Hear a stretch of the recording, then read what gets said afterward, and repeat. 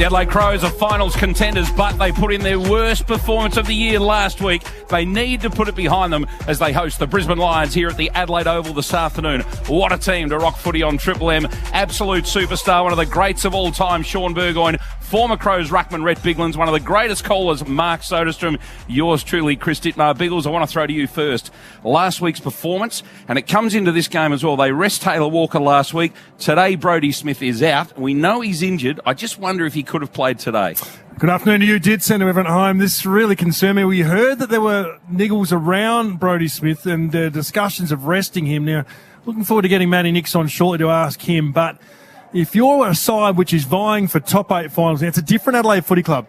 We're not talking about just putting a performance out in the park which supporters will enjoy and players will improve from. We're talking about fighting for finals now at the Adelaide Footy Club. You've got to make sure that you are doing everything you can. I'm sure the selection team have this dilemma as well, but even if you're carrying an injury which is minor, the risk, particularly with the bye around the corner, let's not forget about that. The bye's only just around the corner. They can freshen up then, but you know, this would be a super tough decision to get blokes up for a game like this, particularly against a, premiership threat in the Lions. Yep. Well, with that start, Adelaide got off the start of the year. Everyone was reevaluating where they see them, this year. Will they play finals? Won't they play finals? Are they rebuilding? So does that come into your calculations now that they rested him last week? Because if they had got off to a slow start and were on that rebuild that we all thought they were on, would that be a big issue, whether they rest players or not? But because they've got to a really good start, challenging for finals, now it's like we're reevaluating. Why would you rest players? They couldn't have conceded going into the Bulldogs game in Ballarat that without Tex, their number one targeted player in the club, that they were going to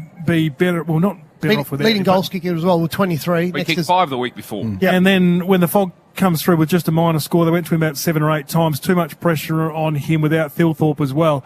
That just, to me, it was a little concern that I think the mindset that the club's got as far as we need to be pushing for finals. Every game for us from here on in is almost like a grand final. And if this was a grand final today, I'm looking forward to asking Nixie, but would Brodie Smith have played? Yep. And how close are the blokes who are being rested closer to this bye? Could they have played and performed? Well, performance is the key. Well, if they win this game today, they could jump to 7th on the ladder, but if they potentially won last week then and win today, they would have been firmly entrenched inside the 8. They lose last week.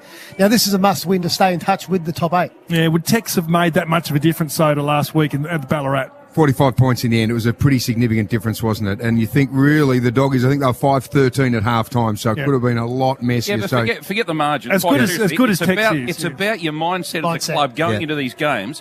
Are players being rested, or are they genuinely sore or injured? Or I'm talking about the mindset of the whole club of how you're approaching this part of the year when you actually are on the verge of the 8 and you want to play finals. To be honest, as an older player, I'd never wanted to be rested. I said, jab me up as much as you want. Get me out there. I don't care. Start me a sub. I want to play as much as possible. Like, you don't want to rest as you're getting older, because form's a hard thing to keep in your later part of your career. Shawnee, you played 400 plus, and you played well into your old age, of course, with all respect, mate. Did they actually force you to rest at times against your will? Were you given that sort of instruction at all? Once, yes, and I went down swinging. I didn't want to rest, but I said I don't want to rest. Like, you want to play every single game. You know that it's coming towards the end. You can play sub, or you can do all those things, but I would rather play sub than rest completely. Well, this is big. Now, can you remember the conversation? Is it the coach that comes to you? Who came to you and said you're not playing? Well, it was off about 5-day break as well, and I said I'm still good to go for 5-day break. I reckon I can get it done. But it was like, well, let's rest you off for 5-day break. We want to try another player. And I said, well, I can go sub. Put me on sub. So, but I think I'll go down swinging. Coaches would hear that, though, from most players. I mean, you were not really on the edge of getting selected, but players on the edge of getting selected are getting banged up, and they've played, particularly young ones, 7, 8, 9 games in a row to start a year in their rookie season. That's when the coach would come to you and say, hey, we need to have a bit of a spell because you can just see you're losing your zip. But it is a strange one now. The whole mindset of the footy club has changed now, particularly with finals beckoning, to be able to make sure they can get their one, but first of all, then perform it each week is the big one. This is Triple M Footy Prime Time for Jim Beam. It's set to be an epic match, and that's worth raising a Jim Beam. Drink responsibly. I'm really interested to go on with this. Like, when the bye is only a couple of weeks away, surely you get to that. And look, we discussed it a lot on Triple M during the week. There's a game coming up, Gold Coast away. I'm not suggesting there's any easy games now, but the Bulldogs game to me was a 50-50. Gold Coast away, you could argue, well, that's 50-50 as well. But for some reason, I don't know, win now, I reckon. Beat the Bulldogs if you can, and worry about that one in a few weeks' time. Well, yes, exactly right. Win now. Win the game that's in front of you. Prepare every game like it's your last, because, like you said, we are changing our opinions on Adelaide. Yes, we think they can play finals, but you have to win the game that's in front of you. Yeah. What do you make of this Brisbane lineup? Of course, they've won 7 on the trot. They are looking very nice. And given some of the other results we've had so far this weekend with Melbourne, St Kilda, Western Bulldogs and Geelong, all losing close ones, there's some real separation now with Port Adelaide, Brisbane and Collingwood. Biggles, how do you think Adelaide matches up against this outfit? The midfield for the Brisbane Lions is A++, isn't it? When you look at it, that is very, very hard to match up on, to try and sort of go at them head-to-head with what they've done to us in the Adelaide Footy Club, that is. Previously, games here, when Lachie Neale was torched us last year, Jared Lyons was in that game as well, not playing today, was unbelievable. And, of course, you've got the veterans in Zorko floating through there, Charlie Cameron up forward. This midfield brigade for the Brisbane Lions, now, especially with Dunkley in there, is pretty much unstoppable, really. I'm not sure if you can go head-to-head with them with the talent Adelaide have got. They're going for like 9 wins in a row, aren't they? And there was a stage earlier in this year where everyone was talking about Hipwood and Danaher. Are they the right mix? They're dominating. Charlie Cameron's dominating. Dunkley's dominating on ball. Lachie Neale's going real. The whiz kids, Ashcroft, he's flying. So they're getting it done. They've been a bit scratchy away from home. You know, they... Not here, in history. In history, they've won the last 4 here. They lost to Port Adelaide round 1. Yeah, they weren't switched on, were they? And then they lost to the Bulldogs. They've had a couple of strange losses. But 90% of the time, they've been on song. They've been great. But we haven't touched on their backline. Harris Andrews is in All-Australian form. Look, backline, midfield and forward line is all very strong. Yeah. And Payne's come in and he's been able to hold down that spot since Marcus Adams has gone out with concussion. So that's allowed Harris Andrews to come across. Jack Payne, sorry. He's come in and played. So, or is he laid out? Sorry, laid out. So Take 3. But he would normally get Tex, and he's out with that concussion. So the rotations through there, one of the best forward lines Adelaide is talked about as one of the best forward lines in the comp. Yep. Brisbane, as good in their forward line. Well, it's Darcy Gardner's come in to cover that. First game of the year. This is a team that I don't think has a weakness, quite seriously. As I just said, Sean, defence, look at that, it's good. Midfield's exceptional, forward line's exceptional. This is a very well-rounded team. Yeah, they're getting it done. And Big O in the ruck, he's given them some good use in the ruck, and he's pushing forward. They did a tactic. I was at the Essendon Brisbane game a couple of weeks ago when there was a stoppage in the forward half, he'd go back and play on a key forward and allow a defender to drop off. So he was playing as a key defender. So they've got some different tactics with their rucks as well. Is McLuggage in the Lachie Neale category yet? Is he as good as a Brownlow medalist? His ball use inside 50. He could be in that category, surely. Well, I find it extraordinary that he's never been selected as an All-Australian wingman. And he's been probably the top 2 or 3 All-Australian wingmen of the last 6 or 7 years. Yep. And he's never been selected. So, yes, he's cream of the crop. Kicking inside 50, just as good as Jordan Dawson and the rest. I'm sure you'll put this to Nixie shortly, but when we look at Charlie Cameron, he's kicked 28 goals. What do you do with him today? Yeah, that's a huge concern. He got 4 goals here last time, and so I don't know if Max Michelini can go to him. I'm not sure. We've always had Luke Brown. Now, Luke Brown was such an underrated defender. He could go and do that job on him, but I can't see that smaller lockdown defender with that type of speed that Adelaide's got. I just think Michelini, it's as much as he accepts every challenge, I'm not sure if he's good enough. For mine, that's not good enough. He's going to be a star, but if he has the capability, because Charlie Cameron is up. Well, I've watched the players recently because I've done a couple of Lions games. They're playing out in front. Charlie's getting them up the field and he's luring them into a false sense of security because as they come up with him, he's creating all the space behind him and then he's ripping back. And once there's no defender between him and the goals, you're not going to catch him. Yep. So that's what he's doing. So you need your defender, whoever he is, to play back shoulder, keep him up. And if he gets, 15, 16 disposals up the ground, good. Don't let him get him inside 50, running back towards goal. All right, massive game at the Adelaide Oval. The Adelaide Crows taking on the Brisbane Lions. Ream hot water built tough for Aussie conditions. When it comes to water heating, ask your plumber to install a Ream. We'll go to a break. On the other side, Adelaide Crows coach Matty Nix to join us for McDonald's and Ream hot water. Triple M rocks footy. Triple M footy, prime time for Jim Beam. It's set to be an epic match, and that's worth raising a Jim Beam. Drink responsibly. For Ream hot water and McDonald's. Triple M rocks footy. You're listening to Triple M footy across the Triple M network. We'll be back shortly.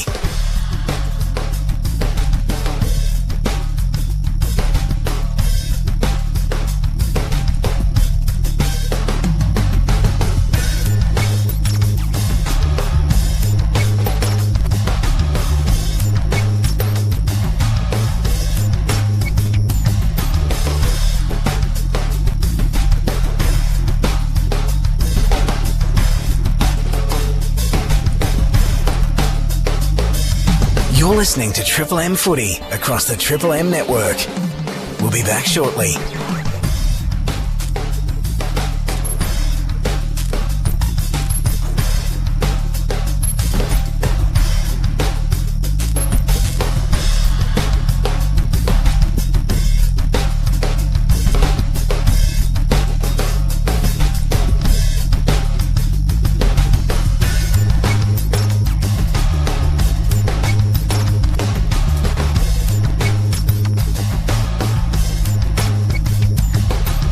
You're listening to Triple M Footy across the Triple M network. We'll be back shortly.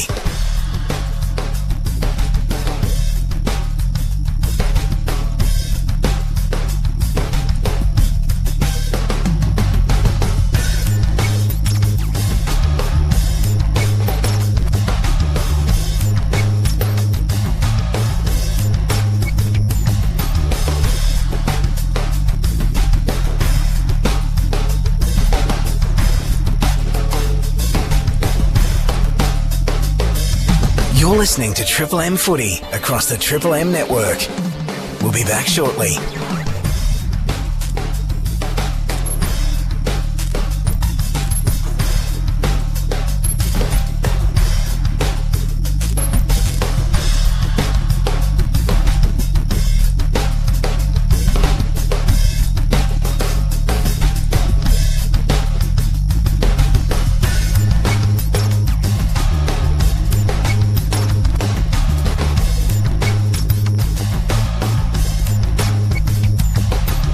You're listening to Triple M Footy across the Triple M network. We'll be back shortly.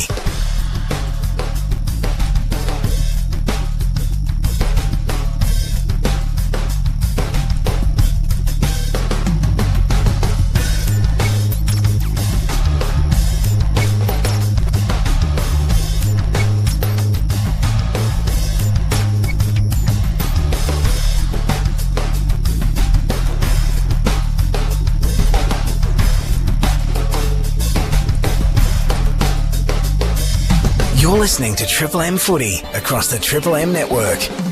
We'll be back shortly.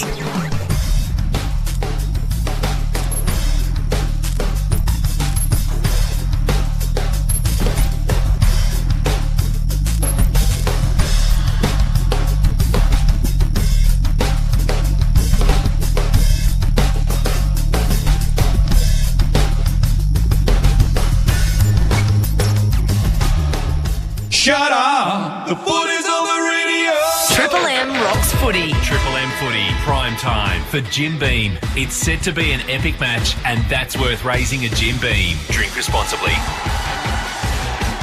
Heavy shower just moments ago here at the Adelaide Oval. Let's hope it stays away as the crowd starts to build for this big game. The Crows hosting the Brisbane Lions. Very good of this man to give us his time just before game time. The coach of the Adelaide Crows, Matty Nix, is down on the boundary with Theodoropoulos. Nixie, thanks for giving us a couple of minutes so close to the bounce. Obviously a late change for you guys with Brodie Smith. Can you talk us through what was wrong with him and who replaces him? Yeah, unfortunately Brodie didn't quite get up. We gave him till the last minute. He got a knock to his back last week, and sometimes they can be things that you don't see much in the actual incident, but it was a fair hit. So unfortunately, it was one we were a little bit worried about during the week. We freshened him up as much as we could, and then had a look at captain's running again today. But we just can't take a risk with it. He's just too sore to play tonight. And who comes in? Well, we've got McHenry who's coming to the side, so it sort of shuffles us a little bit more. You probably see a little bit more of Chase Jones behind the ball tonight, where he's done that in game, a number of weeks over the last month and played some really good footy. He's probably playing his best footy, so another challenge for him to get it done behind the ball tonight. And then Walker and Duday, Thilthorpe back in as well. Having a couple of guys, Worrell we see for the first time this year. What do these guys add to your team? Obviously a bit of experience when Tex comes back into that forward line. We lacked the contest ahead of the ball on the weekend. We just didn't get that area of the game done, and we were unable to keep it in our front half against a very good Bulldogs side. So Tex comes in and gives us that leadership ahead of the ball. Riley, again, is another big body where you can pinch out in the ruck. Joshy Worrell coming in and Tommy Duday behind the ball is huge for us, and really proud to watch the way Joshy's developed. He was one of our best players in the pre-season this year and was unlucky with injury to a hammy. But to have him earn his way back into the side and I know the group are up and about tonight to see how he performs. Here's your chance to own And a piece next of year, Shawnee Berg on here, mate. Just want to chat about Max Michelani. Everyone's obviously really impressed with him, and you've given him some big jobs this year. Do you give him a job on Charlie Cameron or Jack Gunston today, or do you just let him go and be a part of the back six? No, he'll have a job. Yeah, he'll go to Charlie to begin with. I guess the most pleasing thing with Max is, as you mentioned, does he go to Gunston or does he go to Charlie Cameron? They're two very different players, but that's one of Max's weapons. He's shown to this point that he's a very diligent defender. He's got amazing craft, incredible effort, just never gives up. But tonight will be probably about as big a task as there is in the game against Charlie Cameron. Just the speed that he brings, and he's so dangerous inside 50. So look, we're glad we're able to go to him. It'll be a big challenge for him, and he stood up with a lot of other challenges. We hope he can do that again today.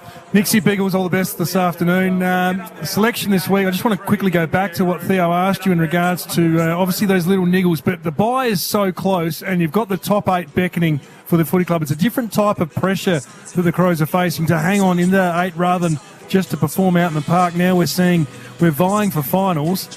How are the discussions going with those real injuries which are on the edge? Well, they're not easy discussions. We would play our best side every week, and that's how we select the team. Now, part of that is, you can't just focus on the week that's coming when we've got sore players like Brodie, for example. I've got no doubt if this is a grand final, there's a chance he might play, and this is us opening up and sharing. If we're honest, he's going to try and work. Now, he's probably not 100%, and that's a risk that a lot of, I guess football clubs won't take into big games. It's, do you play an injured player in the grand final? Well, it's not one we're going to take today at all. Brodie's still sore down in the rooms. I said, how you feeling? He's scratching to get out there, but he goes, I couldn't have done it. I'm just too sore. Tex, our decision around Tex was similar. It's one where Tex is sore. We've got to make sure that he's here and available, not just for the week that's right in front of us, but for the next month and the next 3 months, and then coming into later August. As you said, we want to play finals footy. That's every team's goal, and we want to be up and running when we do get that opportunity. I just also keen to chat through about the midfield battle. They've obviously got Neil and Dunkley's come over, and Ashcroft, and you guys have you shifted your captain there, Dawson and Laird. What kind of messaging do you give to your midfielders? Let's take it up to them. Let's not be reactive. Our midfield, we work really well together, and we outnumber at the source. Just your messaging to your mids. Yeah, it's take it to them. We want to go at them. We want to challenge them, where we can, but we also have a huge amount of respect. So take it to them with respect, because if you don't, and Lockie Neal's given too much space, he's just super dangerous. There's a reason he's one of the best players in the competition, and then he's playing alongside a young kid who's one of the best young up and coming in Ashcroft. So look, it's a huge challenge, that midfield today.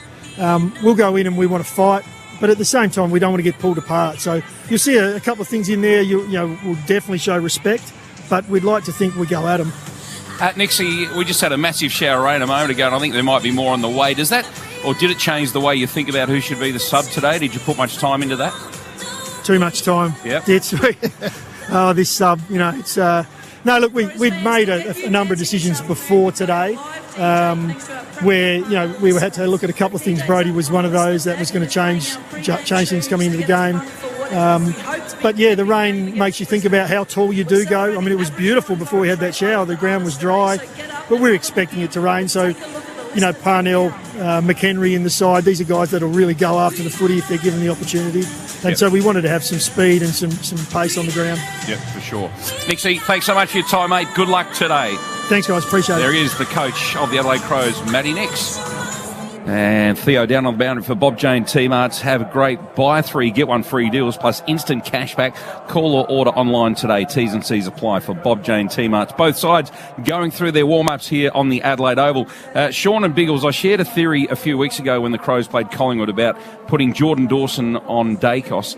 I just want to throw the question at you again today. If Lockie Neal has 35, 40 possessions here today, kicks a couple of goals, I almost think coaches have erred tactically. If you lose the game and you go, oh yeah, Neil cut us up, well, what have you done about it? What did you do about it? And I don't think we can keep going on in this modern era saying, oh, we don't tag anymore, or we don't put someone on these star players. I think you actually have to, surely.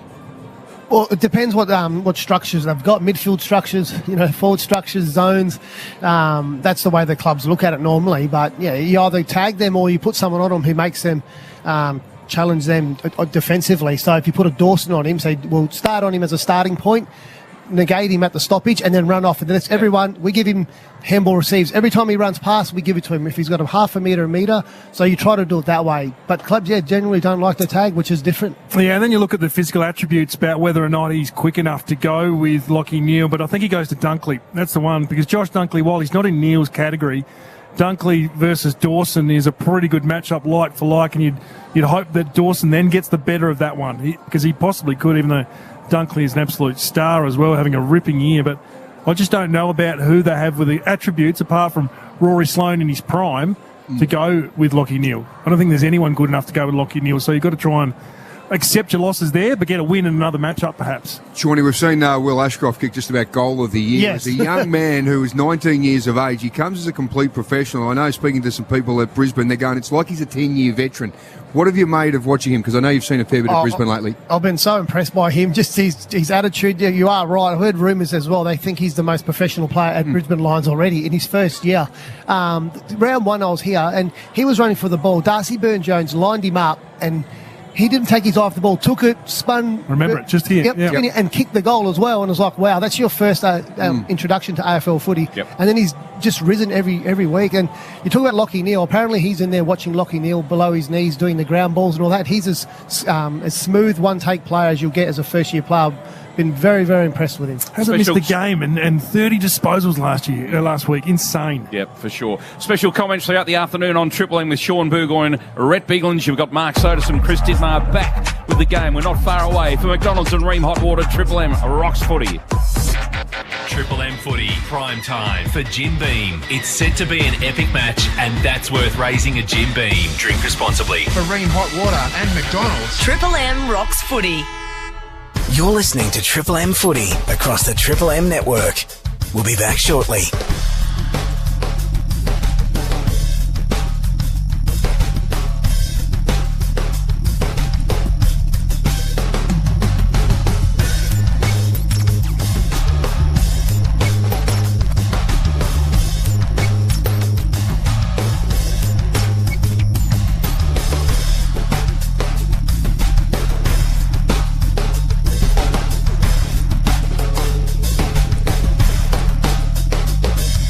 You're listening to Triple M Footy across the Triple M network. We'll be back shortly.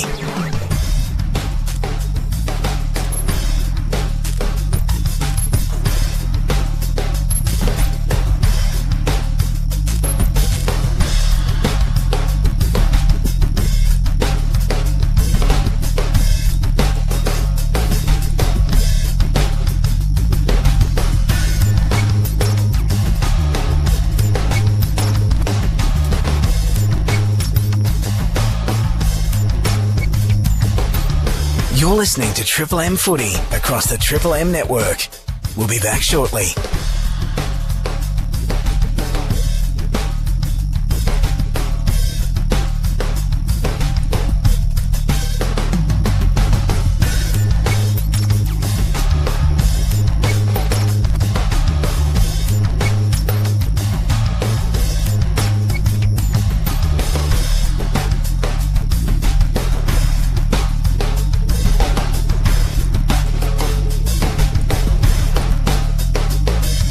You're listening to Triple M Footy across the Triple M network. We'll be back shortly.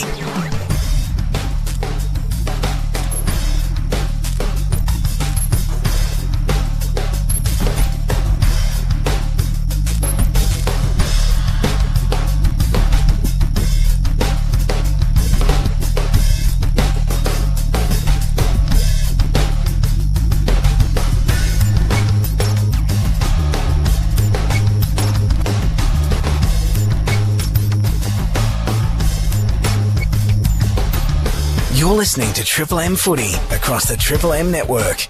We'll be back shortly.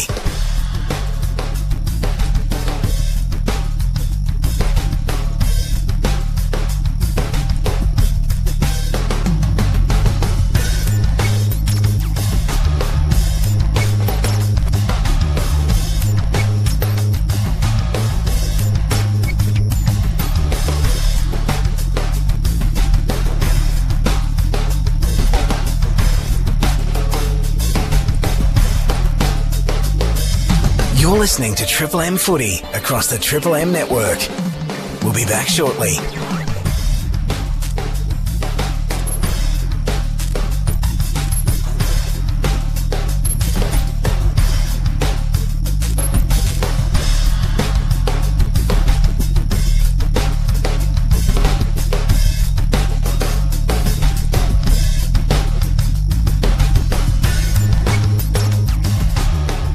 Shut up! The footy's on the radio! Triple M rocks footy. This quarter for Lifeblood. Only 1 in 30 footy fans donate blood. Let's even the score. For McDonald's and Ream Hot Water, Triple M rocks footy. Sean Burgoyne, Rick Biglands, Mark Soderson, Chris Dittmar calling all the action on Triple M this afternoon. And the Crows a chance to get inside the top 8 this afternoon. Brisbane a chance to retake second position after Port Adelaide fell in over the Tigers earlier this afternoon. A late out for the Adelaide Crows. Brodie Smith out with a sore back. We heard from Crows coach Matty Nix earlier to tell us he just didn't quite come up. Reckons if it was a grand final, he would have played, which is an interesting comment, but he's not playing today. Did see Rod Jamieson playing a grand final with a ripped hamstring, so he can do amazing things as long as you get the victory. Yeah, exactly, for sure. Hey, Paddy Parnell will be the sub for Adelaide, and Madden will be the sub for Brisbane. Let's go down to the ceremony for Sir Doug Nicholls round. This round is a wonderful celebration of Aboriginal and Torres Strait Islander culture and Indigenous excellence.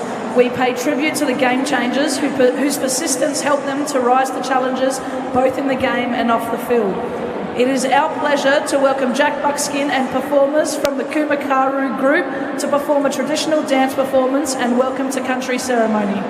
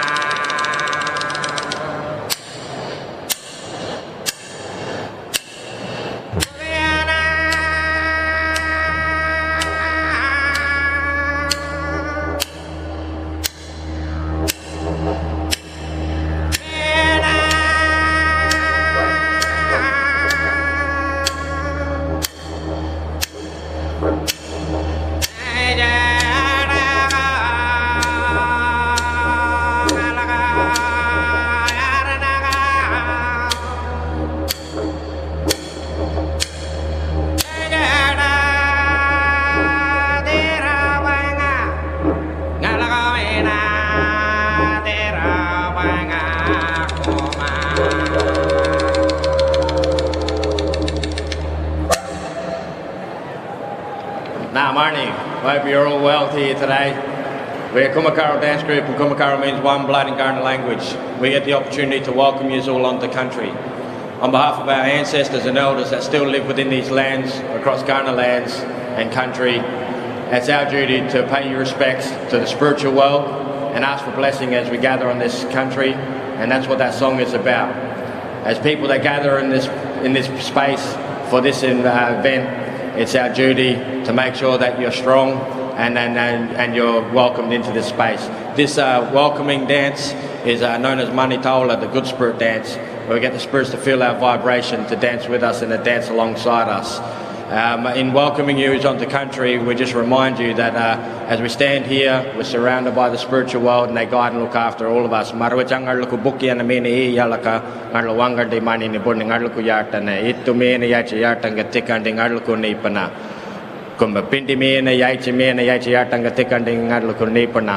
We also pay respects to all other Indigenous and Aboriginal people that are gathering here today with us from all different lands on our home country, and also the designs that and the stories that have come in the designs from even from the Brisbane team and the stories that have come from that country down to our lands. We welcome that into our space.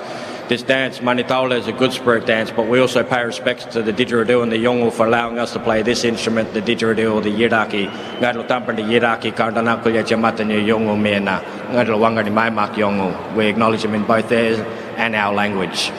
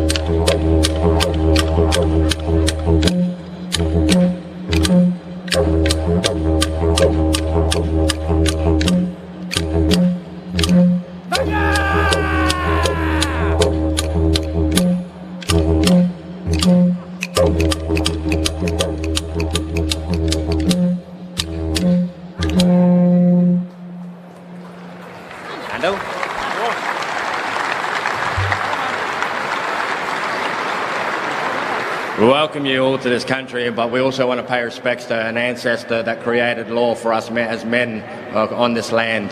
And do a quick more dance. This dance is known as Darnda, the male red kangaroo, and Adelaide's original name known as Darndanya, the male red kangaroo rock place. It's a bit difficult to say in English, easier to say in language, but this is the dance to pay respects to the male red kangaroo, Darnda. Adelaide?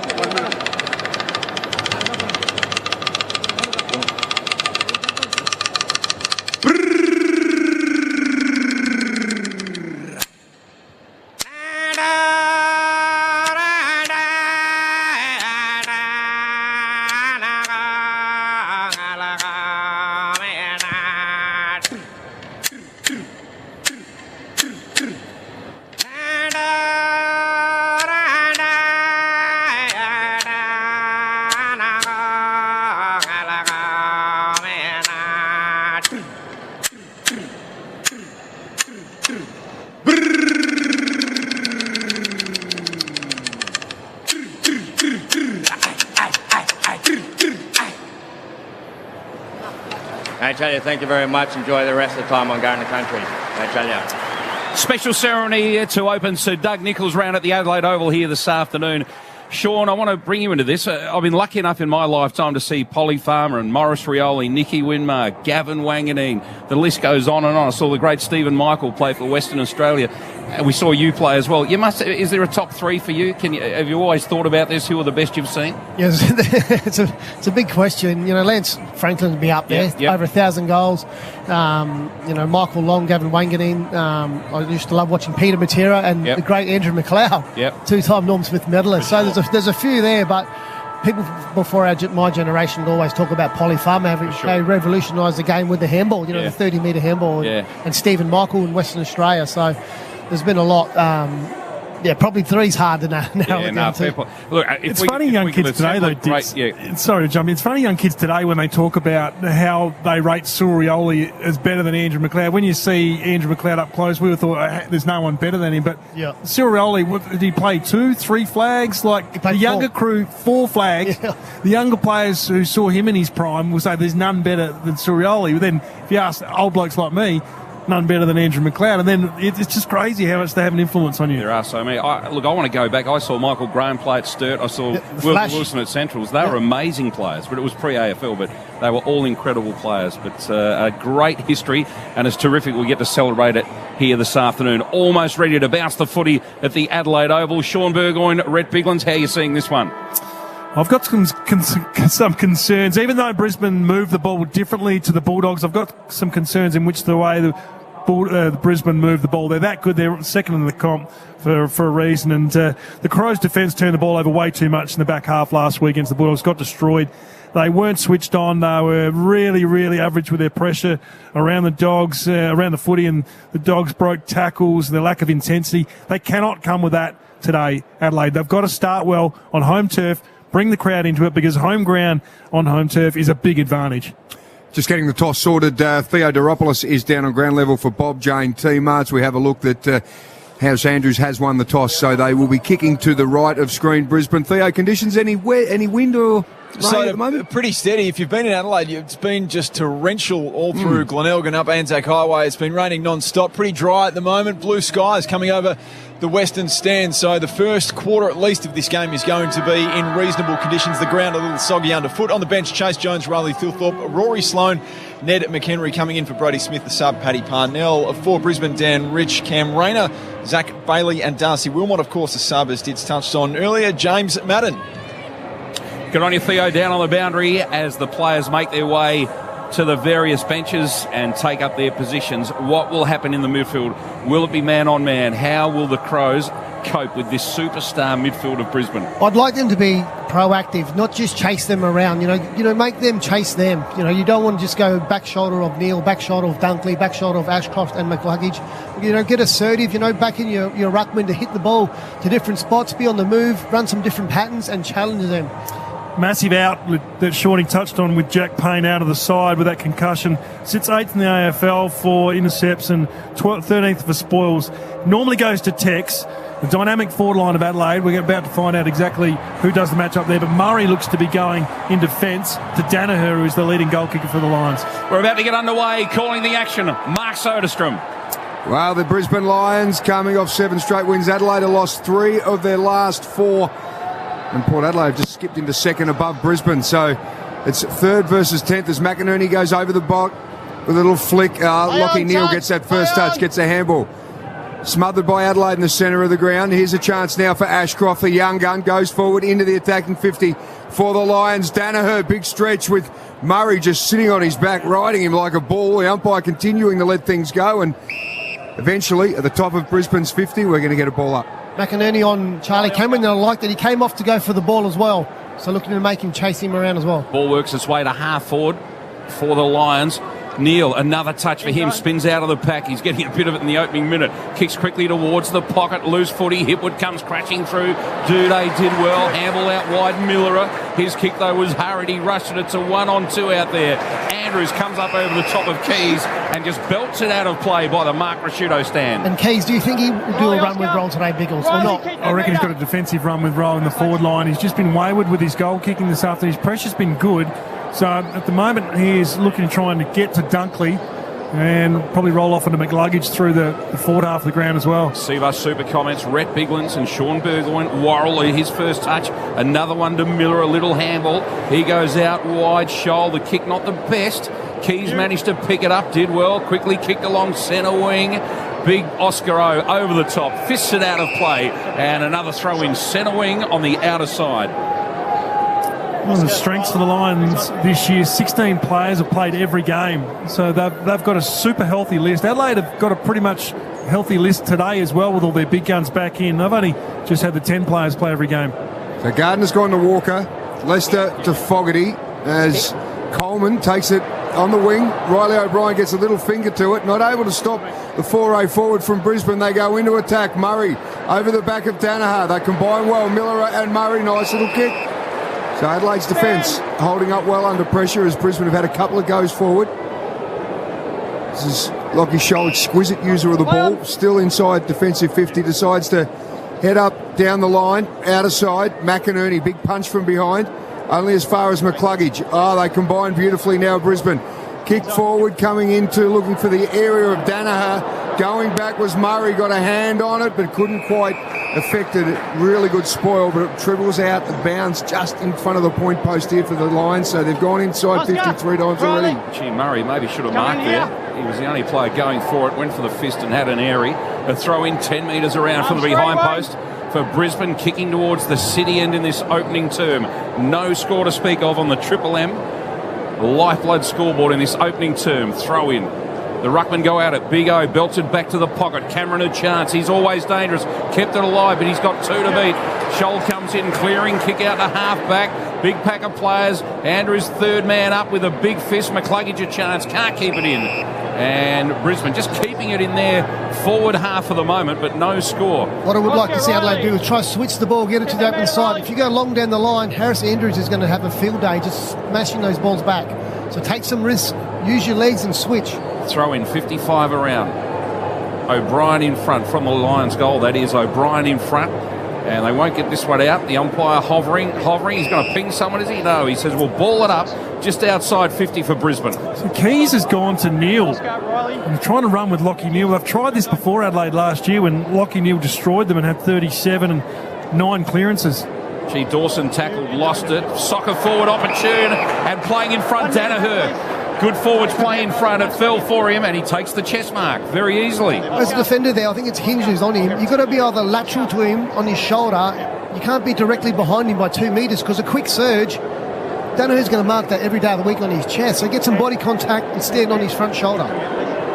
So Danaher, the chance for the first score of the afternoon. He's only about 30 metres out, slight angle. And the left foot kick goes off to the left. You can hear the crowd, minor score. He leads their goal kicking equal with Cameron, but a minor score on this occasion on the Triple M Lifeblood scoreboard. One behind Brisbane, Adelaide yet to score. They open their account. Pretty simple sort of shot for someone of Danaher's calibre, as a tackle from Murray is outstanding. Here's a chance now. Going forward, Rochelle has Fogarty and going inside 50. Couldn't take the mark. Here's a chance now for Rankin. He was second to the ball. Gives it to Rochelle. Under enormous pressure. And the umpire's found a free kick. It's going to go Adelaide's way. It's going to take from the crowd. The tackle was high. Zorko went in super aggressive. Got him high. And pretty gettable shot from Pedler, because Pedler is having a ripping year, particularly in front of goal. We knew how good a player he was when he was coming through the junior ranks with his pressure and his speed, but we didn't know he had this goal-kicking prowess. It's good to see Rochelle give the handball off then. He could have went for a lucky snap, but he did the team thing then, which is, everyone's been critical of him at past stages the last few weeks, but did the team thing there and they get a shot on goal. He's been able to kick goals so far this year. 12-6, the boy from Glenelg, and gets it through. So Adelaide first blood here, so they are 1 goal straight to 1 behind. That's on your Triple M Lifeblood scoreboard. That pressure inside forward 50, Shawnee, that's where Adelaide are going to have to really earn their money today, because if they're going to get limited opportunities in there, if they're breaking even in the midfield, the Lions are going to have more ball in their front half. So the likes of Murphy, Rochelle, Rankin are going to have to work overtime. They are. And they kick out from fullback. I'd like to see them do something different. Malera just got the ball and kicked it long. You had Harris Andrews and big Oscar McInerney there and come up for the punch. Adelaide were lucky to get the crumb and go forward, but just change it up. Some short kicks, overlap, and get it around to Harris Andrews and make those transitions easier. Triple M, Seabus Super special comments. Seabus Super making hard work pay off with Sean Burgoyne and Rhett Bigwins. 2 hard workers right there. For McDonald's and Ream Hot Water, Triple M rocks football. McInerney and O'Brien probably share it. Keys. His handball went straight to Rayner, who tears out of the middle. Kicks high inside 50. Danaher in front. No mark taken. Loose player over the back's Gunston. Knows where the goals are. Chips it around the corner. And minor score. So 2 behinds for Brisbane. Adelaide a 1 straight 6. Triple M Lifeblood scoreboard. Only 1 in 30 footy fans donate blood. Let's even the score. Had a pretty good game last week, your old teammate Jack Gunston with 17 disposals and a goal. Just been building into it this year, hasn't he, Shawnee, with his role within that forward line? Just starting to gel with his teammates, so they know how each other works. Well, Dunkley out of wing from the kick-in. Starcevic okay to flick it on. Neil's got it, so they can go forward again. Brisbane winning the clearances. A couple of Crows go at it. Worrell in his first game. Just negate each other and knock it out. Yeah, looking at those clearances at the moment, 6-1 in favour of Brisbane. We talked about how potent that midfield is. 2 centre clearances for them as well. So throw in left forward pocket for Brisbane. The ball has spent a lot of time in this area in the first part of this game. McInerney with the big tap over the back. Crows have got numbers at ground level. Shoal has been good early. Handball out to Worrell. Worrell, awkward kick coming out of defence. And with the left foot off the side of the boot, it's gone out in the full. And Rich is about 70 from goal. He can probably kick it from there.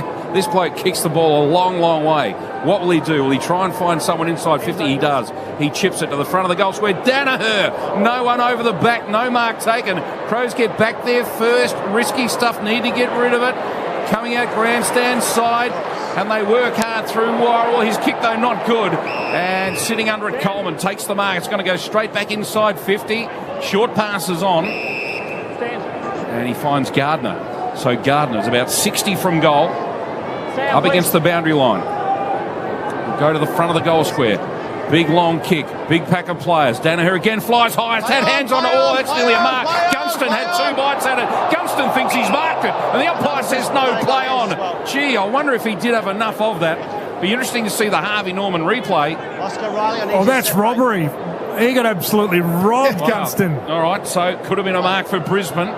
In the meantime, they've thrown it up. Still loose in front of the Brisbane goal. A lot of players around it. Umpire says, I'll have it. He might have to do an insurance claim there, Gunston.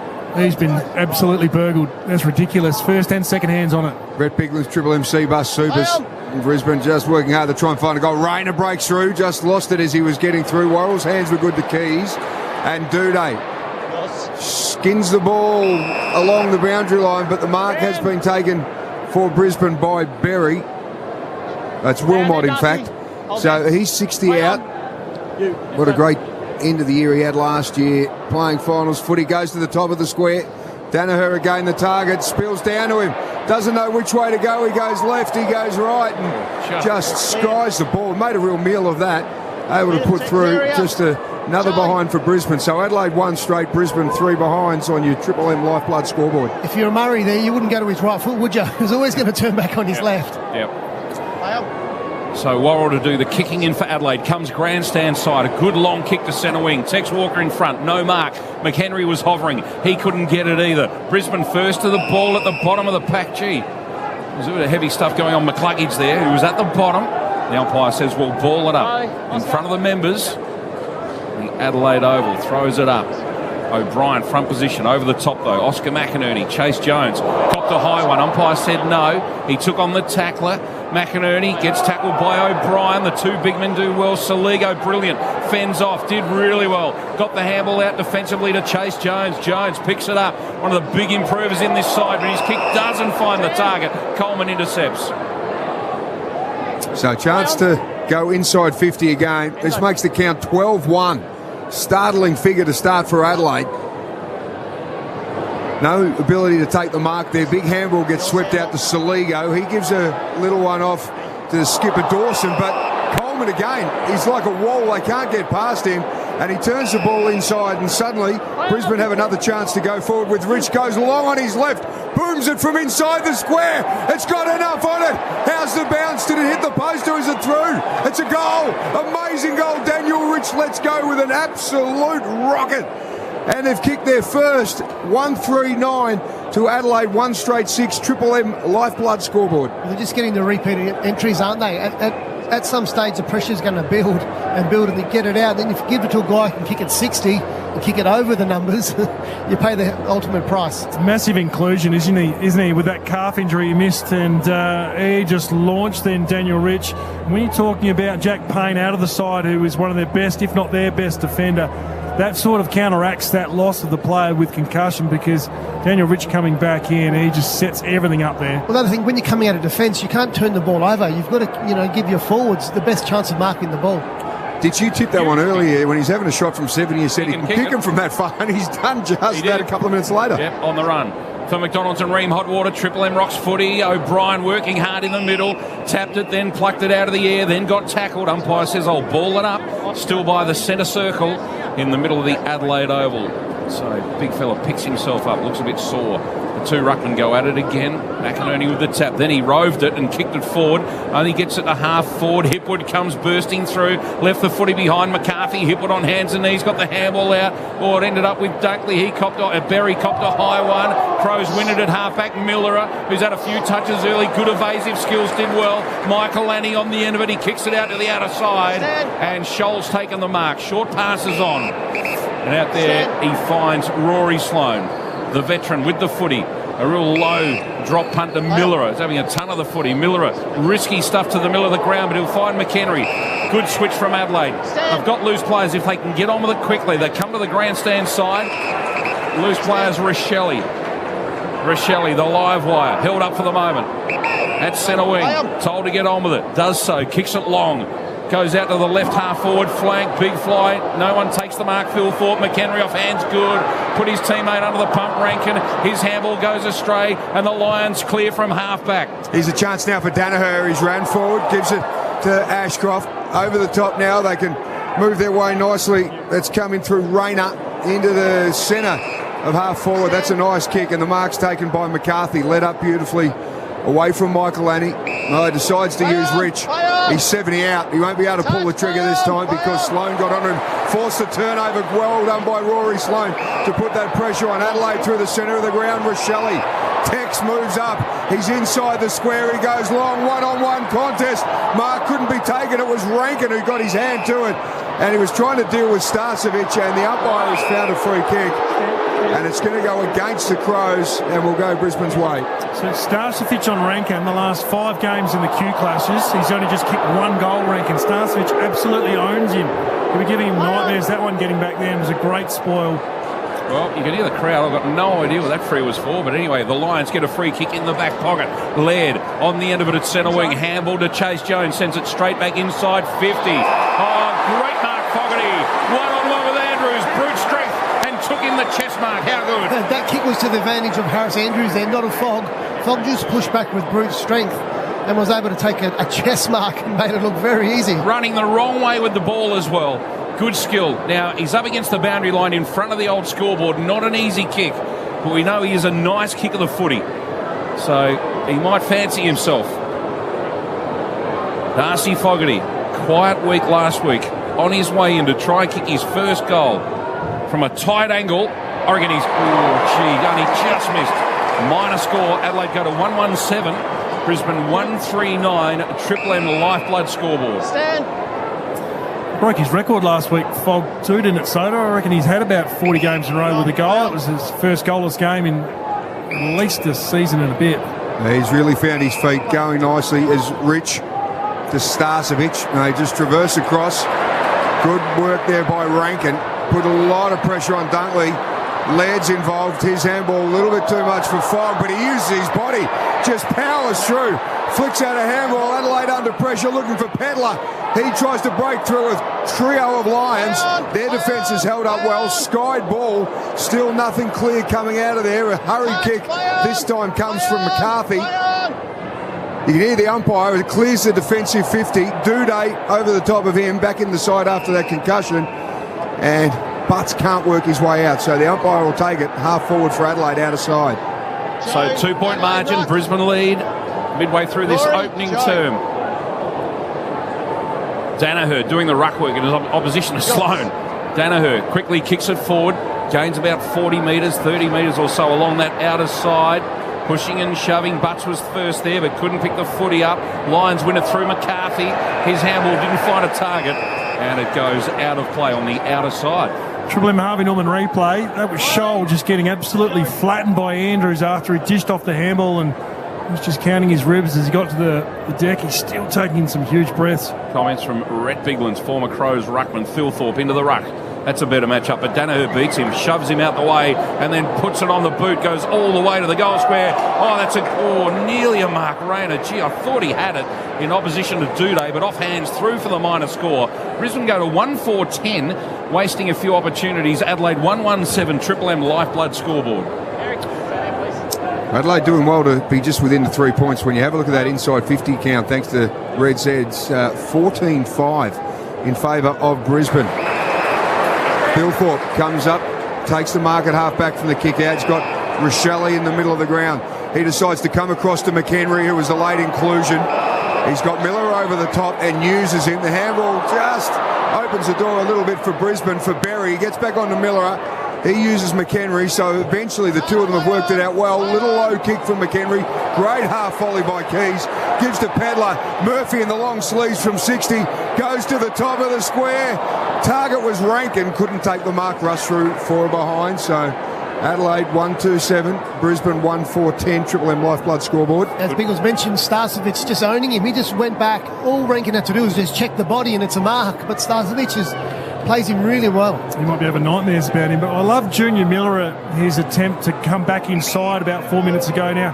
He had a bad game last week, Miller. He turned a lot of ball over, but he backed himself in again to trust that kick, and I just love how he got back on the horse today. Lions come out to the members' side. Miller can't keep the ball alive. Those Red Z Lending stats, Soda. Red Z Lending, loans for the self-employed, redze.com.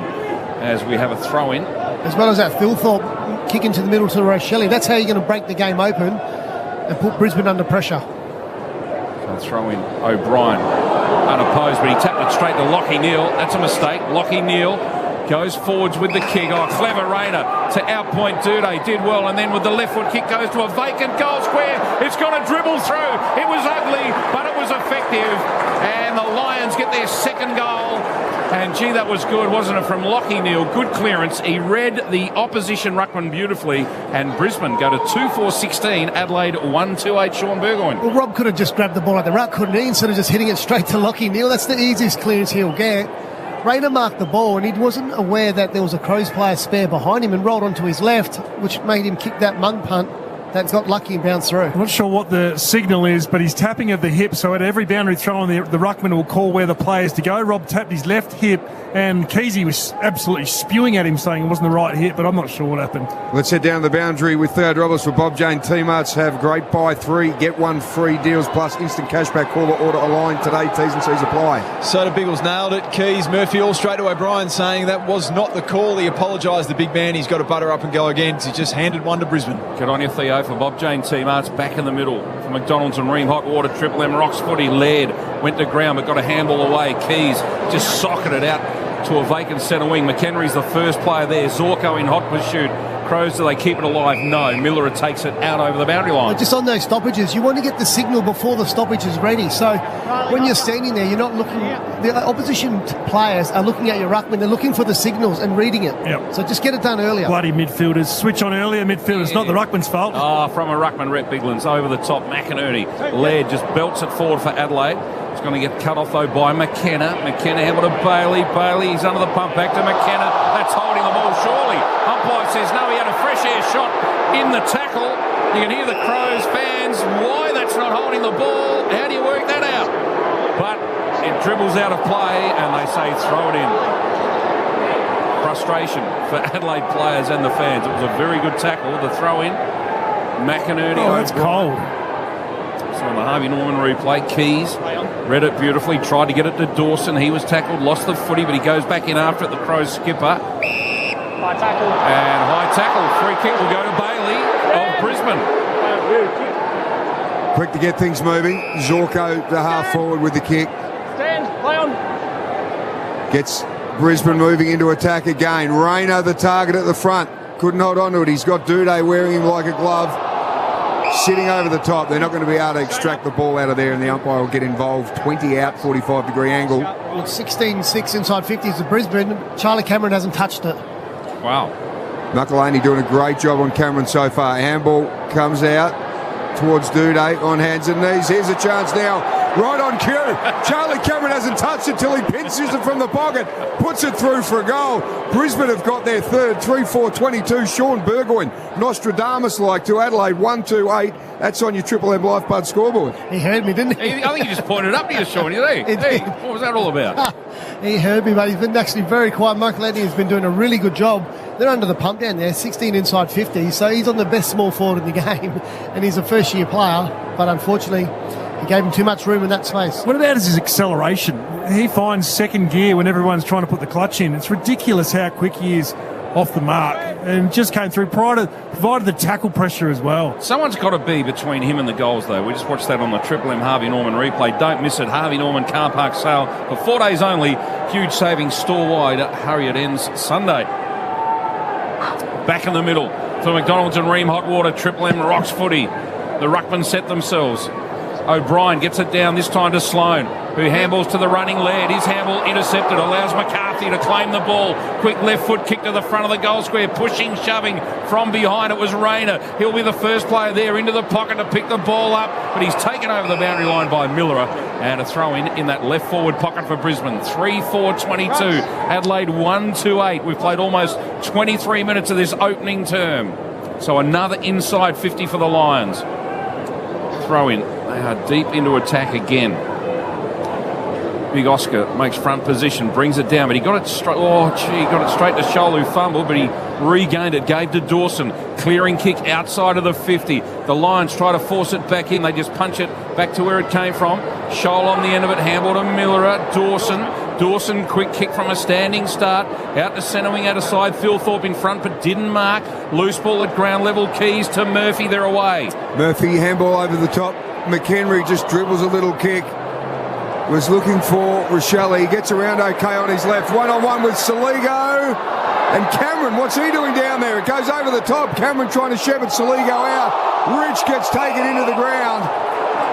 They are in the Adelaide goal square. Charlie Cameron, long way from home.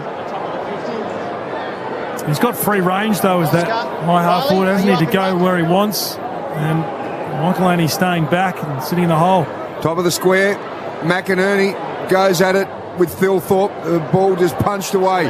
Scholl first onto it. 50 out. Sends a handball back to Chase Jones. Top of the square style. Riley O'Brien was there, couldn't take it.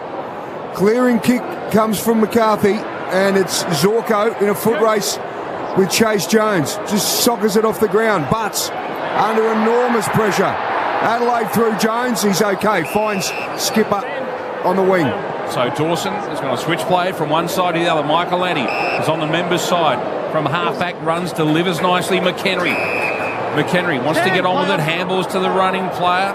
Worrell, who's up from defence. Out to Rochelle, who's getting a bit of the footy now. Rochelle plays on, runs to about 70 out, delivers long to the goal square. Playing in front. And finally, a good passage of play from Adelaide. Philthorpe in front, good position, takes the mark. Well, there was two Brisbane line defenders there, Coleman and Starcevic, and none of them got any body contact. So Philthorpe just takes an uncontested mark in between two Brisbane line players. It's a bit of confusion there. Chase Jones, very clean in that play. He's having his best year. He is starting to get to that breakout point where he could go next level. It's been a slow build-up, but he's starting to look at home now at AFL level. Philthorpe, the big fella, only 25 metres out, makes no mistake. Straight through the middle, and Adelaide really needed that one. A steadier for the Crows. They go to 2-2-14. Trail Brisbane 3-4-22. Triple M lifeblood scoreboard. He's a real talent, this lad. He is. He's finding his feet as well as a young tall forward. But again, the switch from Dawson to come out, get it out in the open space, get it down to Rochelle, and Rochelle rolls quickly. So they're not playing straight up and down the line. They're changing the angles and getting it out to space. And that's Philthorpe at the highest point too. So regardless if any of the defenders can go with him or finding a matchup, he hits it at the highest point. He sits 16th in the AFL for contested marks at 20 years of age. Missed a lot of footy, of course, the year before with knee and ankle injuries, but he is absolutely coming of age. Triple MC Bus Super Special comments, Red Biglands and Shawnee Burgoyne. For McDonald's, it's a new season for McSpicy Range at Macca's for a winning kick after the siren, available after 10:30 a.m. for a limited time. Back in the centre of the ground. Brisbane by 8 points. Adelaide's pegged it back. Dawson takes it out of the centre. Jones again from half-back. We've just heard his praises from Biggles. Takes it forward. Big fly from Philthorpe. He is hot right now. And the umpire's going to make him bring it back. It was a mark. They tried to take it off and go with the advantage, but clean couple of bites at it. Harvey, the replay, there's a Starcevic head. Reverse Falcon in there. The third touch was off Starcevic's noggin. Well, not quite as clean as it first looked. So it was one by Philthorpe, one head from Starcevic, and one by Philthorpe. 50. And he's got a 50. So it's going to be back-to-back goals essentially within a minute for Riley Philthorpe. Taylor! I didn't see a handball. Just justifies that Gardner on the mark saying, umpire, you missed that. You're totally wrong. Probably not those words. Cost him a 50. Riley Philthorpe goes bang. Adelaide are now within 2 points as we near quarter time. They have come back beautifully on the Triple M Lifeblood scoreboard. Well, I reckon there was something happening in the goal square. I think against Andrews, Yeah, someone might have touched someone around the throat. Because that's what they seem to be remonstrating down there. I think Harris Andrews on Taylor Walker, perhaps. A bit of manhandling going on. I know, on the fog. He's throwing jumper punches. The fog? Yeah, the fog, yep. He's throwing gut punches, and the goal umpire just had a little intervention. Righto. So, cost them 50, cost them a goal. Adelaide right back in this after Brisbane really have dominated. You'd have to say inside 50s and around the ground. They've been well on top. The margin back to 2 points deep into this opening term. For McDonald's and Ream Hot Water, Triple M rocks footy. It's a new season for the McSpicy Range at Macca's for a winning kick after the siren, available after 10:30 a.m. for a limited time. Bounce down, Crows through Laird, comes running through the middle. streaming at full pace. Kicks, though, just off the instep. Didn't find a target. And Isaac Rankin pounces on it, goes goalward. Oh, that would have been handy, but he's offline. And, gee, there's a bit going on off the ball, too, as Rankin missed that behind. The margin is 1 point. So 3-3-21. Brisbane a 3-4-22. Triple M lifeblood scoreboard. Look at that McKenna just following up with Rankin and just getting in his face, right up in his grill. Boys from Brisbane don't really like Isaac, I don't think. Coleman clearing, kickling for Danaher. Big fly. Couldn't take it close to the line by Worrell. Keeps it in under pressure from Rayner. Keys picks it up nicely. Gives to Murphy on his left. Squares the ball. Big chance to cut across. The whistle has gone. Free kick. Pushing the back. He's going to go Brisbane's way. I think the Adelaide crowd collectively held their breath then when they heard the whistle. But free kick will go Brisbane, and in defence, Leicester will have a clearance. So chooses to go to the outer side of Adelaide Oval, and no mark taken. Ball dribbles out of play. Leicester going to that outer side to a real contest, to be fair. Didn't really give his teammate the chance. So the throw in, centre wing outer side. Late in this opening term, the margin 1 point in favour of Brisbane. Big Oscar makes front position. Ball comes down in front. Lockie Neal on the end of it. His handball, though, went to Dawson. Dawson, two boys from the southeast of South Australia there. On opposite sides, Rankin drops a chest mark, but he butters up beautifully. Gave to Murphy, whose kick dribbles along the ground. Only as far as Coleman of Brisbane, who kicks it out of the defensive 50. Umpire says touched. You can hear them mic'd up exclusively on Triple M.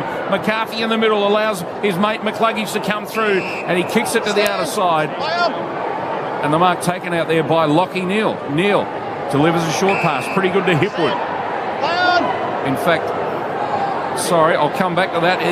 The Lions get it up towards half forward in the direction of Berry. And the ball just dribbles out of play. And a throw-in. It was Dunkley, the player I was looking for. Thanks, Biggles. So the throw-in. A left forward pocket for Brisbane. 20 around from their goal. They dominated early, lead by 1 point late in this opening term. Throw in. They're deep into attack the Lions. Dawson, handball smothered. Coming through hard, McCarthy dribbles it to the goal square. Danaher tried something clever out of the air. Off hands. Oh, there a chance from Cameron on the goal line. Did it touch his boot? No. Great defensive work, Adelaide. And through for the minor score. Just watching on the Harvey Norman replay. Big tackle applied. Michael Addy was the player. Gee, it was close to being a goal. And they now lead by 2 points. 3-5-23. Adelaide a 3-3-21. Triple M lifeblood scoreboard. Gee, he's been impressive. Max Michaelani already got a Rising Star nomination. That was just a wonderful tackle to save that goal from Cameron. Walker, he's just using his body here as the ball will go close to the line. Gardner sees it out. And one or two inclusions for Brisbane tonight. Rich and Gardner coming in. The boys getting busy on the Triple M Red Z lending stats. Scholl has 10 disposals along with Dawson and Laird. They have 9. Coleman for the Lions, 7 touches. Danaher and McCarthy have 6 apiece. McInerney, Riley O'Brien, McCluggage has it. Can't get a really good clearance on it. Dawson's kick was smothered. High ball from Laird and well read for the Lions. Mark taken by Leicester at half back. So Leicester has done a couple of good things in the last minute or two. Kicks it long, along centre wing on this members' side of the ground. The tools are there, but no one marks. McCarthy at the back, he was held.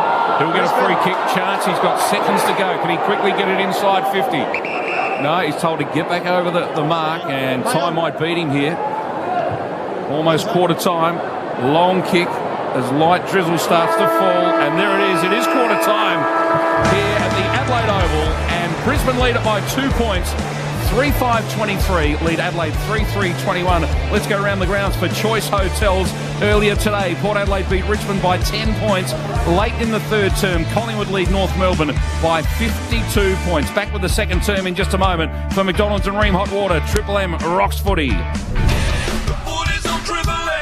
That quarter for Lifeblood. Only 1 in 30 footy fans donate blood. Let's even the score. For McDonald's, Triple M rocks footy. It's a new season for the McSpicy range at Macca's for a winning kick after the siren. Available after 10:30am for a limited time. You're listening to Triple M Footy across the Triple M network. We'll be back shortly.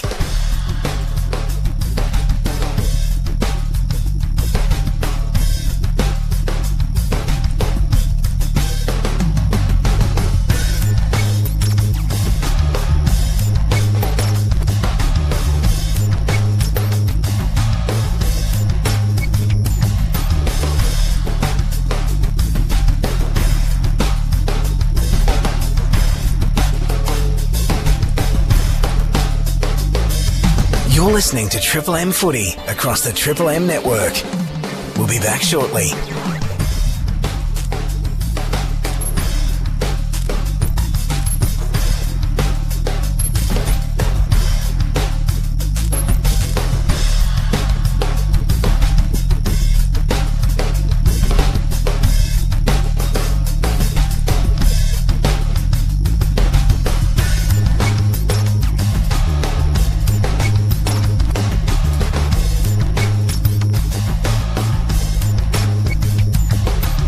You're listening to Triple M Footy across the Triple M network. We'll be back shortly.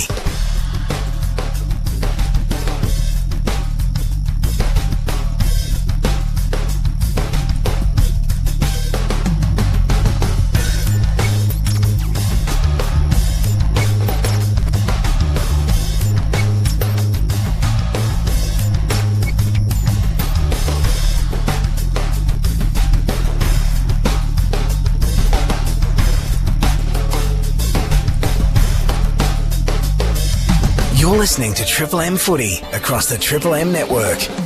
We'll be back shortly.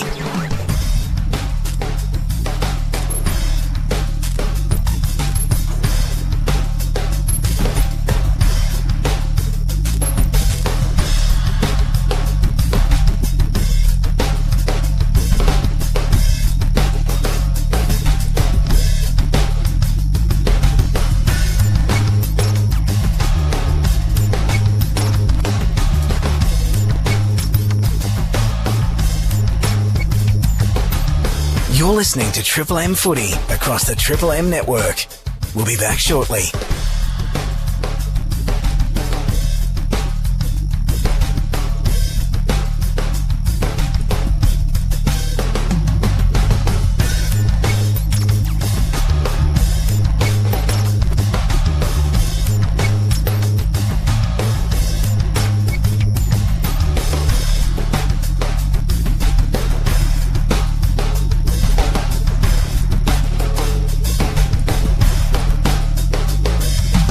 To Triple M Footy across the Triple M network. We'll be back shortly.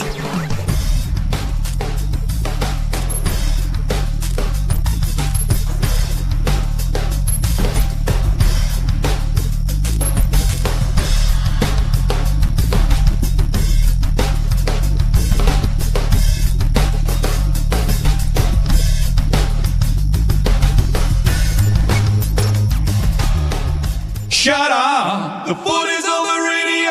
Triple M rocks footy. This quarter for Titanium Caravans. Titanium Caravans are built to tackle Australia's toughest conditions. Visit titaniumcaravans.com.au. Oh, Brisbane dominated the opening term, yet they only lead by 2 points at quarter time. You've just got to kick goals, don't you? And that's what the Crows did late in that term. Yeah, they did. Well, Brisbane got off to that fly. They dominated inside 50. It ended up being 20-12, but they were just wasteful. Brisbane going in, and Adelaide were just far more efficient when they did get the ball in and they kick goals. And, you know, they find themselves only 2 points behind, which they'd take that right now after the slow start they got or two.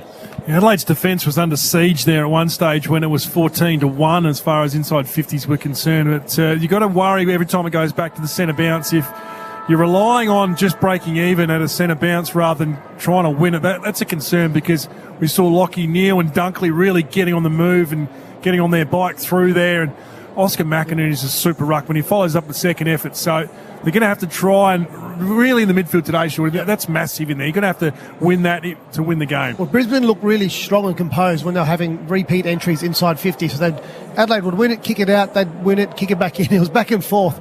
But then where Adelaide exposed them or they looked dangerous is when they got the ball and switched it, got it to the open side, played on quick and got it in. They took a couple of uncontested marks when they probably shouldn't have because of the ball movement. Let's go to Theodoropoulos on the boundary. Did a little bit of light rain to end that first term. The weather normally comes from the southwest here in Adelaide, so over the back of the Sir Donald Bradman Pavilion. It looks okay. We'll probably get a little bit throughout the evening, but right now it's dark, but it's a little dry for the players. No real fitness concerns either. Rory led a little bit of time down in the rooms. He's got a bad cut on his left knee that wouldn't stop bleeding, but a bit of super glue and he's good to go starting on the bench. Good on you, Theo, for Bob Jane Teamarts calling the action to start this second term. Mark Soderstrom. Adelaide plus 35 with possession, so despite the fact that Brisbane had a lot of the ball forward. Adelaide were able to get their hands on it, and a couple of late goals from Riley Thilthorpe in the red time has got Adelaide right within range. As Pedler gets a clearance for Adelaide out the centre of the ground. His kick over the top. Andrews was in best position. Just whacked along the ground from Starcevic. Rankin tries to keep it in and does it nicely. Keys with a long left footer, trying to bend it around. Hasn't quite got enough from it. Good start by Adelaide. They're up and about early. The Wayne Harm-esque, that little dive from Rankin. Keep it in. Yeah. He just needs something to start him, doesn't he, Rankin? Because if you know Starcevic has got his number in recent times, a little bit of luck, get out the back, just needs something to start his engine. So Brisbane lead by 1 point, opening minute of the second term of the Adelaide Oval. Rich goes to the outer side. No mark taken. Brisbane have got the numbers at the fall of the ball. Quick kick forward, meant for Hipwood. Didn't take the mark. Butts was good. Butts crashed into. That was very awkward and clumsy by Wilmot. And Butts gets the free kick. Handballs to Worrell. Worrell short left foot kick, terrible. Straight to Dunkley. Dunkley handballs forward Bailey. Bailey caught a tackle. Needs to get rid of it. Can go back to Dunkley, who now kicks forward to Rayner. Rayner on his own, inside 50. You always wonder how that can happen. Loose players, so you'd reckon Rayner's within range. Not sure where his defender is, because he found himself all by himself inside 50 playing as a forward. It is Miller. So Miller has a couple of times trying to push up and provided that quarterback style, like you used to play, Sean, to get up and receive and then set them up with his kick. But at first you got to defend. That ball was still in dispute. So Rayner on his way in for a set shot. He's kicked 10 goals this season. On his way in, right on the 50-metre line. Good looking kick, and he hits the post. So a point apiece so far in this second term. So Brisbane go to 3-6-24, lead Adelaide 3-4, 22, Triple M Titanium Caravan scoreboard. Duday, clearing kick, looking for Thilthorpe. Lester got it. The umpire said it was touched on its way through, so he pumps it back in forward, and defensively a big Duday double fist that gets it out over the line. See, the confidence is growing in Nick Murray in defence for Adelaide with the back of 15 disposals. He rarely loses a one-on-one since sits 11th in the competition for spoils. So he's rotating at the moment between Danaher and Hipwood and just really working hard to make sure he's got the one-on-ones in his back pocket. Triple M C-Bus Super Specials from Red Piglands cutting through there. It was Rayner. He's got another chance, gets around onto his right foot, going back Duday. There's a wrestle on in the square. It was Murray and Danaher, and Michael Laney comes in to give Duday some assistance, and we'll have the ball thrown up right in the pocket in front of the old scoreboard. Rayner just came flying through that stoppage, picks it up and has a flying snap. Just give the handball to Dunkley, who has a drop punt facing their goals. A lot easier to do. Seabus Super comments with Sean Burgoyne. Big O gets that tap. Oh, they were threatening to run into an open goal, but Soligo wins the footy for Adelaide in the back pocket, kicks it straight out on the full. And I reckon Charlie Cameron's going to get the kick. He sprinted for that. He sprinted. There's another Brisbane player in the vicinity. It's okay. Charlie. And he just sprinted as fast as he could to get that. Yep, he was Johnny on the spot, wasn't he? Yep. So in front, now we come around on the left, Sean. He doesn't mind doing those, does he, around the corner? What's that? It's going to be a 40-metre snap on your non-preferred. Yeah, but he's shaping up that way. He's going to step inside the boundary, does so. Left foot kick, didn't catch it right. And it goes way out in front, almost to centre-half forward. Loose footy, Adelaide should be able to defend. Miller, heavy traffic, great evasive skill, very good. Handball to Butts. Butts quickly kicks along centre wing. Thilthorpe couldn't mark when he was interfered with. And he'll get a free kick. Ended that opening term really well. 2 good marks and 2 good goals. Here he is getting the free kick at centre wing, long way from goal. So he's going to go short. Squares it up. Oh, gee, that was casual from Adelaide. And Scholl had the ball knocked clear from him. Thilthorpe comes in to help out. Oh, will it be holding the ball? The umpire looking and saying they might have dragged this one in. Lockie Neal sits in over it. Umpire says, I'll ball it up. You're right, Ditz. There's 2 casuals, just stood still. You've got to still come at the ball. Yeah, wasted opportunity for Adelaide at half forward. O'Brien gets the tap down. Miller tries to come through again into his own man, gives it to Worrell. Handballs, and then he goes long to half forward. Thilthorpe having another go against Andrews. Andrews has got it. Thilthorpe has wrapped him up. The crowd want it. The umpire says, no, I'm going to ball it up. The right decision, even though he picked it off the ground. He really didn't have an opportunity to get rid of it there, Andrews. So 15 out from the Adelaide goal. Haven't seen a lot of Walker yet doing the ruck work. Off the deck is Keys, and then Fogarty goes for the impossible, but he can't defy physics, puts it across the line and out of bounds. Yep, right across the face of goal. Threatening though. Oscar, hold the meter. It still remains the Lions by 2 points. We've played 6.5 minutes of this second term. Throw in, deep into attack for Adelaide. Tex Walker does the ruck work, beaten to it by Big O. Dunkley, good handle out to Wilmot. Wilmot goes out to centre wing with the kick. Gunston, one-on-one, being held by Duday. Couldn't take the mark. Good pressure from Duday. Ball out of play on the outer side. So Tex, just the one disposal in the Triple M Red Z lending stat sheet, along with Rory Sloan and Riley O'Brien. Just one touch each. And, well, for Brisbane, Gunston, Andrews and Gardner, they're the non-ball getters at the moment as well. They've only had one. Red Z lending stats here on Triple M. O'Brien with a tap, trying to come through. Dawson, was it hanging on or dropping the ball? He gets the free kick. In fact, it's Pedler. So Pedler, centre wing. Oh, he's dropped the ball as he ran on. He took his eyes off and he's dropped the ball. Can you believe he didn't even get to kick it? How do you drop the ball when you're running to kick it? I don't know. That's the first time I've seen that, Ditz. Wow. You sound like Pago then. No. Don't do that. Don't do that. The ball just slipped out of his hands. I bet he's never done that before. He's become a real good player, Pedler, for Adelaide. But a rare mistake there. Keys on the end of this ball up. His kick forward, Lester through his hands. Gives Fogarty a chance. Lester then applies the tackle. Fog beat three of them. Did well. Handled out for Rankin. Rankin to Walker. Tex Walker. 20 out in front. Now he's got a stat. Big goal. Tex Walker. And the Crows are in front. Adelaide go to 3-4, leading Brisbane 2-6. And that's on the Triple M Titanium Caravan scoreboard. That's on the back of the Leicester drop uncontested mark. He knew Fogg was behind him. I'm not sure if he heard the footsteps or not, but he dropped an uncontested mark. Fogg with his boot strength gets it out. And again, Rankin could have had that snap and a pressured snap at that. But he just gives an easy one to Tex Walker and he kicks a goal, basically top of the goal square. So Adelaide 4-4-28 it is. Lead Brisbane 3-6-24. Reckon Leicester won that marking contest back, Biggles? I'm sure he would. He normally swallows them, Froggy Leicester, but Fogarty's having a real presence, isn't he? When he attacks the foot, he keeps his feet. Absolute moose. O'Brien and McInerney reacquaint the centre of the ground. A tackle from Neil on Laird. Couldn't get it, but it just bobbles out to Sloan. Chase Jones running off halfbacks, having a good game, building a really nice season. Jones, Saligo's kick. Oh, McHenry breaks through away from Rich. Goes with the kick, looking for Tex Walker. A little hand from Berry.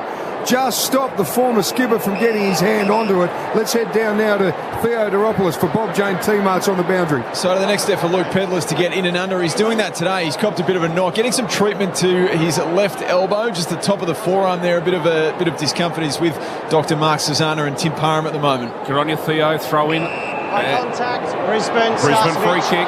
Rankin in the back pocket. Yeah, Rankin gave away the free kick. Starchevich just sucked him right in here. He did, didn't he? Yeah. Put out a little bit of bait, just a little cockle on the end of the hook, and Rankin just gobbled it like a big King George Whiting. Seabus Super comments. Seabus Super making hard work pay off. Rich goes across goal. Now he's one of the best kicks in the league. He's missed his man by 25 metres and has dribbled out of play. Now, one day, please explain to me, when do they pay those and when don't they? When is it delivery out of bounds, when isn't it? He wasn't trying to get out of bounds there. But they never are, and they pay them, Biggles. Yeah, true. You can't work this rule out. Now there's a bit going off again, off the ball, and it's a Crows free kick. Player put down behind play. Keys might have a nomination here for the Academy Awards as well. So he's gone into the stoppage and trying to back into it. And Neil got into his back and just jumps on the ground and completely baited the umpire there also. You've got these two going, you've got the Rankin, you've got the Starcevich one. There's little spot fires everywhere at the moment. So Keys with the chance to kick another goal for Adelaide, send them further in front. The left footer runs hard at the man on the mark and kicks it way out to the left. It just squeezes in for a minor score. Wow. So Adelaide 4-5-29, Brisbane 3-6-24, Triple M Titanium Caravan scoreboard. If you're going to involve yourself in the trash talking and all that stuff, you've got to back it up and at least kick the goal, not almost kick it on the full. Lachie Neale getting a lot of attention. Triple M Red Z Landing Stats, just the 6 for him as Daniel Rich with a clearing kick has been taken by Rankin, and his kick into Taylor Walker. Adelaide, there's a real momentum swing in this game, and the big Texan will be able to let fly from 50. He swung around and looked at McHenry and Laird, who were probably 20 metres in front of him in a better spot, but he's going to take it upon himself. So when you're playing against a former teammate, and that's what Neale is doing on Keys at the moment, sometimes you have the confidence that you know you're going to destroy them. Well, Keys is actually getting in Neale's ears at the moment. Tex has got 24 for the season from 52. Distance would not bother him one bit, but the accuracy just sneaks it in. He gets the umpire to do a little bit of leaning, but Walker has gone back-to-back with his goals. Adelaide 5-5, 35, 11 points up, 3-6-24, Triple M Titanium Caravan scoreboard. The Biggle, so when Tex marks that ball and he goes back, and you know he's a better set shot from outside 50, why would the other forwards even lead? True, yeah. But if you've got someone who is only 35 out, you know, you could use them. But regardless, I'm not sure how this Neale thing's going to pan out. Do you want to poke the bear with Lachie Neale? Do you want to keep getting into him? You know how good he is. I don't think you want to rattle his cage too much. It's an interesting one because at some stage he does go on levels, doesn't he? He can go up another level. Ream Hot Water, built tough for Aussie conditions. When it comes to water heating, ask your plumber to install a Ream. For McDonald's and Ream Hot Water, Triple M rocks footy in the middle. Adelaide on top at the moment. Midway through this second term, Brisbane dominated the first quarter, although only led by 2 points. McInerney with a tap away. Bailey did well, wins the footy. Left foot kick out of the middle towards half forward. Danaher in front, didn't take the mark. Rayner off hands, might have copped a high one. Umpire said play on, goes to ground with the footy. Umpire says I'll ball it up into attack for Brisbane. Chase Jones, brilliant tackle, not giving away a free kick. So Phil Thorpe into the ruck, doing a good job. Handballs it out wide, Saligo. His left foot kick goes higher than further. And on the bounce, Rochelle, the first player there, did well. Very lively at halfback. Gets around a couple of Brisbane Lions.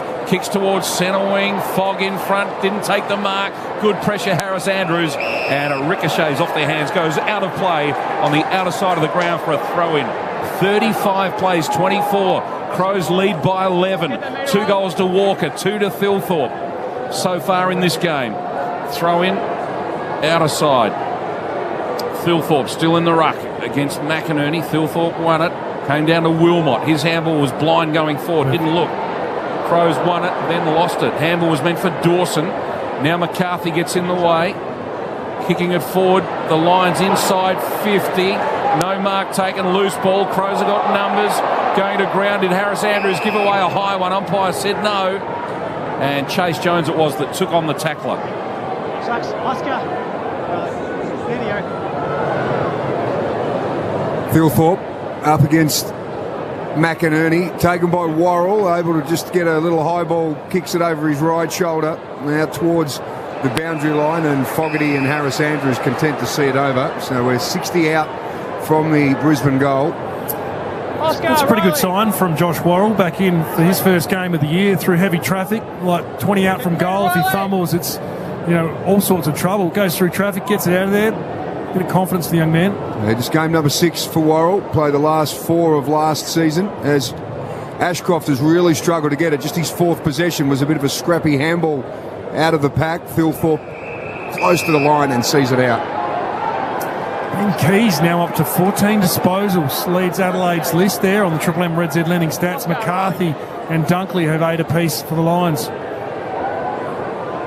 Another throw-in in front of the Gavin Wanganeen grandstand at the Adelaide Oval. So Douglas Nichols round. Thilthorpe belts it forward for Adelaide. Brisbane will be the first there through Zorko. Great tackle applied on him. Umpire said, I'll ball it up. Crowd think it's holding the ball. So ball up centre wing. Murphy, the tackler, did well. Another improved player for Adelaide. Brisbane built this tap forward on the end of it though. Worrell tackled by Rayner, taken to ground cautiously. They can't throw him hard like they used to, so just cautiously taking the player to ground. Umpire says I'll have it. Another ball up on the outer side. 60 out from Brisbane's goal, and McInerney just sees the ball over the line, out of play. Adelaide by 11 points. We've played 15 minutes of the second term.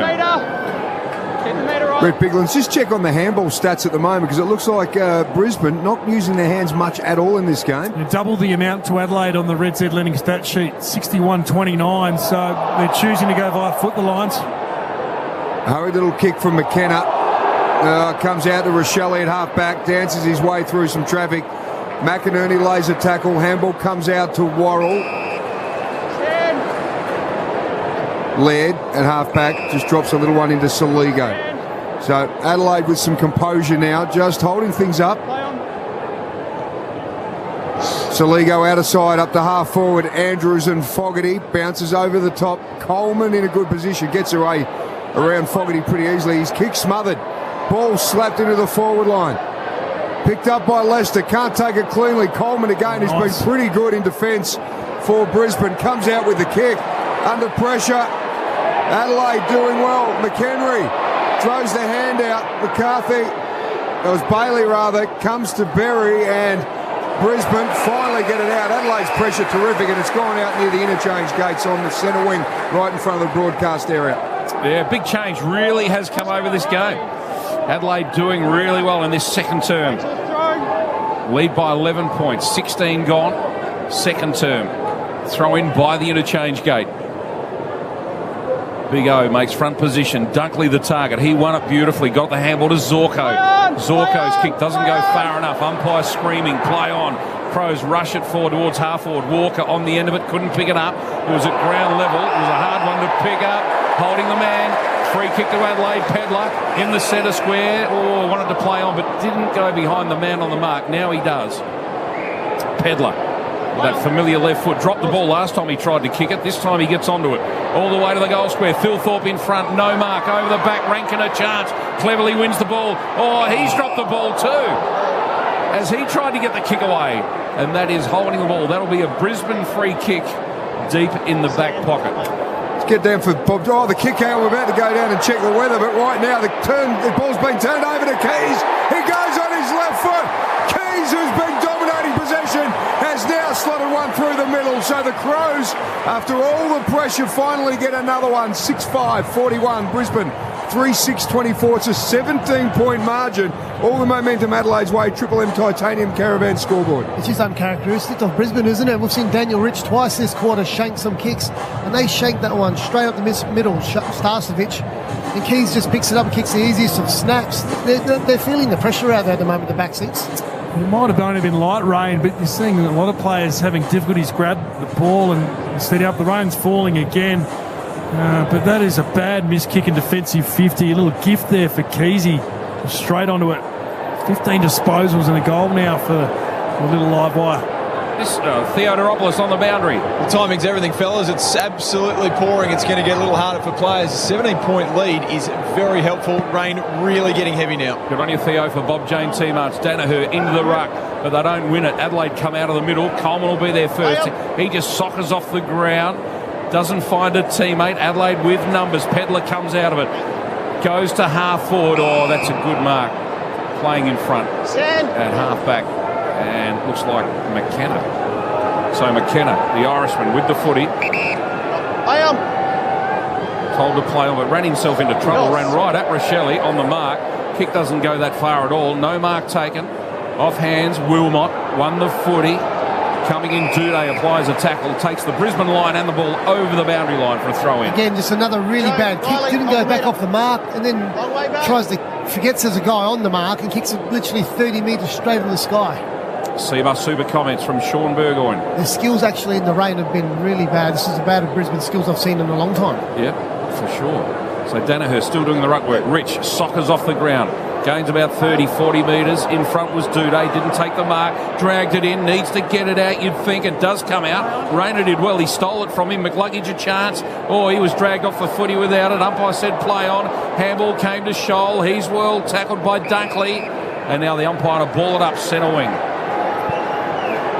Tackle count 37-20 in favour of Adelaide. These heavy conditions, Triple M Red Z Lending stats. So sometimes that can mean you're trailing in, but you've got to have that pressure to be able to get the footy as well. So that'd be pleasing, Matty Nix. Rich gets a hurried kick forward, just tries to dribble it down, looking for Hipwood. Haven't seen a lot of him at the moment. Butts doing well to Duday. He's under pressure. Able to get it as Neil gets some space finally. McCluggage gets a call over his head. Flicks the handball and it comes back to Neil again. Drops a little kick in. Oh, it's gone through the hands of Butts.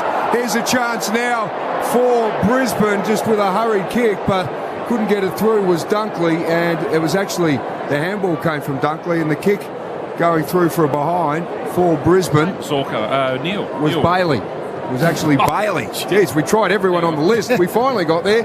Zach Bailey with that hurried kick for a behind. Sorry, sir. How do you not remember the South Australian? He's having a good game. He's a roundabout Zach Bailey. He can really change a game if that ball spills to him. He's had 8 disposals so far, but they've got to monitor him, that's for sure. So in the meantime, the margin 16 points on the Triple M Titanium Caravan scoreboard as Brisbane go forward. And Millerer didn't take the chest mark but copped a high contact.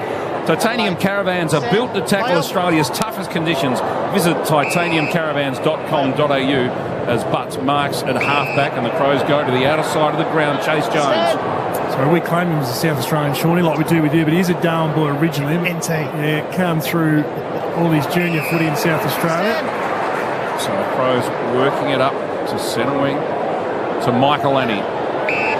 So much has been said about this star young player who's just going to get better and better. He's so cool and calm. And the ball falls short. The only player with eyes on it was Dawson. He played in front of the pack, took the mark, kicked to the pocket. Rankin with courage gets crashed into. And the umpire says, is he paid a free? Sure is. Oh, I don't know if that's a free kick.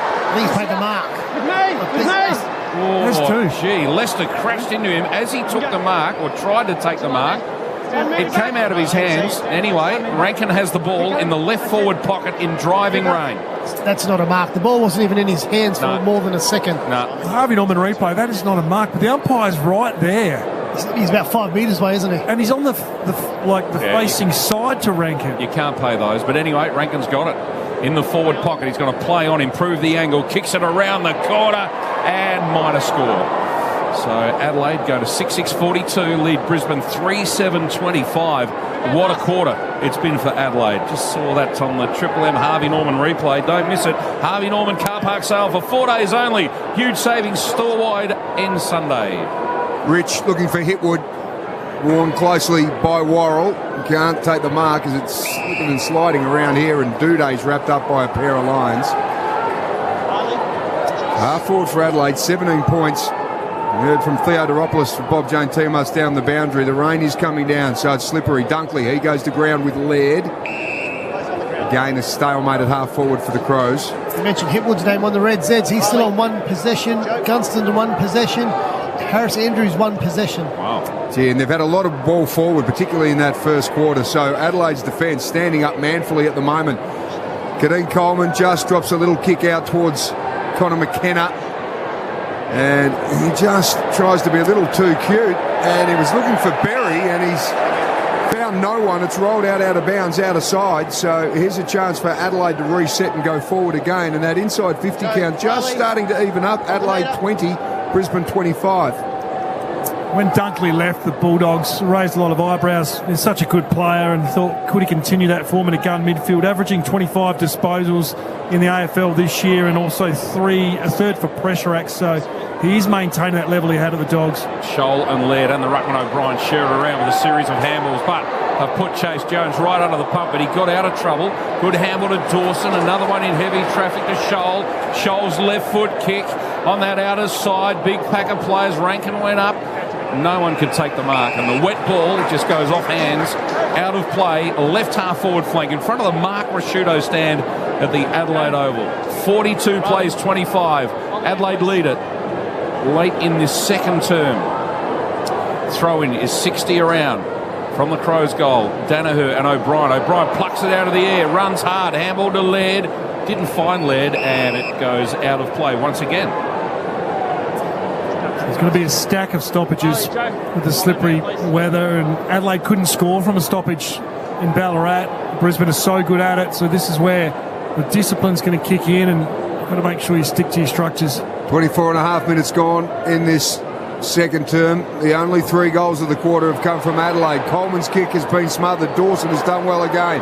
Michael Annie gives it over to Murphy. A little handball over the shoulder was cute, missed his target, and the umpire will throw it up 35 out from Adelaide's goal directly in front. So Walker with a couple of goals, and then Keys. And that's really turned Adelaide around. They were 2 points down at quarter time. And right now, they are taking on the team sitting third on the ladder as a kick from Rankin comes out. Punch from Andrews was okay. And again, the umpire is going to not award a free kick. He's going to play safe here and throw it up. 15-20 out from Adelaide's goal. Yeah, so Brisbane under the pump again here. Need to defend. Adelaide on the attack. Danaher reaches over the top on the end of it. Rankin, left foot snap at goal. It is miraculous. Oh, what a goal. Just before half-time. That is big for Adelaide. Huge goal. Clever stuff. And he is exciting the crowd at the Adelaide Oval time and time again. He really is. What a goal from Rankin off the left boot. The Crows now march on to 7-6-48, lead Brisbane 3-7-25, just 5 minutes before half-time. Triple M Titanium Caravan scoreboard. So he starts alongside Starcevic, arm in arm, and somehow, as soon as the ball hits the deck, he's got 3 metres on him. Full tilt at the boundary line across his shoulder, left foot. Absolute magician. Wasn't it? I think he put on his left foot with his right hand as well, which is unorthodox. That's ridiculous. Well, Brisbane have won 7 on the trot. Their opening game of the year was at this ground here, and they got smacked by Port Adelaide. And right now, despite Adelaide not beating Brisbane since 2018, the Crows 23 points up in tough conditions right here now as we get into the shadows of half-time. Quick kick going forward to Rochelle. Bounced off his chest. He runs forward, trying to find a little bit of space and time. He's got Ned McHenry. So Adelaide maintained possession well. McHenry was a late inclusion today for Brodie Smith. His kick, though, close to the line, looking for Fogarty, and he's put it out. That's 6 rows back. Gee whiz. Have a look at that in the Harvey Norman, and I reckon he's out by a good metre. The boundary umpires, I've got the perfect line and length for that too. Well, he took it on the fake grass next to the fence, and the umpire didn't call it. There's a little bonus gift here. That is astounding. So Darcy Fogarty right on the boundary line from 30. We know he's capable. Steers it just across the face and rush through for a behind. Gee, that would have been a gift. So just checking the Triple M Titanium Caravan scoreboard. Brisbane 3-7-25 trail. Adelaide 7-7-49 by 4 goals. Well, you can make mistakes, but that's quite comical, really. As the kick in, out in the direction of Danaher, no mark. Gee, did McHenry go at the legs? Umpire says no, play on. He won the footy. Got the handball to Chase Jones, who's wrapped up in a tackle. And the umpire says, in fact, it's just over the line. I thought that was a rule. It's over the boundary line now. So you called it, Dits. You called it perfectly. That's a rule, isn't it? You just slide and take it, almost break someone's legs. Yeah. Which Lincoln McCarthy almost had his legs taken. We had him taken out. He missed a few in the last couple of minutes. So throw in. Seabus super comments from Sean Burgoyne as Rich comes bursting through. Handball to Bailey. Well played. Bailey. The umpire said touch. You heard him. So no mark taken, even though they did claim it. Umpire says no mark. They'll ball it up. Theodoropoulos on the boundary. Dits Tex has been trying to get on the ground for close to 10 minutes. Cannot find a rotation, the big fella. Barking instructions, just waiting for a break for Fogg to make his way off. But he's breathing fire, Big Tex. All right, Theodoropoulos for Bob Jane T-Marts as Rich kicks high to centre half forward. No mark taken off hands or Hipwood fumble, but he got a handball out wide. Gets it to Dunkley from a standing start. Kicks to the goal square. Oh, nearly a great mark deep in defence. Not paid. Umpire says play on. Loose ball in front of goal for Brisbane. And I reckon it was Butts at the bottom of the pack. Nearly took an absolute ripper. Juggled it. In fact, it was Michael Annie. Gee, sorry for the young fella there. It was Michael Annie who I just see pick himself up off the deck. Loose ball in front of goal for Brisbane. Dangerous here for Adelaide, but they defend well. Coming out, Scholl kicks it out towards half-back. Players on hands and knees. Brisbane a big chance running through half-forward.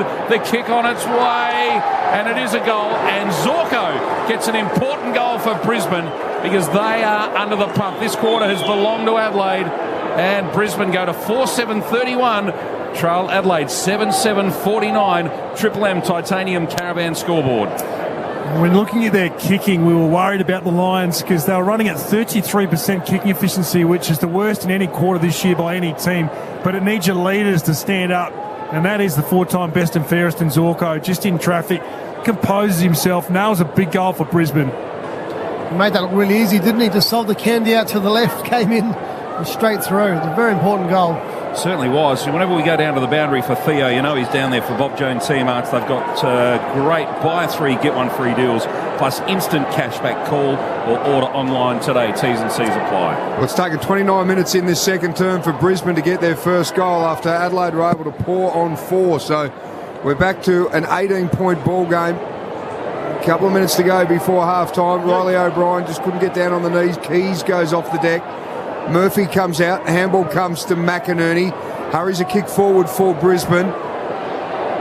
Duday just comfortably and professionally leads Gunston to the line and just has a nice little fumble to take it out of bounds. It's a big inclusion, Tom Duday.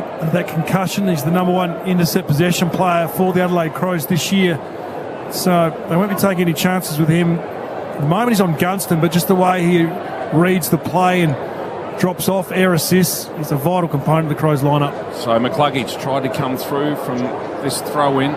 In the end, Miller at halfback. Michael Annie, the young star, got a handball away under a ton of pressure. Big Oscar at ground level for Brisbane. Handball when he went to Duday. He's found Saligo. Saligo brings it members grandstand side, but his kick will go astray, and the mark is taken by McKenna for Brisbane, right by the interchange gate. Last couple of minutes of this first half. Second quarters belong to Adelaide. Long kick from McKenna all the way to 4-4. Danaher up high. No mark taken. Off hands Adelaide, a chance to clear. Comes out towards Murphy. Murphy in the long sleeve Guernsey, but his kick goes astray and he picks out McKenna of Brisbane. He goes forward, McKenna, the stretch, and a couple of bites at it. So Zorko, goal kicker a couple of minutes ago, goes long on his right foot into attack. Big fly came from Rayner, gets a little handball. Not effective though as Adelaide's defence holding up all right. Miller and Duday tries to crash through. Here's a chance, quick kick from Charlie Cameron. He was on the spot in the first quarter. On the spot, that's some magnificent work by Charlie. And Brisbane go back-to-back goals, so all that hard work from Adelaide. And they're now only 2 goals ahead. Brisbane 5-7-37, Adelaide 7-7-49. So the pressure, I thought, defensively was okay from Adelaide. They were under siege because it was hanging in their front half for a long time. Charlie Cameron, though, just needs half a step to get on top of it because I thought Cam Rayner's effort was brilliant to follow up, and he was the one who really created it. But Cameron is just so quick. Well, Duday tried to rush it, but Michael Annie's foot blocked it from going through for a point, and Cameron picked up the ricochet. So got very lucky on that one. That's just his 3rd possession for the game, 2nd goal. Well, it's amazing. It is back to 2 straight kicks now, 12 points, because Adelaide were well in control. So Brisbane have done well, fighting hard late in this second term. Adelaide 7-7, Brisbane 5-7 for McDonald's and Ream Hot Water. Triple M rocks football. In the middle, Brisbane a chance, fighting hard for it at ground level. Sloan and Keys double team and tackle to keep the ball in there. Umpire balls it up again, still inside the centre circle. The tap favours Brisbane. Bailey ran off half forward, handball to McCluggage. He kicks inside 50. Gunston, who cannot get into this game, was beaten to it again. The ball comes out, loose ball to Dunkley at centre wing on hands and knees. Handball to Berry. Berry handballs forward looking for McKenna. Didn't find him. Ball dribbles out of play on the outer side. Stoppage at the centre of the ground there. You see Rankin sort of float up as that high half forward, and Starcevich straight away just peeled off and sat. A kick behind. Coleman backed himself in. Lions won the stoppage, but it's all a little bit of chess in those type of plays about who's coming up, who's dropping off, and who's getting the pill. Oscar McInerney, Riley O'Brien. Doesn't get any more Irish than that, does it? 2 ruckmen go at it. The ball comes out to Neil. Handballs to Rich. Rich from a standing start. Delivers inside 50. Going back courageously was Murray in defence. Ball now sits for the Lions, and it's Gunston, who I said could not get into the game. Finally gets a kick, a left foot snap at goal, and he's offline. Brisbane go to 5-8-38, trail Adelaide 7-7-49. He is spot on, Ditch. Just his 2nd possession, Gunston. Duday's done a wonderful job on him as the clearing kick is touched out of bounds, so almost up at centre wing, where 35 seconds to go in this first half. Adelaide got some really nice breathing space after kicking the first 4 goals of this second quarter, and then Zorko and Cameron kicked 2 late in the quarter, the 29-minute mark, the 32-minute mark. So Brisbane just 11 points down now as Neil really starting to come into the game, get some clearance work there. Michael Annie going through and trying to bustle his way through as McCluggage hurries the kick. Well read by Duday in front of Gunston. He's done a really good job, Tommy Duday, coming back into this side.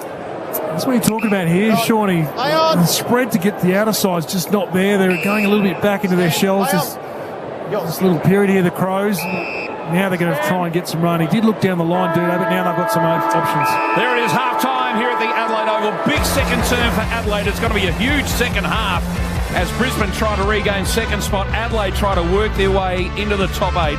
It's Adelaide by 11 points at half-time, 7-7-49 to 5-8-38 for McDonald's and Ream Hot Water. Triple M, Rocks Footy. That quarter for Titanium Caravans. Titanium Caravans are built to tackle Australia's toughest conditions. Visit titaniumcaravans.com.au. For Ream Hot Water. Triple M Rocks Footy. Built tough for Aussie conditions. When it comes to water heating, ask your plumber to install a Ream. You're listening to Triple M Footy across the Triple M network. We'll be back shortly.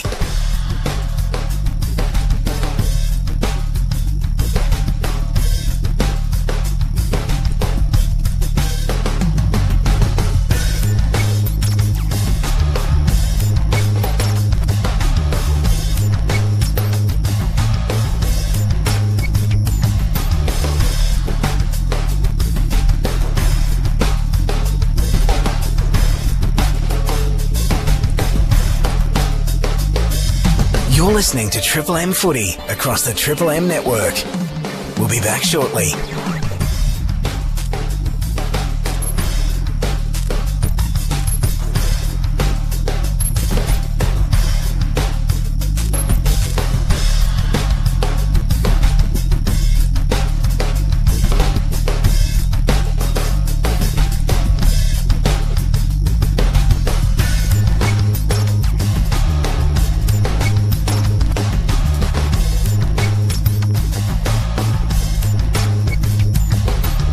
You're listening to Triple M Footy across the Triple M network.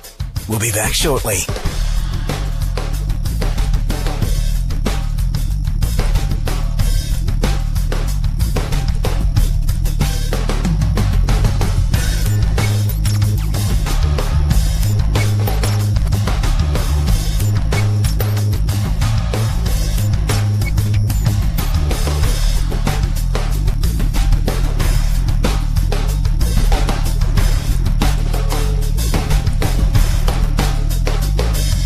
You're listening to Triple M Footy across the Triple M network.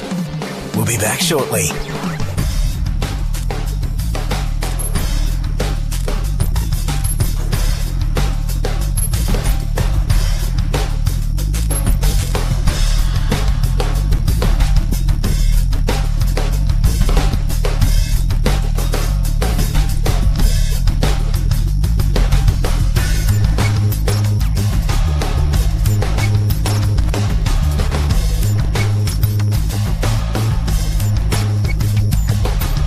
You're listening to Triple M Footy across the Triple M network. We'll be back shortly.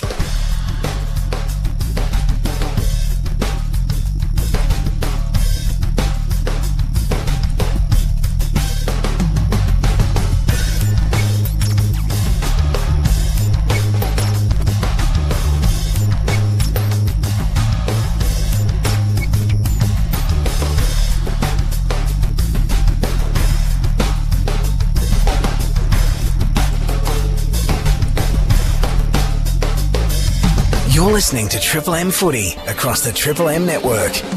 We'll be back shortly.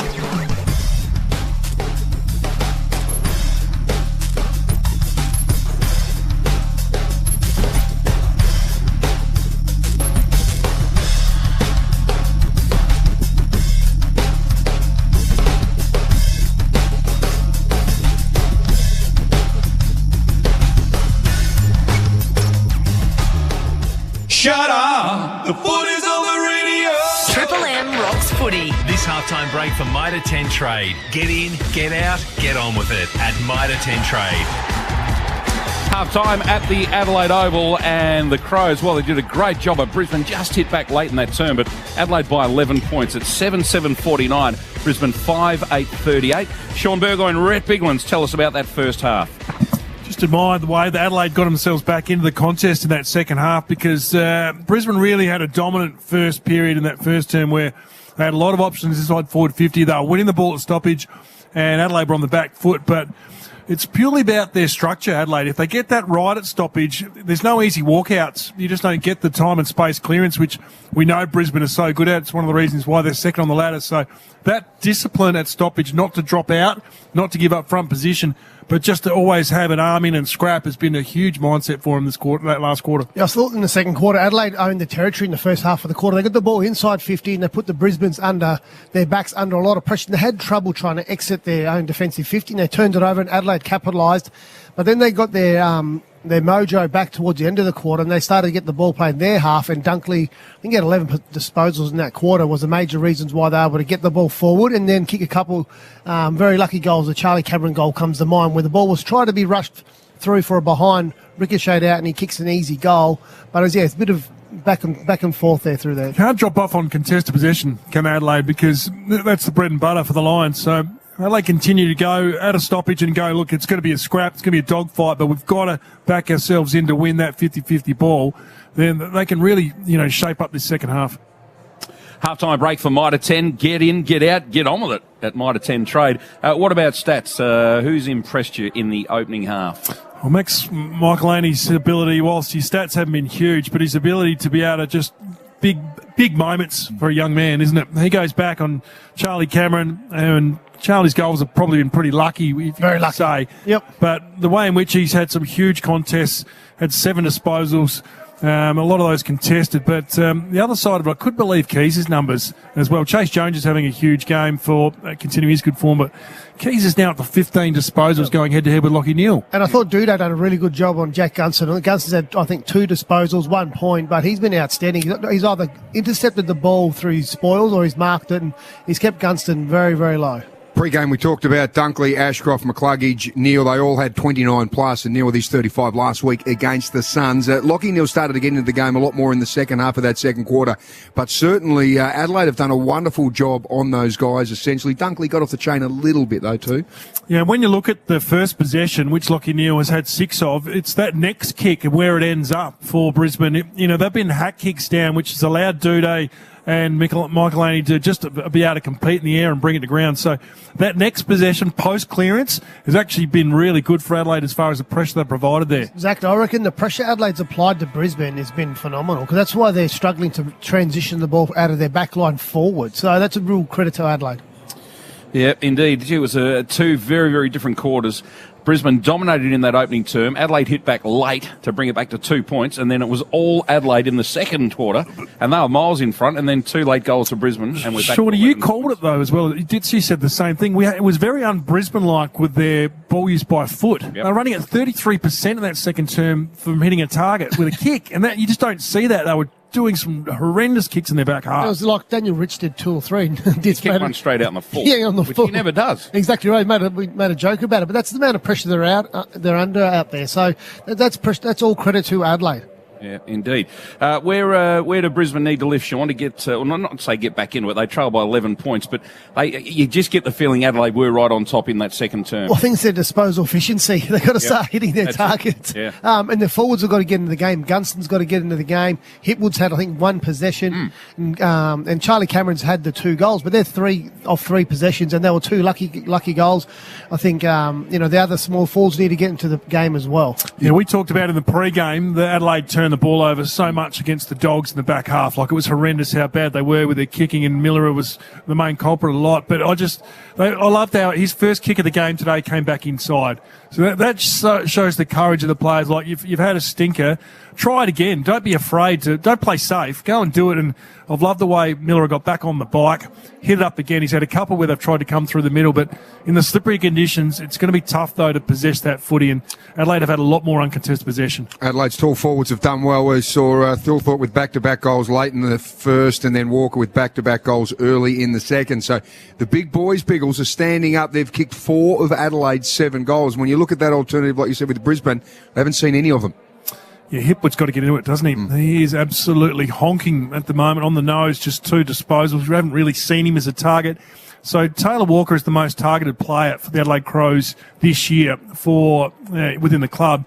We saw last week when he wasn't playing, where they had to go to the fog and he only had one behind them, went to him 9 times. The Lions use Hipwood a lot.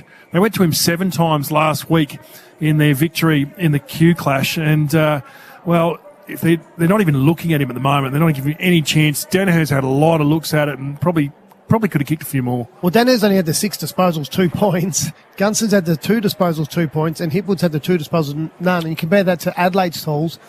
Adelaide tools are, running amok basically, and Brisbane's aren't even getting it near it. Now, we just had a notification at half-time as well. Is there a Brisbane player in trouble?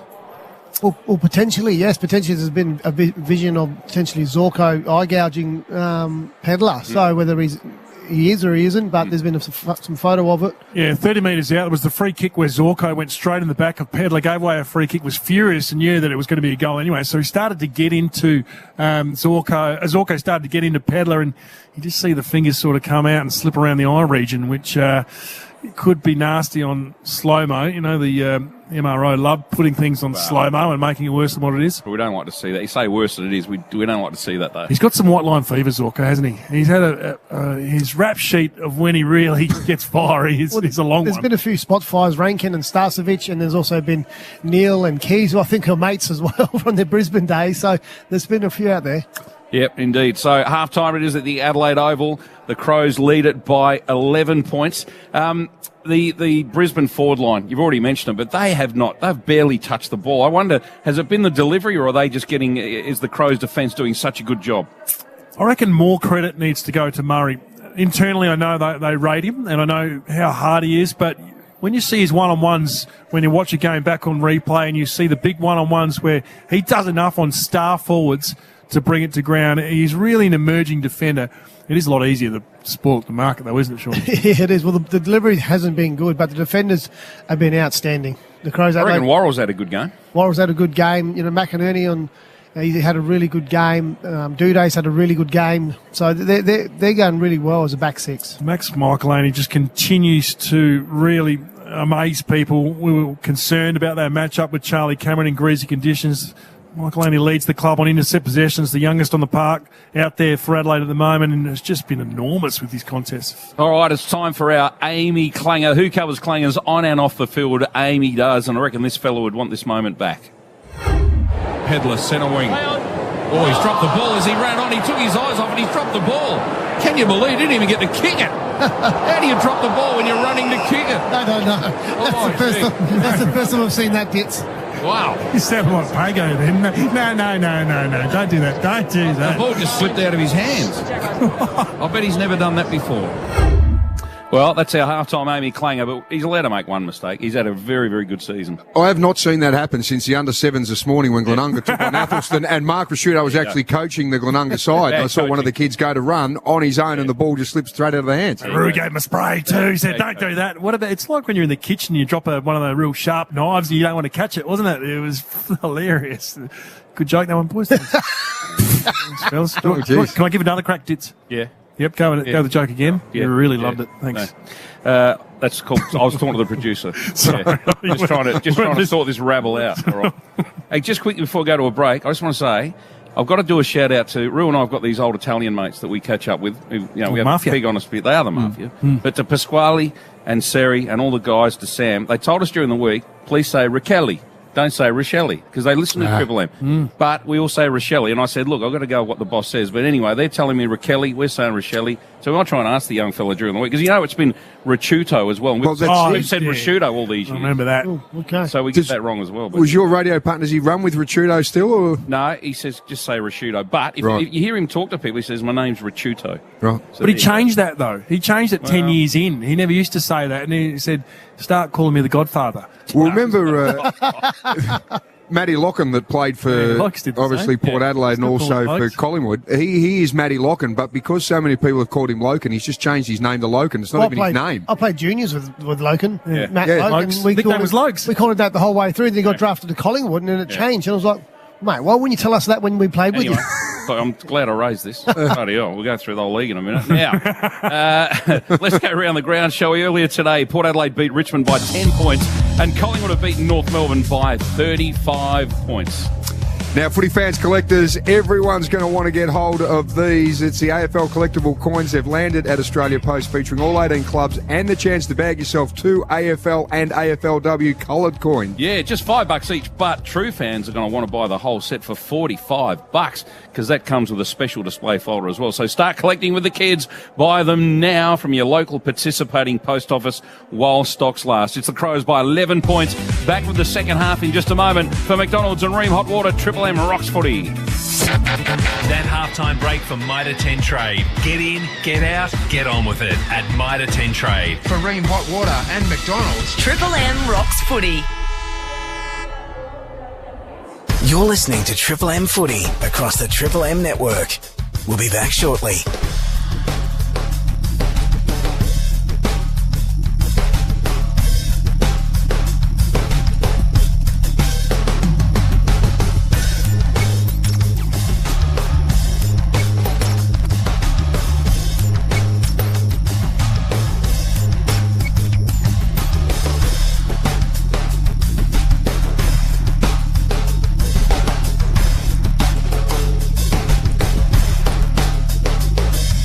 You're listening to Triple M Footy across the Triple M network. We'll be back shortly.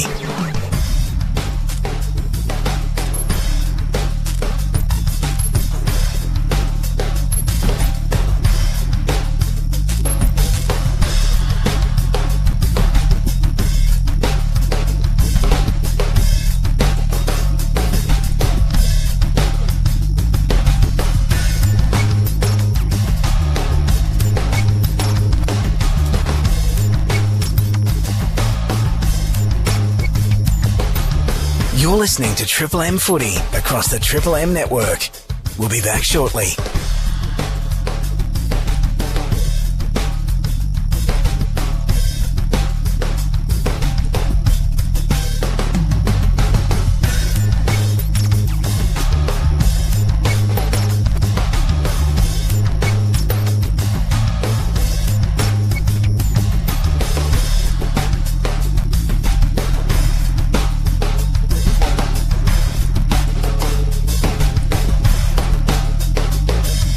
You're listening to Triple M Footy across the Triple M network. We'll be back shortly.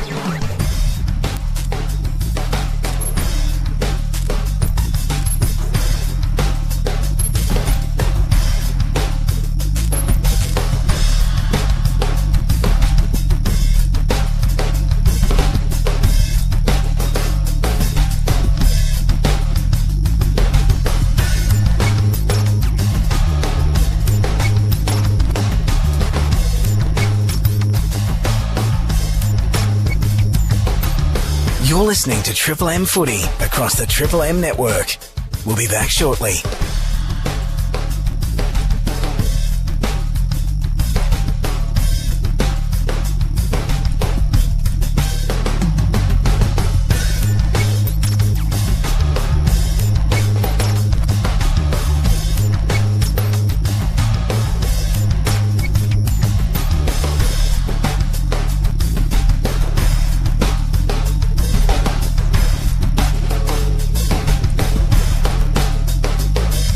You're listening to Triple M Footy across the Triple M network. We'll be back shortly.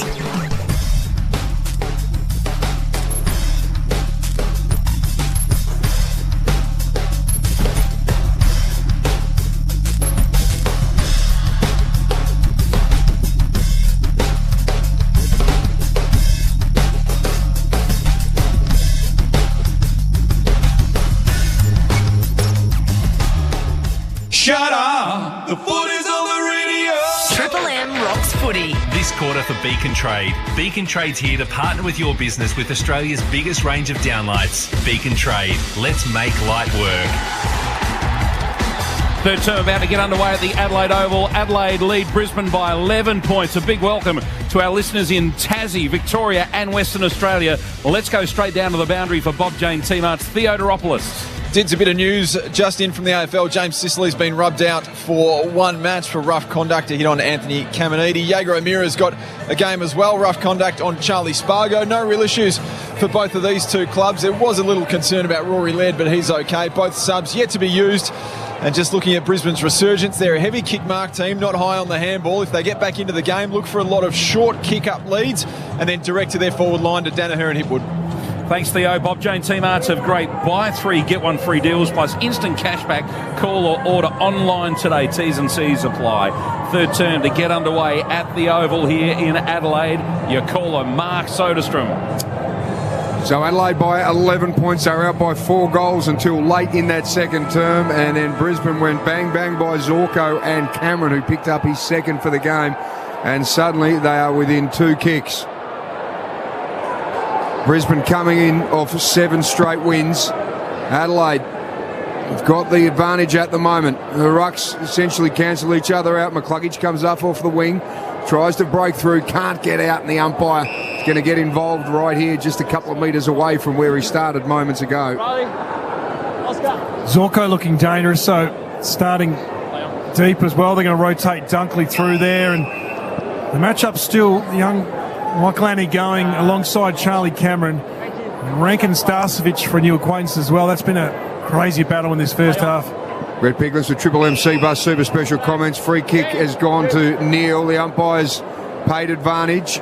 Goes forward. Cameron off the deck. Inside 50 for Brisbane. Oh, he picks it up nicely. Gets away from Durde, then slips. Oh, just as he was trying a couple of little tricks, his feet went from under him and the ball's gone out of bounds. 20 out from the Brisbane goal.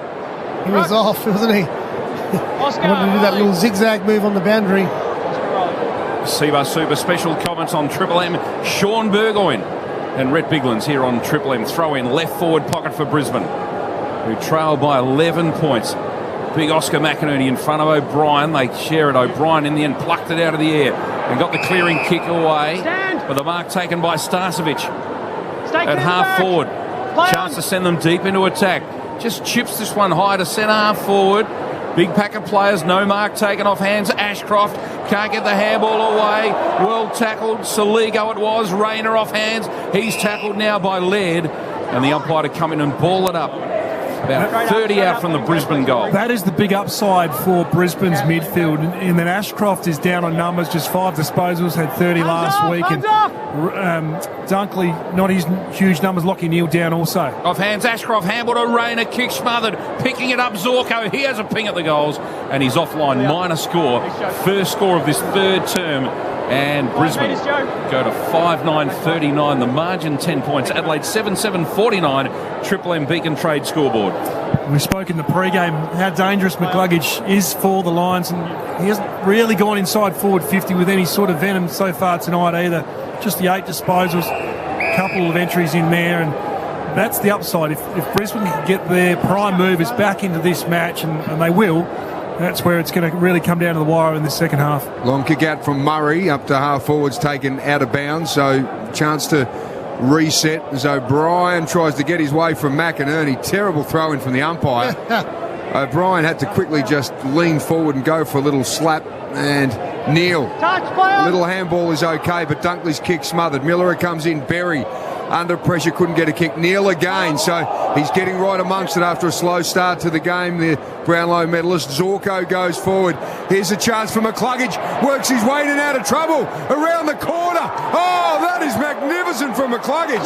What a brilliant goal for Brisbane to start this second half, and they are suddenly now getting really, really close to Adelaide. It is Adelaide 7-7-49, Brisbane 6-9-45, 4 points the difference. Triple M Beacon Trade scoreboard. Well, that's just class then, isn't it? Gee, was it? Right at the front of the pack, perfect textbook crumb. Scholl right alongside of him. We talked about McCluggage needing to get in the game. Sits 10th in the AFL for goal assists. And that was a ground ball get that he just cleanly picked up. Goal last week in the Q Clash in the first of the second half today. And Zorko had a shot on goal and then he kicks that one inside 50. So he's getting a few touches at the start of this quarter. He is. Beacon Trade here to partner with your business to make every tradie's job easier. Join Beacon Trade for exclusive trade prices on Australia's biggest range of downlights. Beacon Trade. Let's make white work of it. Back in the middle for McDonald's and Ream Hot Water. Triple M rocks footy. Brisbane will get the clearance again from the middle. Quick kick. Miller plays in front for Adelaide. Took the mark. Told to play on. Dawson's kick, not that good. Puts his teammate Saligo right under the pump. Berry pushed him under the footy and won it. Kicks for 50. Goes all the way to the goal square. Oh, did Danaher? No mark taken. In fact, Cameron it was with his hands all over it. And Danaher was there assisting. Through for the minor score. Brisbane are doing the attacking in the early part of this third term. 6-10-46 they are. Adelaide 7-7-49. Triple M Beacon Trade scoreboard. I don't see Dawson make too many mistakes, but that was a horrendous kick out of the centre of the ground, which almost cost them a goal. Clearing kick from defence. The tackle by Laird. Oh, he's been penalised for slinging Zorko onto the deck. So Zorko's 55, perhaps 60 out from where he's going to kick from. Lockie Neal, rather. And goes up to the top of the square. Danaher with a big stretch. Can't get it. Murray. Quick, hurried kick. Oh, here's a chance now for Leicester. He couldn't take it. Hands and knees was Neal. There's a little handball. Comes to Ashcroft. Haven't seen a lot of him. Goes high with his left and through for behind. Oh, Brisbane are coming. And it's back to a 2-point ball game. Triple M Beacon Trade scoreboard. They're running a mark in this third term, double the amount of possessions. Adelaide yet to have an inside forward 50. Triple M Red Z lending stats, and the Lions have had 5. Yep, 5.5 minutes gone in this third term. Worrell, it is for Adelaide, goes to the outer side. Murphy, the smallest player out there, tried to go up for the mark in front. Off hands Andrews to Rich from a standing start. Belts it inside 50. Oh, McCarthy almost a mark. Didn't bring it down in the end. Worrell was good. His hands to Murray. Then Michael Annie to the outer side. Starcevic in front of Rankin. It's a good contest. Did he mark it? I think he did. Yeah, he juggled it. Paid the mark. So Starcevic descended back inside 50. Huge pack of players. No mark taken. Loose ball. Gee, oh, is that kicking in danger? It is. O'Brien, the ruckman, just put his big hoof right through it. And Ashcroft was on the receiving end of it. How do you see that one, boys? Ashcroft went down to smother it. Riley O'Brien sort of came through after the mark and trying to boot it out of there. Kicking in danger when the ball's on the ground. Yeah. If you get when the ball's in the air and you go to kick it in the air and someone smothers it, isn't that just play on? Yep. Good call. Seabus super special comment. Sean Burgo and Rhett Bigwins. Ashcroft on his way in from 30 metres out, and he's pushed it right. So they're inching their way back towards Adelaide. The margin is 1 point. 6-12-48 Brisbane. Adelaide 7-7-49. Triple M Beacon Trade scoreboard. 6.5 minutes gone in this third term. We'll get Red Pigland, Sean Burgo, and check the inside 50s for this term because it's been all Brisbane as Rory Sloane sends the ball up towards Thilthorpe. He's going to get a free kick. Is he again? Yeah, been held by Starcevic. So Thilthorpe at half forward. Kicked a couple of goals in time on in the first quarter. You get Adelaide right back in it. Oh, the big fly. Mark couldn't be taken by Dawson. Free kick is going to go to Fogarty. It's going against McCluggage. So Adelaide with a chance to reply to that McCluggage goal that got things going for Brisbane in this term. The free kick was there, boys. The raging ball in Fogarty went full noise at the footy on the ground, and from this angle, no. It was amazing, wasn't it? But it wasn't there. I don't think it was there. This is their first inside 50 for the quarter. But on that angle on the Harvey Norman replay, it wasn't a free kick. Front on angle, there's a little love tap on the breast of Fogarty. That's about it. The big fog from point blank, 15 out, and he pins one back for Adelaide. So they go out by 7 points now. Brisbane 6-12-48, Adelaide 8-7-55. Triple M Beacon Trade scoreboard. Pretty lucky there. Certainly, I love the way in which Dawson tried to make up for his error, though. He was the one who was flying for it, so he pushed hard as a mid for that long ball to the hot spot. And Luggage was doing pretty good to get back there. McLuggage to get back for his defensive coverage as well, but the repeat stoppages is really going to trouble Adelaide, because you can see in this third term, Brisbane have gone up a notch. 4-1 at clearances in that department. Triple M Red Z lending stats. If you see the Harvey Norman replay, he does chop him across the sort of throat area. If you throw your arms out high enough and scream loud enough, you'll generally draw a free kick. Don't miss it. Harvey Norman car park sale for 4 days only. Huge savings store-wide. Hurry end Sunday. Back in the middle. Ball up. Crows a chance to come out of the middle. Players diving on it from all directions. Can't come out. Neil's in there. Sloan as well. Holding the ball, says the umpire. It gets Rory Sloan. And Lockie Neil gets the free kick in the middle of the ground. Brisbane a chance to go inside 50 again. Plays on Neil. Kicks long. Towards half forward. Danaher 3 deep. Couldn't get a real good run at it. Ball heads towards the boundary line. Dunkley happy to take it over. And they'll throw it in right half forward for Brisbane. That holding the ball decision is so tough on Rory Sloan. He picks the ball up on the ground, tackled instantly. Getting a fair bit of midfield time though, Sloaney, and just the 6 disposals. And now they're moving up, of course, with Lockie Neal, the most possessions on the park for Brisbane with 17. Oscar McInerney in front, brings it down for Bailey, whose kick is smothered. Sloan ripped off the ball. You can hear the crowd. Keys picked it up. He was tackled immediately. Can't go anywhere. Umpire says, I'll ball it up. Right half forward flank for Brisbane. Members side of the Adelaide Oval. 60 out from goal. Oscar McInerney got rid of O'Brien, but then missed the tap. Lockie Neal, another handball quickly through to McCarthy. His quick kick will go all the way to the goal square. If it bounces the right way, it's a goal, but it doesn't. It wobbled its way towards the behinds and through for a minor score. So Brisbane 6-13-49, trail Adelaide 8-7-55, Triple M Beacon Trade scoreboard. We thought Lockie Neal was having a quiet game in the first half. He's the number one clearance player in the AFL this year. Just a couple of clearances, but 18 disposals so far now, so just building into it. Oh, Dawson was clever. He's able to trap the ball, then flick it over his head to Saligo. McHenry's got Murphy. Handball was too hot for him. Comes back to McKenna for Brisbane, and then they go forward via McCluggage. He's going to take them into the attacking 50 again. Danaher's the target, and Murray, who has worn him beautifully all night, just thumps the ball out of bounds. He has been terrific. Danaher really not getting a lot of effective ball. Oscar Riley.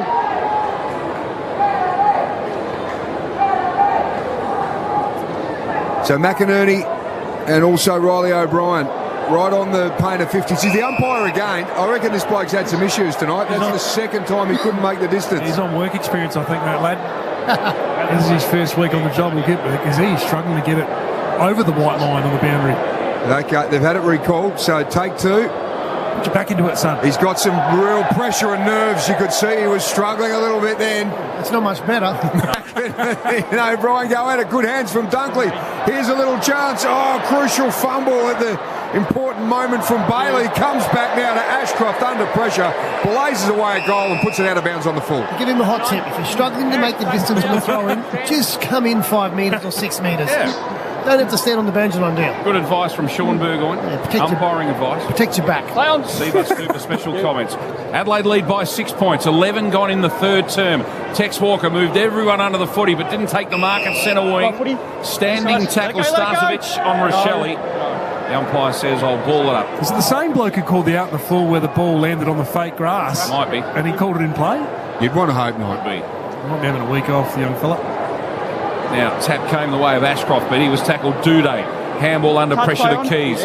Touch, says the umpire. Coleman picks it up nicely. Handball to McCluggage. Clever evasive skills. Ashcroft back to McCluggage. And again, he's too classy, McCluggage. That was brilliant. Kicks high to the front of the square.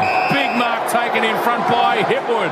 We've rarely sighted this man tonight, but that was a good contested mark. Coming for his third possession of the night, so he's been the quietest of the quietest players tonight. Yep.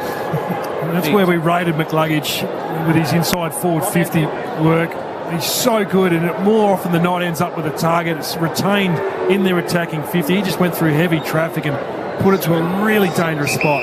He's done two very clever things in this term, McCluggage. Hipwood, the left footer, will kick from 35 out. The kick on its way, he's pushed it right. Or has he? Yes. Hit the post. They're kicking behinds at the moment.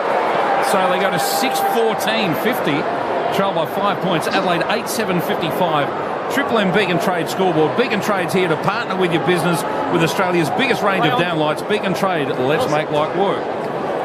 That was Heatwood's first kick for the night. Andrews. Oh, Fogarty over the back had a chance to run away with it, but just slipped out of the fingers at the crucial time at half back. So out of bounds, right in front of the commentary position. Let's go, Riley. So 11-2, Triple M Red Z landing stats. That's marks off opposition. So Coleman's done a great job of intercepting. Starcevic and McKenna have been terrific, but just 2 marks off the opposition of Adelaide setting up behind the play. Crows by 5 points, 14 gone in this third term. Just had a couple of goals, one from McCluggage, one from Fogarty since half-time. So it was Brisbane by 2 points at quarter time, Adelaide 11 at half-time. Umpire found a free kick, so it's going to go high to Saligo against Zorko. So Saligo at half-back. No, it was Zorko. Sorry, Dids. You're right. Saligo at half-back. Kicks along centre wing. It's going to fall short. Fogarty in front. Didn't take the mark. Good pressure, Andrews. And the ball goes out of play off hands. Throw in by the interchange bench. We had a look on the Harvey Norman replay of the Zorko footage on Pedler, where it was a still frame, looks like an eye gouge, but in real motion there's not a lot to account for. It's definitely not an eye gouge. It's just a slight hand that moves up awkwardly. Seabus Super comments Rhett Bigland. Miller runs himself into trouble and under pressure. Handball to the opposition. Bailey, he's away. The speedster. Handball to Rayner, who wasn't quite ready for it. Bailey then soccers forward on the end of it again. Bailey, this could be a magnificent goal, but it doesn't. He went for the Dacos style dribble along the ground, the Peter Dacos that is, and it just didn't turn for him and went straight through for a minor score. And another behind, 6-15-51. 8-7-55 Adelaide. It's 4 points the margin. Triple M Beacon Trade scoreboard. Well, those ones normally don't spin in the wet. They don't grip, so they just slide in a straight line. Play on. He's a nice little hit out from Hipwood to him as well. Couldn't quite get through though. Kick from deep in defence. Thilthorpe was the target at half back. Gardner with just his second possession, and it works fortuitously. So it falls into the hands of McCarthy. Looking for, and the kick going over the top of his big defender in Hipwood. Zorko under pressure from Michael Annie. Geez, he's got some wonderful composure, Michael Annie. A lot of confidence for a first-year player. It's amazing. He's like an old man on a young man's body. He's so strong to be able to stay in the moment on gun players all the time. We've seen it throughout this year. It's remarkable. Manchild. Throw in left forward pocket for Brisbane. Brent They Wera. sit on top of the ball. Eventually comes out. Brisbane a chance. McCluggage had a left foot ping at the goals. It's across the face. Another behind, would you believe? They've gone to 6-16-52. Adelaide are 8-7-55. Brisbane really are peppering the goals. Triple M Beacon Trade scoreboard. Shout out to Brent Wera too. Shawnee, one of your former teammates twice, wasn't he? Yep. Great player. It comes back to Gardner. Hurries a kick back into 50. Chase Jones is going to be first back onto it, and as a consummate backman. And they shared a special moment. What was his nickname? What was his nickname, Brent? Did he have a funny nickname? Oh, Goo. Gooey. Let's go. Gooey. Adelaide Rock. Anyway, Adelaide Rock. we digress. No Adelaide Rock. No Adelaide Rock. No Adelaide Rock. So Thilthorpe, you can hear the umpire. Thilthorpe's come from a long way to ruck against McInerney. He just slaps a big 25-metre punch and goes nowhere. And the Crows players are asking for deliberate. They're not going to get it. So the ball will be thrown in next to the point post at the Brisbane end. Gee, that's a rotten rule. Just because you don't declare as 5 minutes before the umpire wants you to, you can't even compete. And McInerney just spiked it. So again, deep into attack for Brisbane. Left foot snap at goal. In fact, goes off the side of the boot. I reckon it was Zorko and dribbles out of play again. Another throw-in. I'm going to come back to that ruck rule with you, Rhett Biggins, in just a moment. You're a ruckman. I just want to ask your opinion on it. We have the throw-in. Stinks. Left forward pocket for Brisbane. Thilthorpe. Big O belts it forward to the goal square again. Duday sees the ball out of play. Hits the behind post. Another throw-in. Why don't they just let anyone go up? And if two go up from one team, it's a free kick. It came about because they were hating the third man up and people were getting injured. So if two jump up, you've broken the rule, haven't you? Yeah. You don't need to declare who it is. I'm trying to prevent injuries, but it just looks terrible. Crazy. Crows trying to defend. They soccer it clear, but it comes to Coleman. Picks it up at 48 metres. Runs, goes back goalward, but it's going to be over to the forward pocket. Doesn't go anywhere near the goals in the end. And it's a bit of an untidy 3 or 4 minutes here at the moment. About the 5th throw-in a row in this left forward pocket. And that's the other one. They're trying to prevent repeat stoppages to avoid the congestion. But when you have another bloke who comes over the top, it gets the ball moving. Yep, it does. So Phil Thorpe caught behind. McInerney in front. Crows should be able to clear this one through Shoal. Quick kick, just banged it onto the boot. Tex Walker in front of Gardner. Didn't take the mark. Gardner gets back first. Handball to Coleman. And it comes off both of those players and goes out of play. Throw in on the outer side. It's the Crows by 3 points. Look at a mirror image of the first term. So forward 50 entries for the Lions, 14. Adelaide just the 1. Triple M Red Z lending stats. So Phil Thorpe in position to do the ruck this time. Over the back. Laird's got Miller up. Just farms out a handball to him. He nicely gets his way around and gives it to McHenry. He's got some support. Laird goes again on the right into attack. Walker in a great position. 2-on-1 in front of Gardner. And Darcy Fogarty takes it out over the line in front of the old scoreboard. Red Z Lending, loans for the self-employed, REDZED.com. How good from Jared Berry, the air assist. That's the 3rd time tonight he's left his man, read the flight of the ball and come over the top and just spoiled. Taylor Walker would have taken that mark without him. Comments from Rhett Biglands. Throw in right forward pocket for Adelaide. Walker doing the ruck work. Oscar McInerney comes away with the footy though and kicks it out towards centre wing. Just gets it out of there. Murray playing behind but takes a very good contested mark. So it's coming straight back inside 50 for Adelaide. He delivers it there. Tex Walker up high in the middle of the pack, but no mark. Off hands, Keys fumbled at the critical moment, wrapped up by Lockie Neal. The umpire says, I'll have it. Just that kick. If he gets the mark, try to come in board 15, change the angle, then go in. Just keep going back and forth in the same angle. Lions defenders like that. Sean Burgoyne with the Seabus Super comments. Umpire letting this one go. Ashcroft the tackler. Somehow Adelaide come out with it, but good tackling of not allowing it to come out. Again, Sloan goes in. He does bring it out. Gee, the umpire let it go forever. Saligo then wrapped up in a tackle. Umpire finally blows his whistle. I thought he'd lost it. It's a ball up, centre half forward for Adelaide. Taylor, let's go. So Adelaide by 3 points. McInerney gets a little clearance out of the ruck. The high ball coming out to centre wing. Michael Annie leads the race for the ball. Oh, he does well too. Geez, we've been singing his praises, and no wonder. Cool and calm and collected as Duday goes to Butts. Hurried kick falls fortuitously for Saligo on centre wing. He's got a little lead up from Laird. He's had a bit of it again tonight, as we've come to expect. Laird puts Adelaide back into attacking 50. Fogarty at the front, couldn't take it. Keys comes down. Here's Murphy with just a little kick, looking for the Shelley, and he wants a free kick. The umpire said no, so it'll be a throw in, 20 out from the Adelaide goal. Often gets stuck into Ben Keys, but big moments, he doesn't get his hands free, and he's pretty clean with the footy. There was one there where he just took on the tackler, fired off the handball, and Murphy got going with it. It's been top 5 in the last 3 BNFs, and big moments, Keysy stands up. 21 minutes gone on the 3rd term. Adelaide in attack. Rankin picks it up around the corner. Had a ping at the goals. He misses. It's all points at the moment. 8-8-56. Crows by 4. Brisbane a 6-16-52. Triple M Beacon Trade scoreboard. Stoppages are a concern at the moment. Both sides getting a little lazy inside their attacking 50. You can see what Adelaide are trying to do up there and create some space and get the wraparound. That kick from Coleman just inside the boundary line, taken by Leicester. Gives it to Ashcroft, who's starting to get a bit more of the footy. Oh, Murray jumps up over the back, tries to pluck it out of Thilthorpe's hands. Sloan on hands and knees under enormous pressure, but the free kick is going to go to Rayner for holding the ball. If you're 3 deep and jumping, just spoil the ball. Seabus Super Specials from Sean Burgoyne. The Adelaide crowd didn't like the free kick as Brisbane go forward. Here's a chance now for Butts under pressure. And stacks on somehow. Berry extracted it. Gives it across to McCarthy. High ball. And that is some nice work by Scholl. And he is going to win it out for Adelaide. So he has it deep in defence. And it was a nice mark under pressure. Certainly was. Wilmot was all over him. Came out with the footy. He's going to bring it members side. Long kick, clears the defensive 50. O'Brien and Philthorpe, the tall targets. Philthorpe, in fact, O'Brien comes away with it. Handball to Rochelle under pressure was good. Another one, Saligo. Now to Dawson.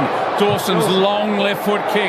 Walker can run backwards onto this one. Oh, he nearly took the mark in opposition of Gardner. Roving it beautifully, Rankin. No one at home from either side. Rankin dribbles a left foot kick. And now the cavalry comes from all direction, and Brisbane should be able to defend and clear it out of there. Is he having a shot there, Rankin, or what is he trying to do? I think he's having a shot. Very silly. If he stops props, comes back inside, he'll find an easy teammate. So Wilmot goes to the outer centre wing. No mark taken. Goes over the back and will dribble out of play. So 24 minutes gone almost in this third term, and it's Adelaide by 4 points. Joe, Riley. Just the 2 goals kicked this term. McCluggage at 3-minute mark, and then Fogarty had the reply at 8 minutes. So we've had a real spell in front of the sticks. Adelaide by 4 points. Still time.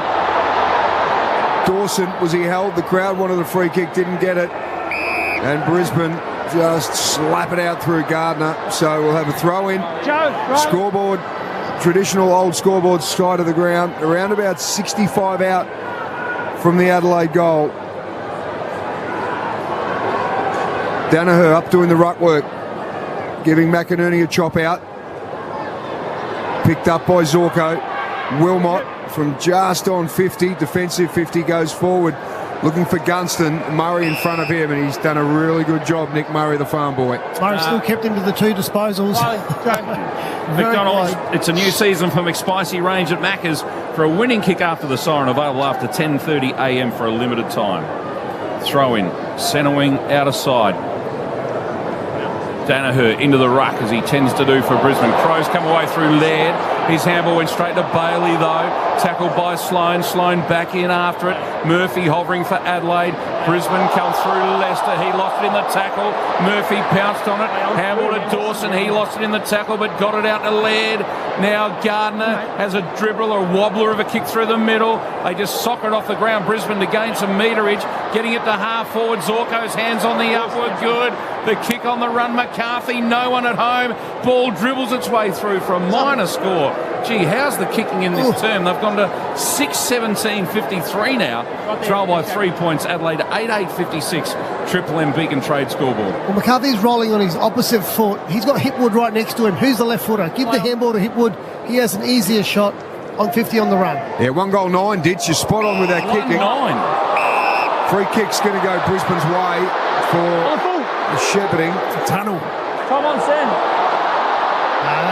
That's Oscar acting there. That's the Academy Award. Berry with it. The crowd doesn't like it. Oh, Zorko, a little kick goes straight through the hands, and then he just turns around and just soggers it out of the air. Mark can't be taking a couple of bites at it from Gunston. Gee, I thought that was a mark. No, O'Brien just got the fist. Hipwood wants it. Yeah. Hipwood with first hands. O'Brien got the ball to go across him. It was a fist. It was a spoil. O'Brien takes it out of the air. Crows should defend. He handballed wide to McHenry. Kicks out to Rankin at centre wing. Off hands, reading it beautifully. Pedler has a bounce. He's away. Second bounce. The speeds to the left footer running hard. 2 bounces. Chips over the top. Philthorpe. Good exciting football, Adelaide. Philthorpe turns and delivers. Tex Walker's got 2 to beat. In the box seat. Couldn't take the mark. How did the umpire see it? He's given away the free kick. Hands in the air. And he says, what are you talking about? Earlier in the season, that'd be 50 metres. But the umpire says to Gardner, go back and take your kick. Crowd don't like it. Unbelievable. So it was a 2-on-1. It was a dangerous kick to Walker anyway, but Gardner took his eyes off the footy. Went back and really lined up Tex. Tex tried to milk the free. Umpire turned it the other way. They've scrapped that descent rule too, Ditz. Crows lead by 3 points. It comes to Worrell. The left footer bangs it back inside 50 for Adelaide. No mark. McHenry at ground level working hard. They're still trying to claim it. Pedler dragged off the footy without it. Can you believe it? Umpire says play on. Well, Lockie Neal takes it out of half-back, goes forward looking for Hipwood. He couldn't take the mark. Here's Gunston and can't get it. Riley O'Brien just gives him a little push over the line, gives away a free kick. So Gunston's got it. It now comes to Ashcroft via Rayner. He gives it to Berry under pressure from McHenry. Great tackle. Ball goes loose and we're going to have a ball up. Gee, the real intensity is lifted in this game. as we get close to three-quarter time. 3 points the difference. Harvey Norman replay. Gunston fell over the line. That milked a free kick again. I'm going to rip the seats out of the stands here in a minute, the supporters. So ball up at halfback for Adelaide. Comes out to Worrell. Oh, his handball was covered by Wilmot nicely. He smothered it. Goes through the legs of Laird. Ball just still bobbling around. The umpire not keen to get involved until now. So we've got the ball just inside the centre square, Brisbane's side of the centre. Crowd really getting into this game now. Will they influence the umpires? Crows force it forward in the middle. High tackle goes to Adelaide, and the crowd finally, they say. Rochelle kicks it out to centre wing on the outer side. Crows just take their time and steady things for the moment. Scholl goes very short with the pass to Murphy. Murphy with the footy. Now plays on. He's going to kick that long left foot kick inside 50. Tex Walker, Thilthorpe fly, no mark taken. Leicester fumbled at the wrong moment. Fogarty picks up, chips it around the corner to the goal square. McHenry's got it. He's going to kick a goal. Brisbane make a terrible mistake in front of goal. And McHenry gets a very handy goal for Adelaide. Boy, they needed that to steady for the moment. 9-8-62 they are. Brisbane are 6-17-53. Triple M Beacon Trade scoreboard. He got the wrong one, didn't he? It was bouncing along and it bounced the other way in the wet. And McHenry gets the easiest of goals. Thilthorpe's done a great job of just providing a bit of aerial power. Fogarty again keeping his feet. The ball gets it around the corner. McHenry with a shuffle step. But there's been some balls which have been in dispute where big players stand up and you've got to keep your feet.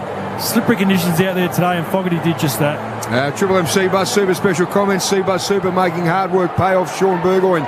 Red Bigland's doing it beautifully, just like Ned McHenry did, who was the late inclusion for Brodie Smith, who missed with a back. So Adelaide, after, well, we didn't have a goal from the 8-minute mark to 29 minutes. 21 minutes without any action, and here they go again. The skipper Dawson goes forward. There's still time. Oh, the mark couldn't be completed by Connor McKenna. He went down cricket style on the one leg, looking like he was fielding. Comes back to Dawson. His kick, though, straight on the chest of Rich inside 50. So Brisbane just need to steady for the moment. Boy, they've had some chances in this turn. Brisbane 1 goal 9, Mark Sostrom pointed out earlier. What a turn from them. They've had many, many chances. The ball with Berry at half-back. Just over a minute remaining in this third term. The kick gets there on the bounce. Puts his teammate right under the pump. Gee, terrible kick coming out of defence. The umpire says held to him. Shocking mistake. Lockie Neal getting busy in this third term. 9 touches. Will Ashcroft also getting the memo. He's had 8 touches. Rory Laird with 10 and Dawson for 7. The LA Crows. Triple M Red Z lending. Crows into attack. Millerer on the defensive side of that clearance. Ended up with the footy. Kicked it inside 50. Loose ball off hands. Rankin. Handballs through. Chance on the run. That's an incredible goal. When do you see the celebration here? It's Rochelle. Oh, a check side on the run from the boundary line. Fed it through. The crowd on their feet at the Adelaide Oval. Miraculous goal. Amazing stuff, Rochelle. He does enjoy a goal. There's no doubt about it. 10-8-68 to 6-17-53. Big goal for Adelaide. That's what you're talking about, Sean. Rankin learned from his mistakes. Rather than trying to kick the miraculous, he gives off a handball from the front and centre crumb, and then Rochelle hard up against the fence. That's a ridiculous snap. He's got some talent. But Rankin's handball, he holds it for a second longer to draw McKenna to him, then to give it to Rochelle to give him the time. It's a special goal. Oh, checking that on Triple M Harvey Norman replay. Don't miss it. Harvey Norman car park sale for 4 days only. Huge savings store wide. Hurry ends this Sunday. That was just pure composure from both Rankin and Rochelle. And those 2 goals back-to-back for Adelaide in a matter of minutes takes them out by 15 points. They go forward again. Murphy couldn't take it. Going through there, trying to milk another free kick there was Rochelle. The umpire still letting it go. It's now bobbled out a little bit further. Kick off the deck. Goes to Lockie Neal. He's got some really fast hands to Rayner. Gets his way through and past Jones. Suddenly now, Brisbane get a chance. It's 1-on-1. Defensively, great work by Adelaide. Big punch from Duday. And there is the siren. So Adelaide, a couple of late goals in time on, has been able to get them out by 15 points at three-quarter time. Oh, let's quickly go around the grounds for Choice Hotels. It was Port Adelaide by 10 points over Richmond. It was Collingwood by 35 over North Melbourne. What a final turn we've got coming up for you at the Adelaide Oval. It's Adelaide 10-8-68, Brisbane 6-17-53 for McDonald's and Ream Hot Water. Triple M rocks footy. That quarter for Beacon Trade. Beacon Trade's here to partner with your business with Australia's biggest range of downlights. Beacon Trade. Let's make light work. For McDonald's, Triple M rocks footy. it's a new season for the McSpicy range at Macca's for a winning kick after the siren. Available after 10:30am for a limited time. You're listening to Triple M Footy across the Triple M network. We'll be back shortly.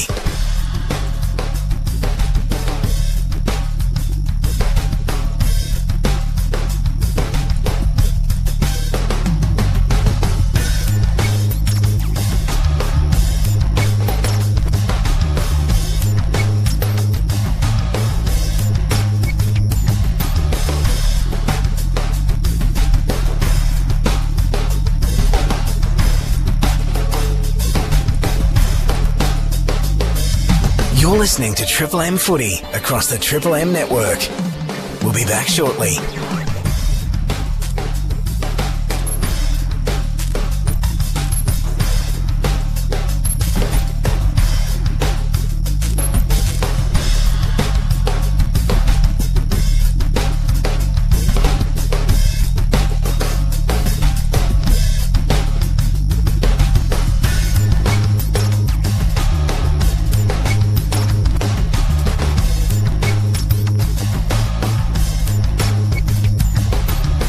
You're listening to Triple M Footy across the Triple M network.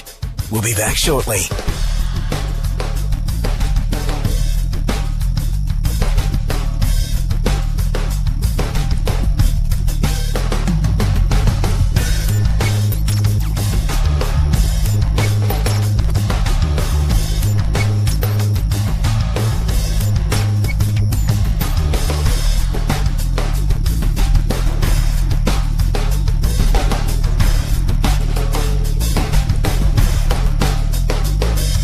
You're listening to Triple M Footy across the Triple M network. We'll be back shortly.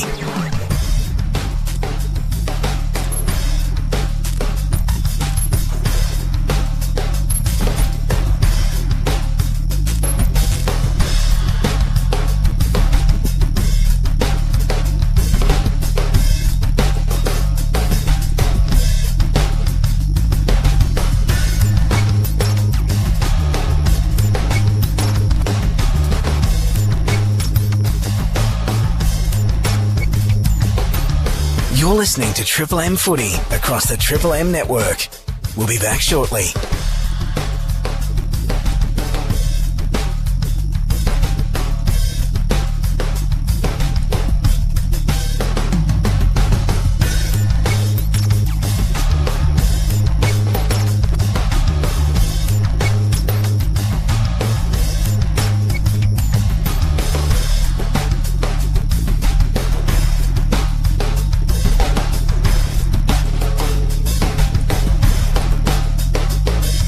You're listening to Triple M Footy across the Triple M network. We'll be back shortly.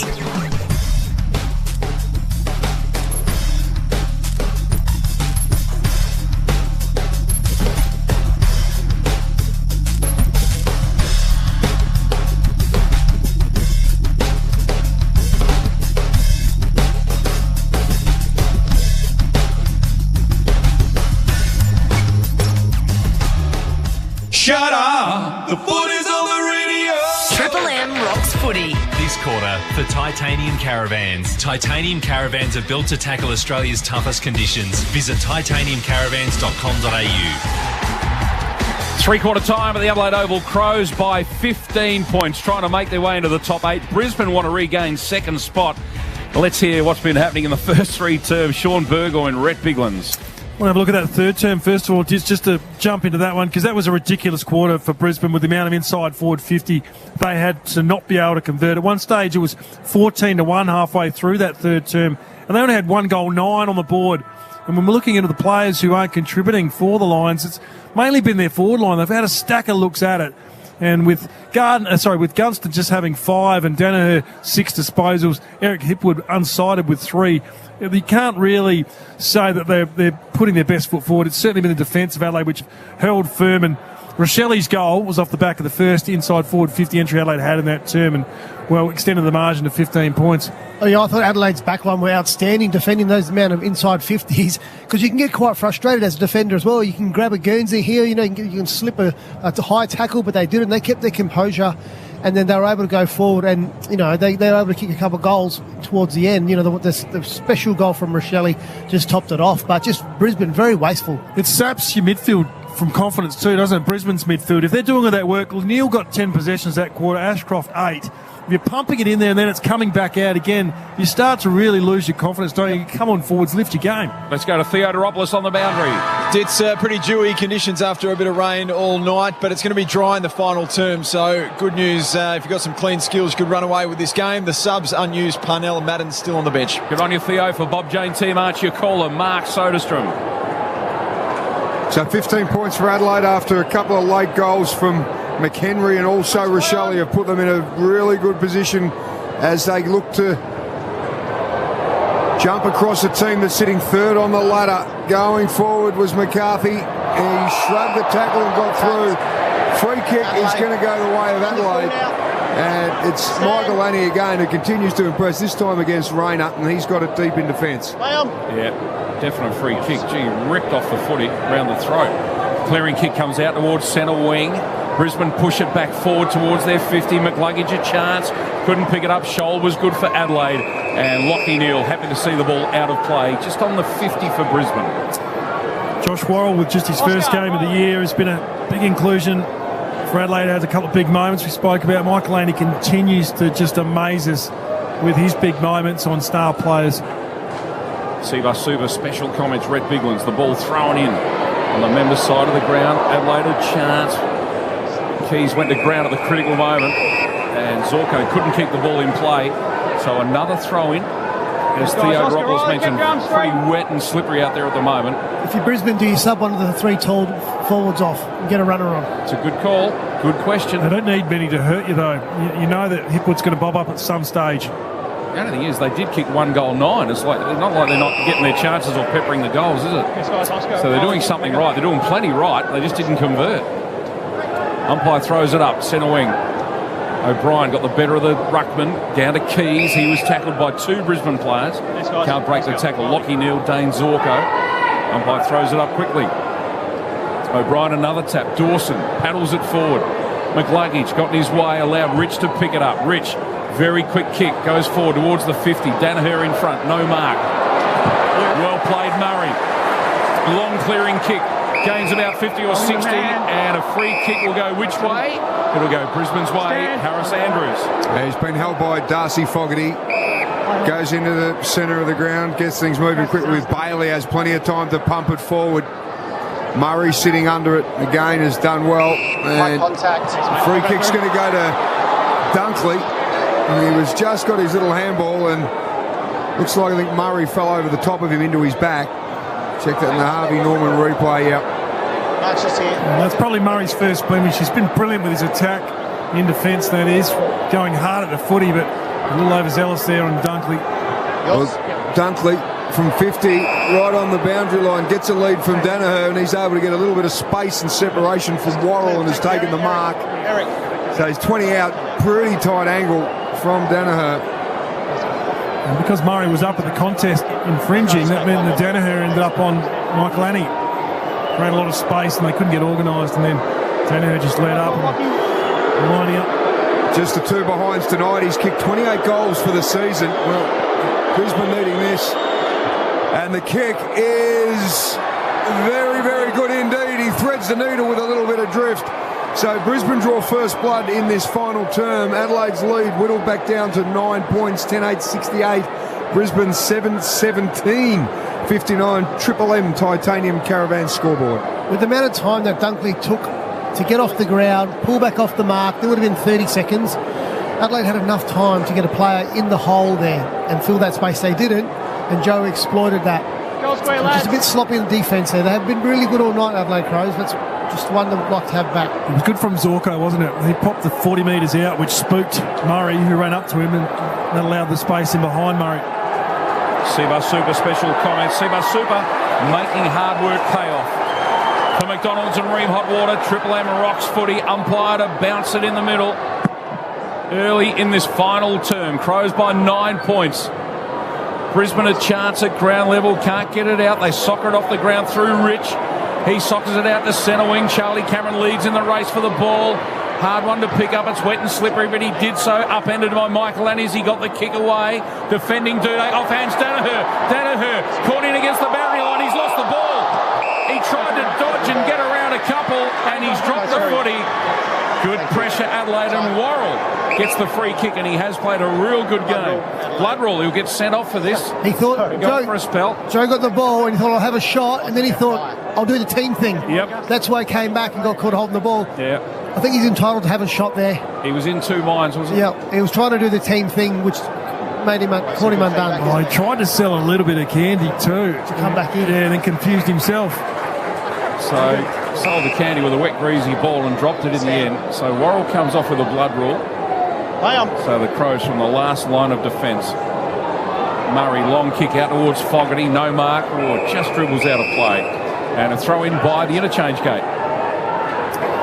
Brisbane last week had 10 individual goal kickers, had 7 so far tonight. They really do get an even contribution. When you think about Danaher with just the 1 goal, and Cameron's been lucky to get his 2, there's plenty of upside there. 5.5 minutes gone in this last term. Adelaide by 9 points. Throw-in comes down. Dawson tries to flick one through. Lockie Neal trying to break away, and so to Starcevic. No free kick. Ball up on centre wing.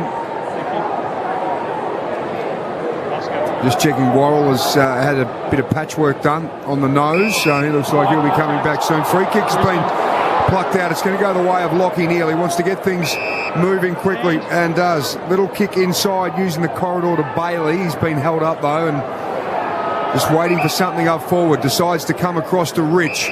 Centre wing, right in front of the interchange gates. Let's fly with that big booming left foot that he has. All fly, no one can mark it. Comes back down. Oh, Danaher on Dawson puts him under enormous pressure. Adelaide's defence holding up. Oh, the tackle from Laird. Looked like it was a little high, but no, the umpire said that's okay. He's going to ball it up. Just thought for a quick moment throwing their head back was McCarthy. He might have got a free kick, but no. Oh, gee, just saw the Harvey Norman replay. I think it was a Brisbane free kick, Soda, but not paid. And we'll have another ball up, centre half forward for Brisbane, who continue to do the attacking. They're just not scoring.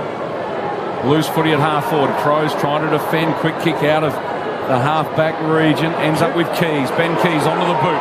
Rankin sits under it. Takes a good mark. Running the wrong way with the flight of the ball. Handball on the running Murphy. Murphy can kick over the top to the advantage of his forwards. Fogarty over the back. Didn't take the mark. Rochelle keeps it alive. An unselfish left foot kick. Back in play and finds Saligo. Great option. He was only a couple of metres out, but he had a Brisbane player hemming him in against the behind line. So he thought, rather than do something miraculous, I'll concede about 20 metres. And he hits Saligo right on the chest. So Saligo almost straight out in front. Only a very, very slight angle to speak of. Runs in 30 metres, 25 metres out, straight through the middle. Big goal for Adelaide.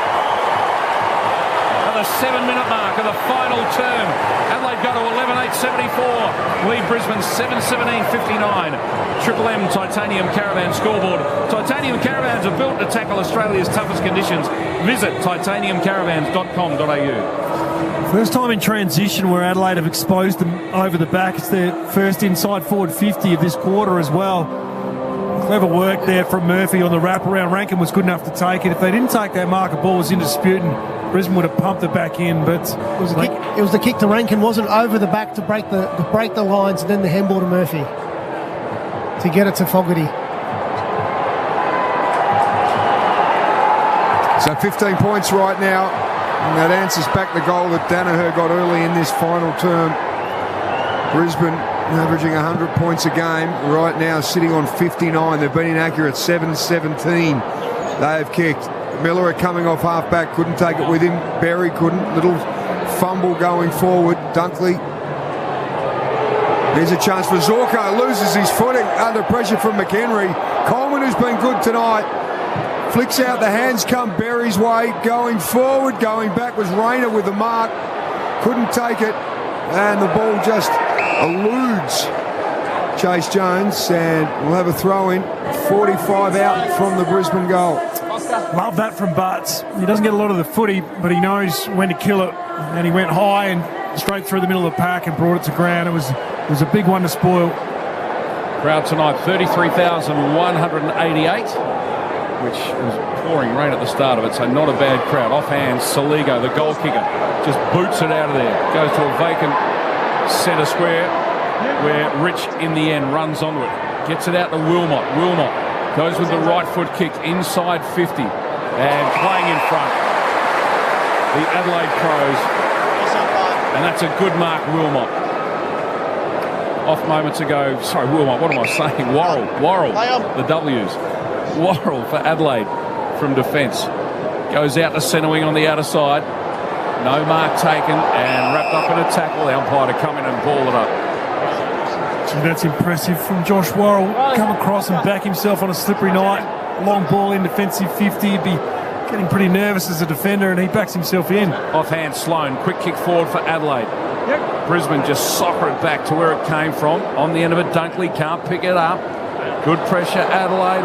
Butts just couldn't pick up the wet ball. Wilmot came in hard. Butts goes back in, comes out with the footy, and tackled by Hipwood. And the umpire says another ball up. Looking at this final turn, Daniel Rich first came back from a calf, getting busy, 4 touches. Dunkley with 3, and Murray and Dawson have a couple apiece on the Triple M Red Z-Link stat sheet. Saligo with the clearance and a big jump from Fogarty on the outer wing. Nice set of hands from the Fog. Thilthorpe was his target. Harris Andrews used the body really nicely in front of Thilthorpe. He slapped it back in, Riley, and Andrews has to go back in, and now he's been held up. The umpire said no, he didn't have any opportunity to get rid of it, so it'll be a throw-in. 20 around from the Adelaide goal. River end. 11 gone, and Adelaide are 15 points up. They've lost 3 of their last 4, Adelaide. They're looking to take a big scalp here. Comes out the Keys. Around on his right foot. Rich just punches it through for a behind in the square. So Brisbane 7-17-59. Adelaide out by 16 points, 11-9-75.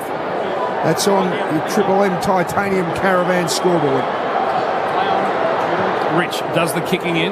He's messed a couple up tonight. This one's not his best either. He's got a one-on-one in the middle of the ground. Rankin with the footy. Handle over the top. Pedler. Pedler goes goalward, and he goes bang. Big goal, Adelaide. He's got 2. Crows out by 22.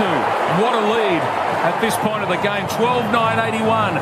Brisbane 7-17-59. Triple M Titanium Caravan scoreboard. Rich has made a few mistakes coming out of defensive 50. When he's been a bit further out from goal, there's still a lot of time left in this last quarter. You don't need to take the most riskiest kick at this stage of the game, do you, Biggles? Come and kick out from fullback, straight up the middle to a 1v1 contested situation. I'm not sure who Rich was actually targeting, because it was Coleman with 2-on-1 at the centre of the ground that he was trying to fire off a dart to. He's got one of the best kicks in the comp, but I'm not sure if he was trying to get it to Coleman. But I know he's missed a week with a calf, but still Pedler capitalised. He's vastly improved again now, sits 5th on the goal kicking tally for the Adelaide Footy Club. To Brisbane, and starting 2 tonight. Throwing it up. Yeah, you're right, Biggles. He's got 14 goals for the season. This is game number 10 for him. The umpire throws it up. O'Brien, beautiful deft touch. Gives it to Dawson, has a bounce and goes forward. Oh, that is a good mark. One out, Harris Andrews against Riley Thilthorpe with the build-up from Adelaide was superb. And then Andrews just spoils the party. Coming through was Sloan when the kick was returned by Brisbane. Dunkley, he's in a bit of trouble from Chase Jones. Little handball over the top and corralled by Sloan. You love the crowd They're right into this. Let's head down to Theodoropoulos for Bob Jane T-Marts. Geez, they're up and about, Theo. So this is unbelievable atmosphere. The Crows going beautifully. Brisbane's been forced into their sub. Jack Gunston is out of the game. James Madden about to come on. Good on you for Bob Jane T-Marts. They've got buy 3, get 1 free deals, plus instant cashback. Call or order online today. T's and C's apply. You should be a coach, Sean Burgoyne. Just called, sub off one of your forwards and bring on Madden. Yep, that's right. Murray edges McCarthy under the footy. Great running work from Miller on the end of a quick handball. The kick didn't find a teammate, dribbles out of play, left half forward on the outer side of the ground. Adelaide in control by 22 points. We've played 14 minutes of this final term. How's that book going, Shawnee? Football 101 that you're on. Well, 101, if you're not getting a touch, you're getting sub. Oh, it's simple. I'll buy a copy. It's a one-page book, is it? These are my rules. The Crows at half forward. Oh, gee, a chance for a Shelley. Ran in and out of trouble. Got himself into trouble in the end. Tex Walker fights for it. McCluggage at ground level as well. He applies the tackle. Umpire says we'll ball it up. Half forward for Adelaide. Crowd applaud the effort of the Crows forward line. Laird was at the bottom of the pack too. Taylor and Joe. So Walker to do the ruck work. Danaher. Walker plucks it out of the air, tries to get a kick away. Left foot kick, gets smothered. Phil Thorpe tried to belt it forward. Working hard in defence. Starcevic kicks it out to the boundary line on the outer side. Is that deliberate? Yes, it is. How do you pick them? They love that, don't they? They love the action of paying the free kick. Miller. The strut. Runs around Zorko. Gets around him, delivers inside 50, no mark, taken off hands Murphy. Handball's out towards Dawson, keeps it alive. Gives to Rankin. Rankin's handball didn't find Saligo. It's out of play, left half forward for Adelaide. At the stoppage here, we saw Taylor Walker trying to find Pedler on the loop round. They got Pedler in all sorts of space from a block, but now they're going to try and get Rankin loose. And he is super dangerous at these stoppages. 15.5 minutes gone, final term, Adelaide by 22. Riley O'Brien gets the ruck uncontested, gives it to Sloan, hurries his kick. Here goes Dawson on his left, swings the ball to the top of the square, but Gardner had a little bit of space on Walker, able to take the mark and just sends it out. The Coleman has dropped what he should have taken. Here's Thilthorpe. Oh, he pinches a big Riley. Goes back with his kick, not effective though. Harris Andrews spins around. McHenry like a terrier. Thilthorpe takes it again. Here's a chance for Lockie Murphy. Gets around on his left into the square. And, defensively, who was that? That was Starcevic. Just got a hand to it. Rushed through for a behind. So Brisbane 7-17-59.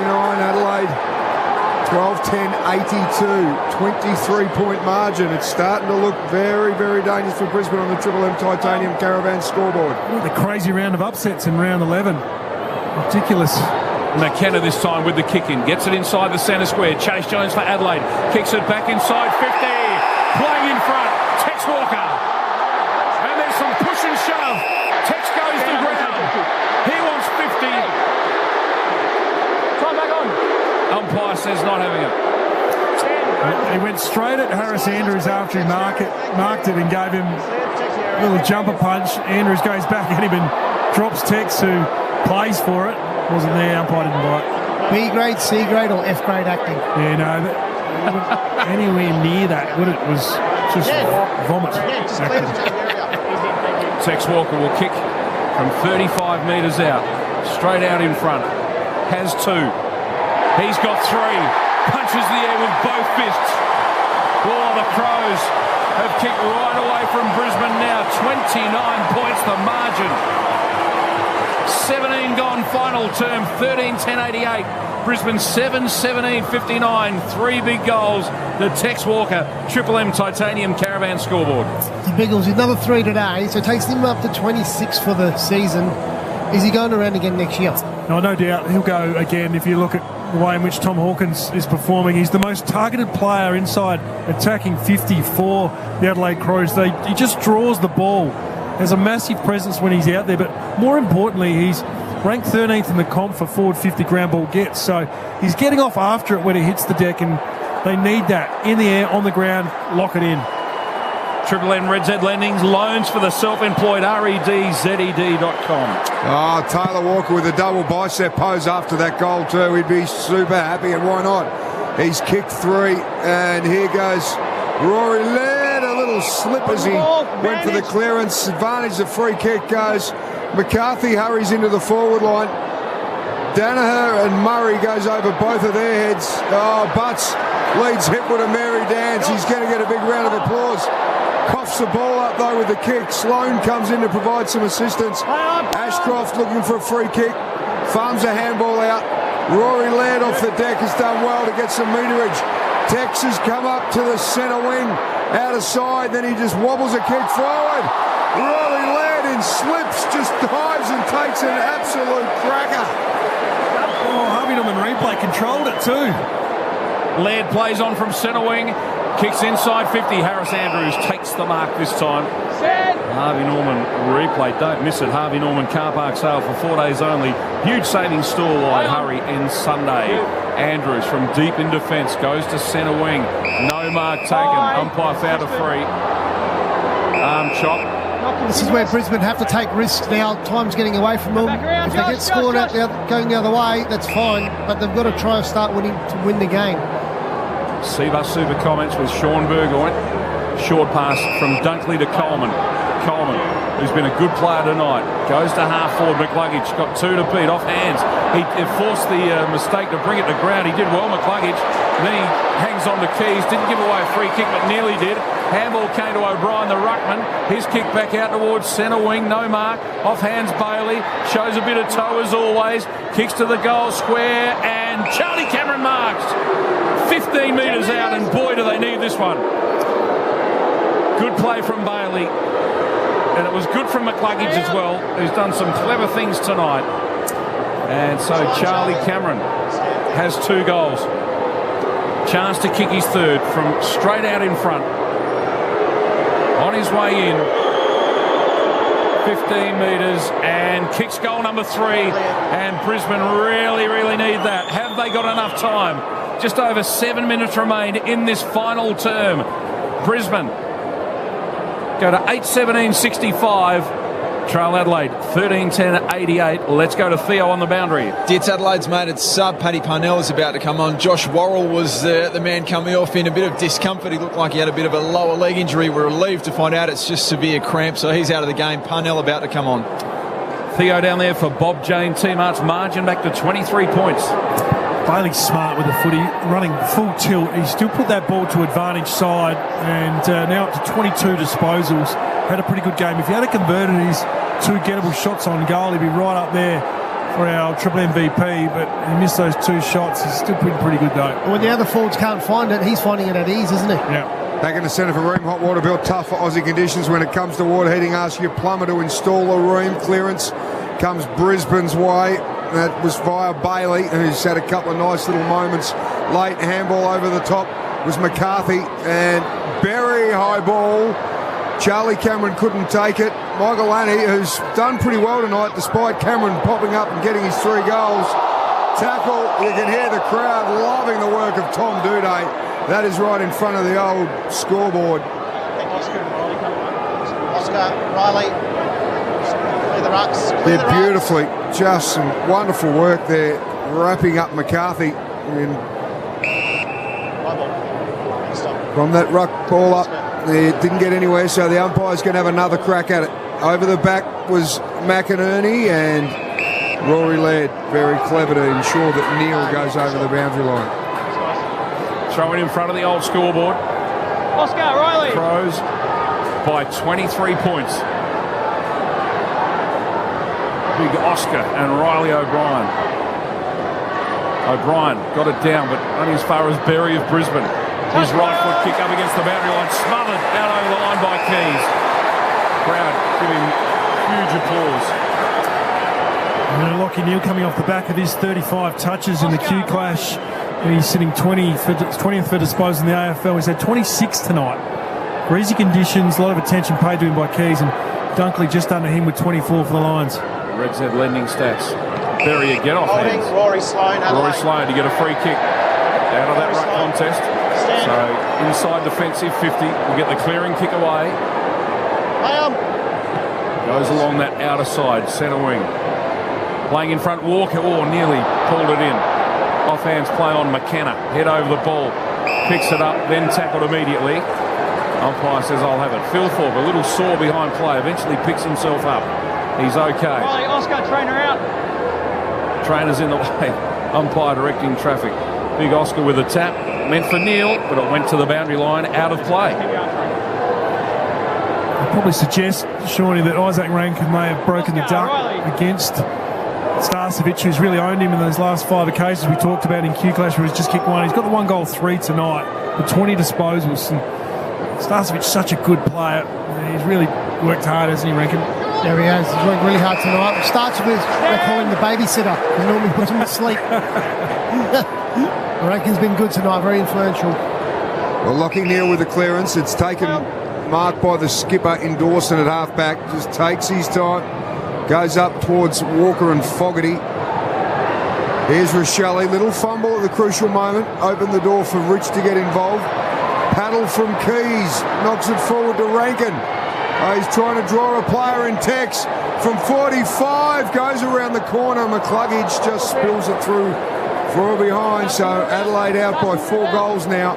They are ticking along beautifully on the Triple M Titanium Caravan scoreboard. Titanium Caravans built to tackle Australia's toughest conditions. Visit titaniumcaravans.com.au. Brisbane continue to take risks as they bring this ball back into play. Gee, they've fumbled, they've stumbled, and eventually McKenna takes a mark at half-back. Kicks to the middle of the ground. O'Brien's the only player that went up for it for Adelaide. He didn't take the mark, but goes in after it. Gets the handball out wide. Did well, the ruckman. Coming through hard, Keys. Brisbane a chance, but Sloan gets in there before Berry. Now Ashcroft for Brisbane. Picks it up, tackle immediately. Can't get it out. McHenry was the tackler for Adelaide.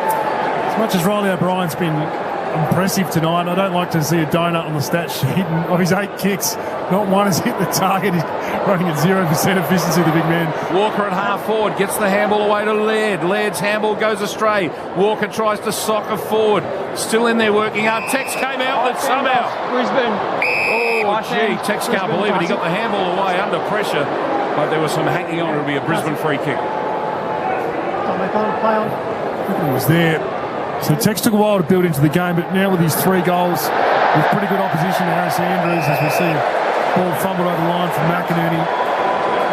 The crowd are loving this, Pickles.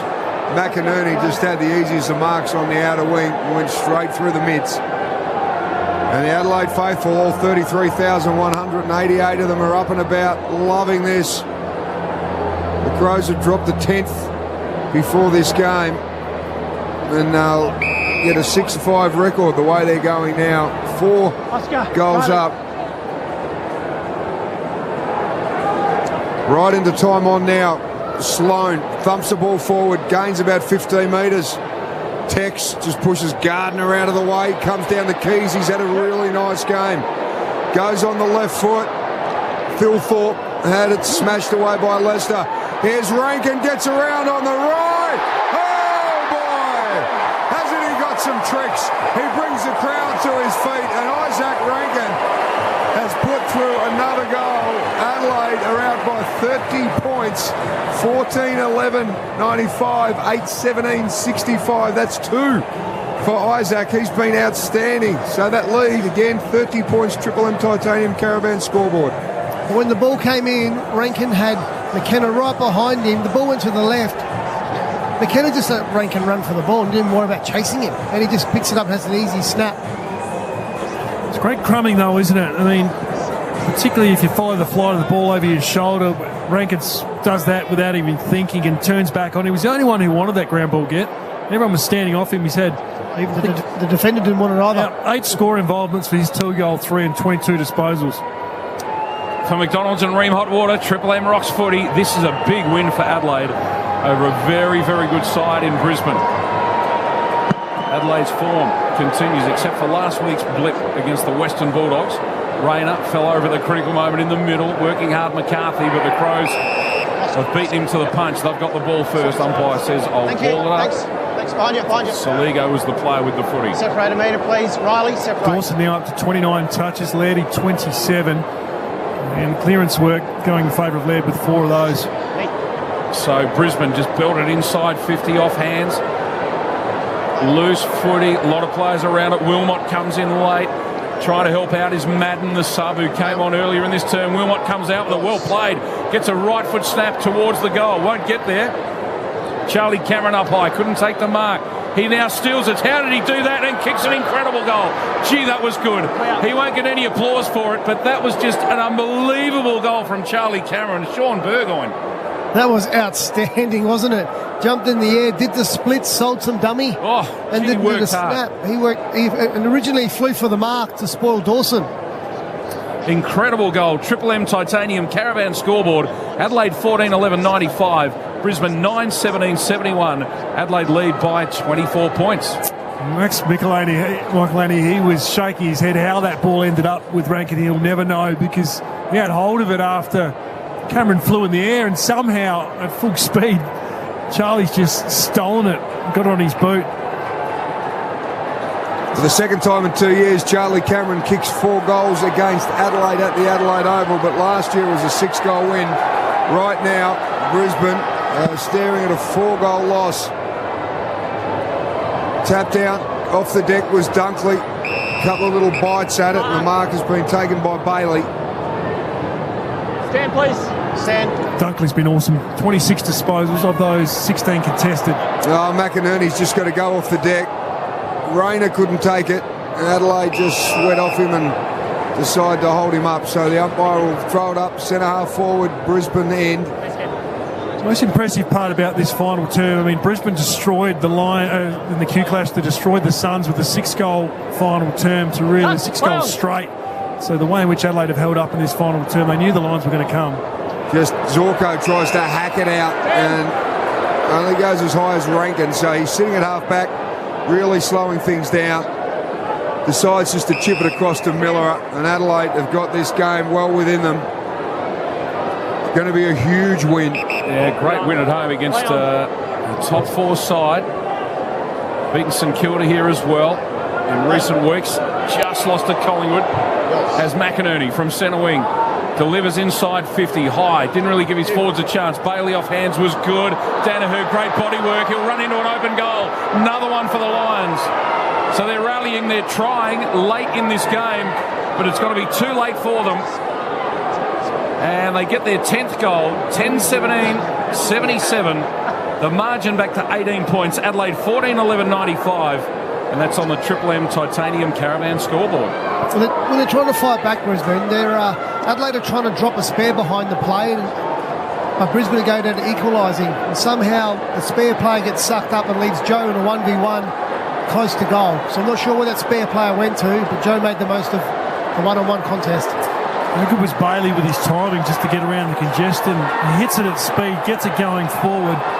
And the smarts of Joe Danaher just to outbody Murray, who looks tired out there after battling pretty well. Almost had Murray in the votes until that point, Shawnee, but I'll leave that up to you. 4 goals apiece in this last quarter. Free kick's been given to Riley O'Brien, so he'll get the clearance. Adelaide by 3 goals. McInerney roves it off the pack. Little kick around the corner. Jordan Dawson's had another big game. This will be possession number 30 for the skipper. What a career he's having since he's made the switch from Sydney back home here in South Australia. Michael Annie has been good again, even though Cameron's bobbed up with his 4 goals. Certainly hasn't been disgraced at all, the youngster. O'Brien just sets things up to go half forward. Fogarty's the target. Oh, good strong mark taken by McInerney at half back. Big Oscar wants to get on with it. The Crows have manned up. He goes with the talk. Didn't quite get hold of it. And his opposition ruckman sits under it and takes a good chest mark. Kick the kick. O'Brien. It is the 2 ruckmen are waxing here at the Adelaide Oval. Have you seen this battle? Because you're the ruckman here. I still think, even though O'Brien's ball use around the ground hasn't been up to the level, I think he's taken the victory in this one. He's contested work around the ground and sitting back at what we saw then. He's really good. He's 3rd in the AFL for hit-outs to advantage. And I just think they've got more value from O'Brien at stoppage than what the Lions have got out of McInerney first-hand around the ball-ups. Seabus Super Special comments this afternoon has been Sean Burgoyne and Rhett Biglands bringing you all the action. The ruckman, it comes down to Keys. Ben Keys, who's had a pretty good game. His handball just goes astray, goes out of play. And deliberate, says the umpire. Well, you scratch your head, don't you? I think he was looking for Rory Laird, wasn't he? It was just the bounce as Wilmot brings it in, goes to half forward. The target was Hetwood, couldn't take it. Zorko takes off the back of the pack, goes for the kick. Cameron running in with Michael Annie, but the points beat them and it dribbles out over the line. So Brisbane get within 17 points on the Triple M Titanium Caravan scoreboard. 33, nearly 34 minutes gone in this final term. So long kick in on the members' side, centre wing, off hands. Brisbane claim it, stolen by Fogarty. Oh, gee, handball in tight, put his teammate right under the pump in Murray. He had an airy, it ends up with Wilmot. Wilmot, and under the pump, kicks it very quickly and skews off the inside of his boot, out on the full. And the errors continue to come under this Adelaide pressure. 17 points in front. It's going to be a massive win at the Adelaide Oval for the Crows. Relieving kick from defence. Michael Annie. O'Brien under it. Went through his fingertips. Harris Andrews off hands. He's immediately tackled. Umpire to ball it up. I'd love to know how the Lions coaching staff would evaluate their waste opportunities in the third term for that 1 goal 9, 14 inside forward, 50 entries. Ball comes out towards Zorko. Oh, Keys, big tackle on Dunkley. Wilmot taken. There's the siren. That is a huge win for the Adelaide Football Club at home. 17 points over third place Brisbane. And they beat the Lions for the first time since 2018.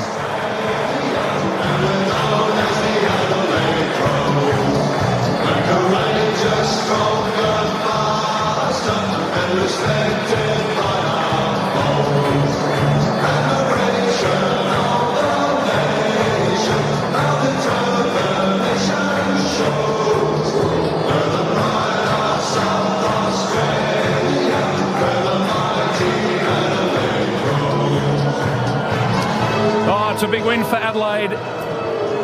Unbelievable against Brisbane. 17 points. Take nothing away from Adelaide. This is a huge win. But Brisbane, you can't kick 1 goal 9 in a quarter when they absolutely dominated every possession, every area. They're not going to win doing that, are they?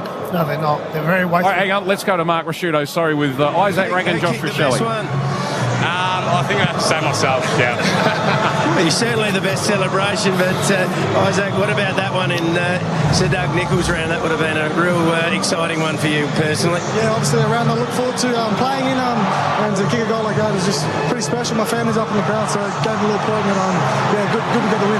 Rash, you've had some big celebrations this year. The Rocky Balboa one, I think everyone likes. What was that one today?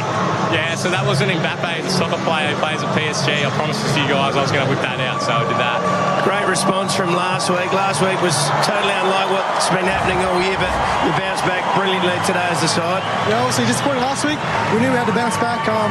Brisbane are a good contested side, love to get it forward, but I think we beat them by the end, and yeah, glad we got the win. Bit lucky they kicked him in inaccurately for a while, Rash. Yeah, we were very lucky on a few occasions, but we just backed our system in all day, and the boys executed, which is well deserved. Well done, boys. Great win. Cheers, Drew.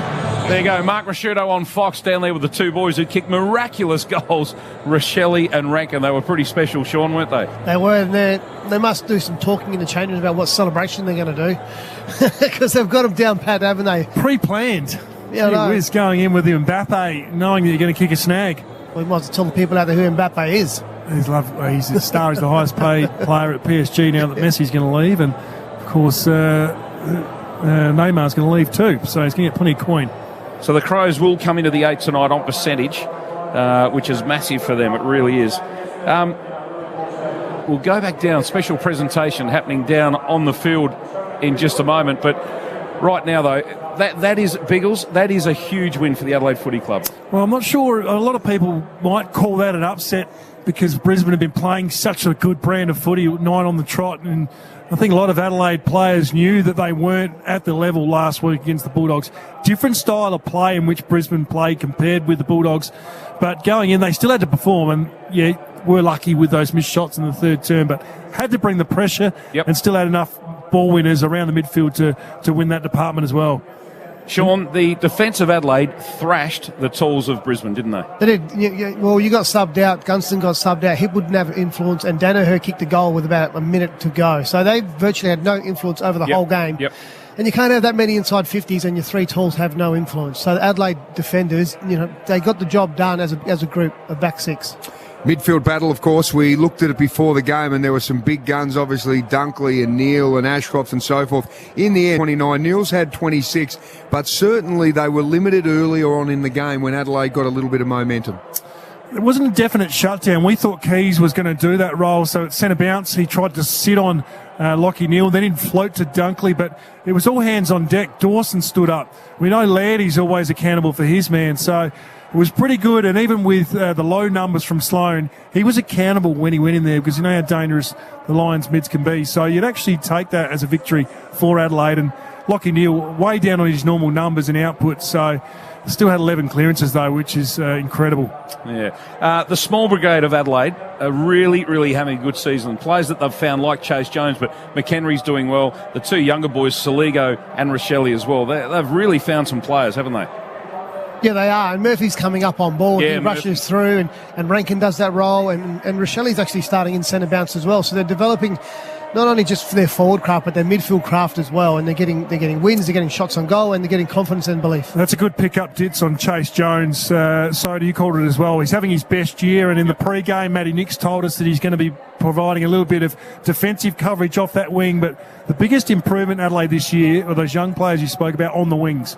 Scholl and also Chase Jones, not only defending, but getting up and down the ground with work rate and mixing it with the best, because they're up against McLuggage tonight, and they did a really good job. The McLuggage didn't have his influence with going inside a forward 50. People have been very critical in this town of Adelaide and their recruiting and their drafting, particularly because Port Adelaide did so well a couple of years ago. But some of those guys you've talked about who have taken their time, like Jones was taken at pick number 9, we're really starting to see these guys develop. So that patience from the work of Hamish Ogilvie and co has been well rewarded now. And you throw Pedler in there as well. How good was he tonight? He's a tough in and under player as well. So they've got a number of them coming through. It's just they've got to keep the group together and continue that belief. And then if you throw in Sloaney and Walker and a couple of other senior players, Brodie Smith, to nurture these guys and mentor them, they should have a bright future. Yeah, Chase Jones was in that top 10, you're right, so that 2018 Super Draft, and that concussion put him back almost a couple of years because it was severe.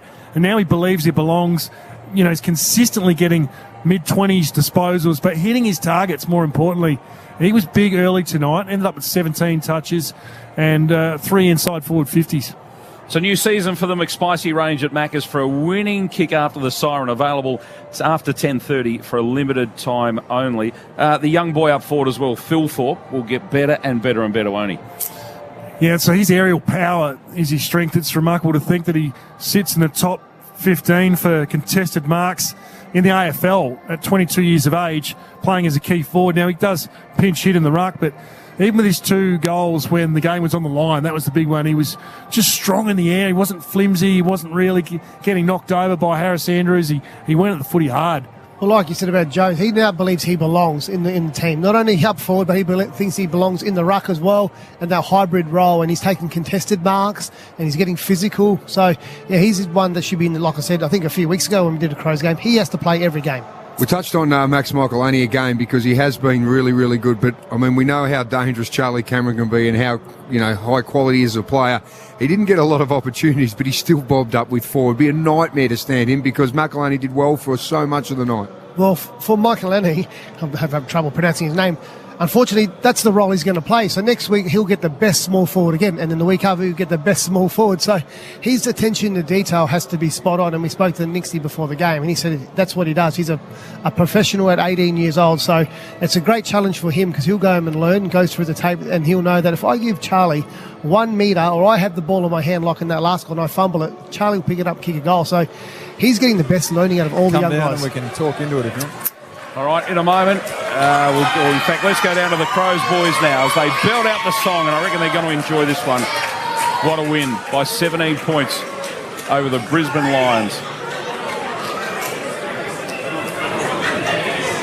Just taking their time to rev up and get into full voice. But it's coming, we promise.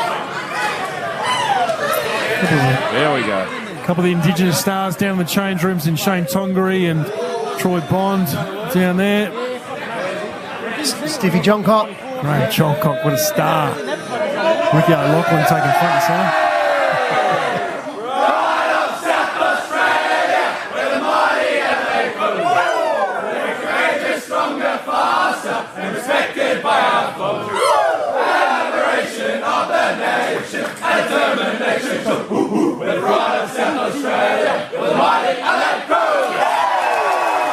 There you go, the Crows home by 17 points. We're hoping that the captain, Jordan Dawson, will join us shortly. What about we run through some of those Red Z stats? Who had the most of the footy tonight, Phil? He's the man for Adelaide and the most on the park, Jordan Dawson with 32. Keezy just dropped out late. He was leading Adelaide. He had 28 and a goal.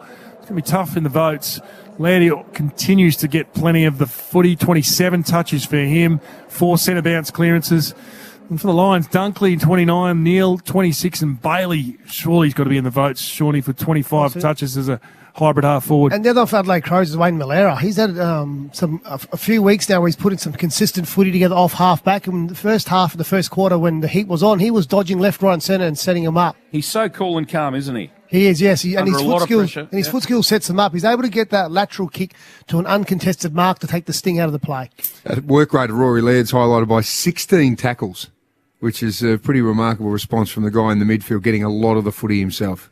Yeah, he's a beast, isn't he? I mean, he just continues to put his head over it, and really that pressure, which is Adelaide's building block at the moment, isn't it? If you don't tackle in the midfield and you know, if you don't provide that pressure, they're going to get destroyed, as we saw how Collingwood took them to pieces there. So they've got to be up. They've got to provide that pressure. And you saw Laddie auditioning for the Ashes too, taking that slips catch. Oh, yeah. Good mark. Terrific catch. If from a Brisbane point of view, if you isolate the second half, I thought McLady just did some very, very clever things. If you look at the four-quarter performance, he was probably quiet in the first half, but, gee, he was very, very lively in the second half. Yeah, he was. He came alive. And I thought Zach Bailey, for a small forward, to have 25 disposals, and none of those other forwards were getting much of the ball. He was working up to half-back, getting involved in handball change and pushing forward. He also kicked 2 points. They almost got on the scoreboard, but I thought he was one of their best as well.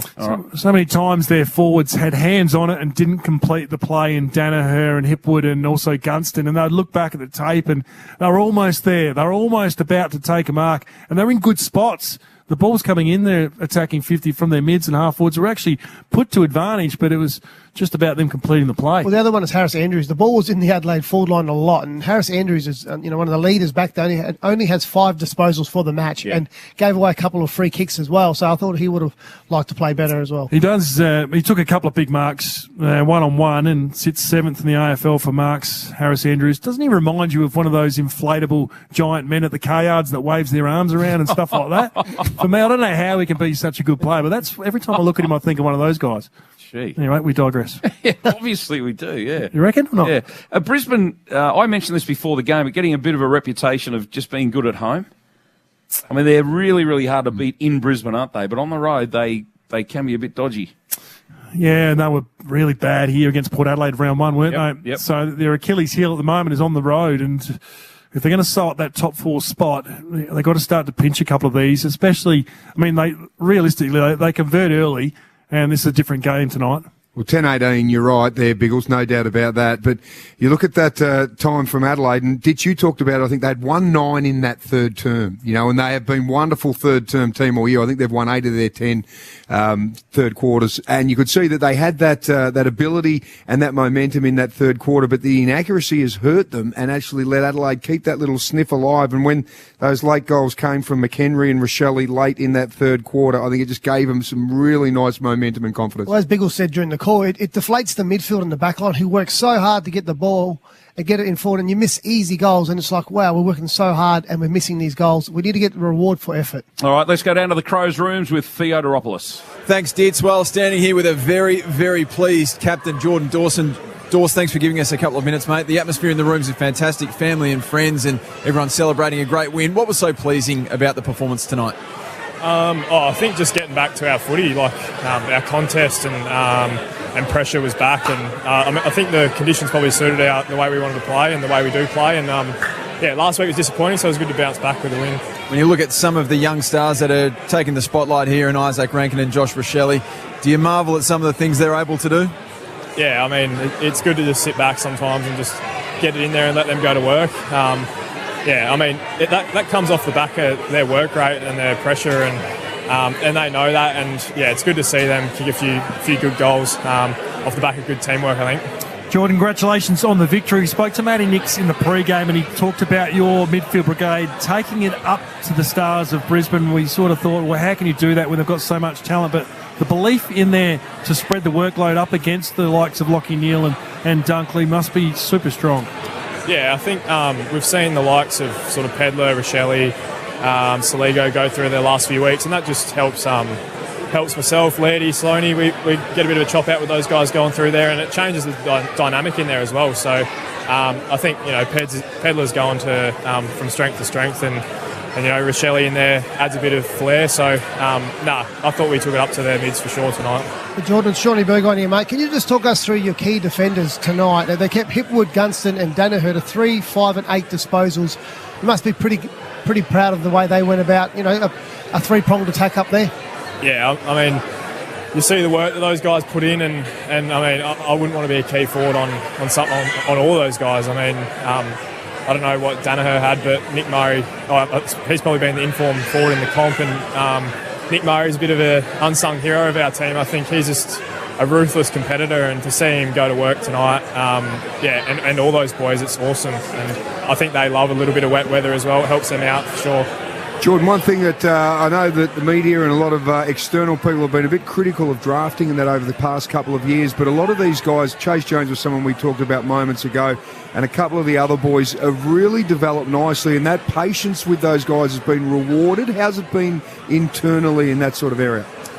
Well, since I've come in, I've seen those guys sort of develop, and it's sort of no surprise to all of us internally about Chase and Sholey, and Ned McHenry comes in and plays a role. I mean, I think in Adelaide especially, the media is pretty quick to... just cut me off. I think the media is pretty hard on those young guys, and I know myself personally, it probably took me 3 or 4 years in the system to really become a professional and develop in my body. So it's no surprise to us internally, those guys are starting to show how good they can be. And just talk us through the young fellas, their goal celebrations. Rochelle and Rankin, do you get around and talk about what celebrations they're going to do when they kick goals? Not me, Shawnee. I just stick to getting the ball in there and try not to buy into that too much. But I actually love it, to be honest. Like, as long as they're getting around their teammates after, it doesn't bother me. I mean, the crowd love it and the boys love it, so I'm all for it. Jordan, you've grown as a player this year. I don't know whether you feel that or not. And again, another incredible captain's game tonight. You are obviously really, really enjoying being the skipper.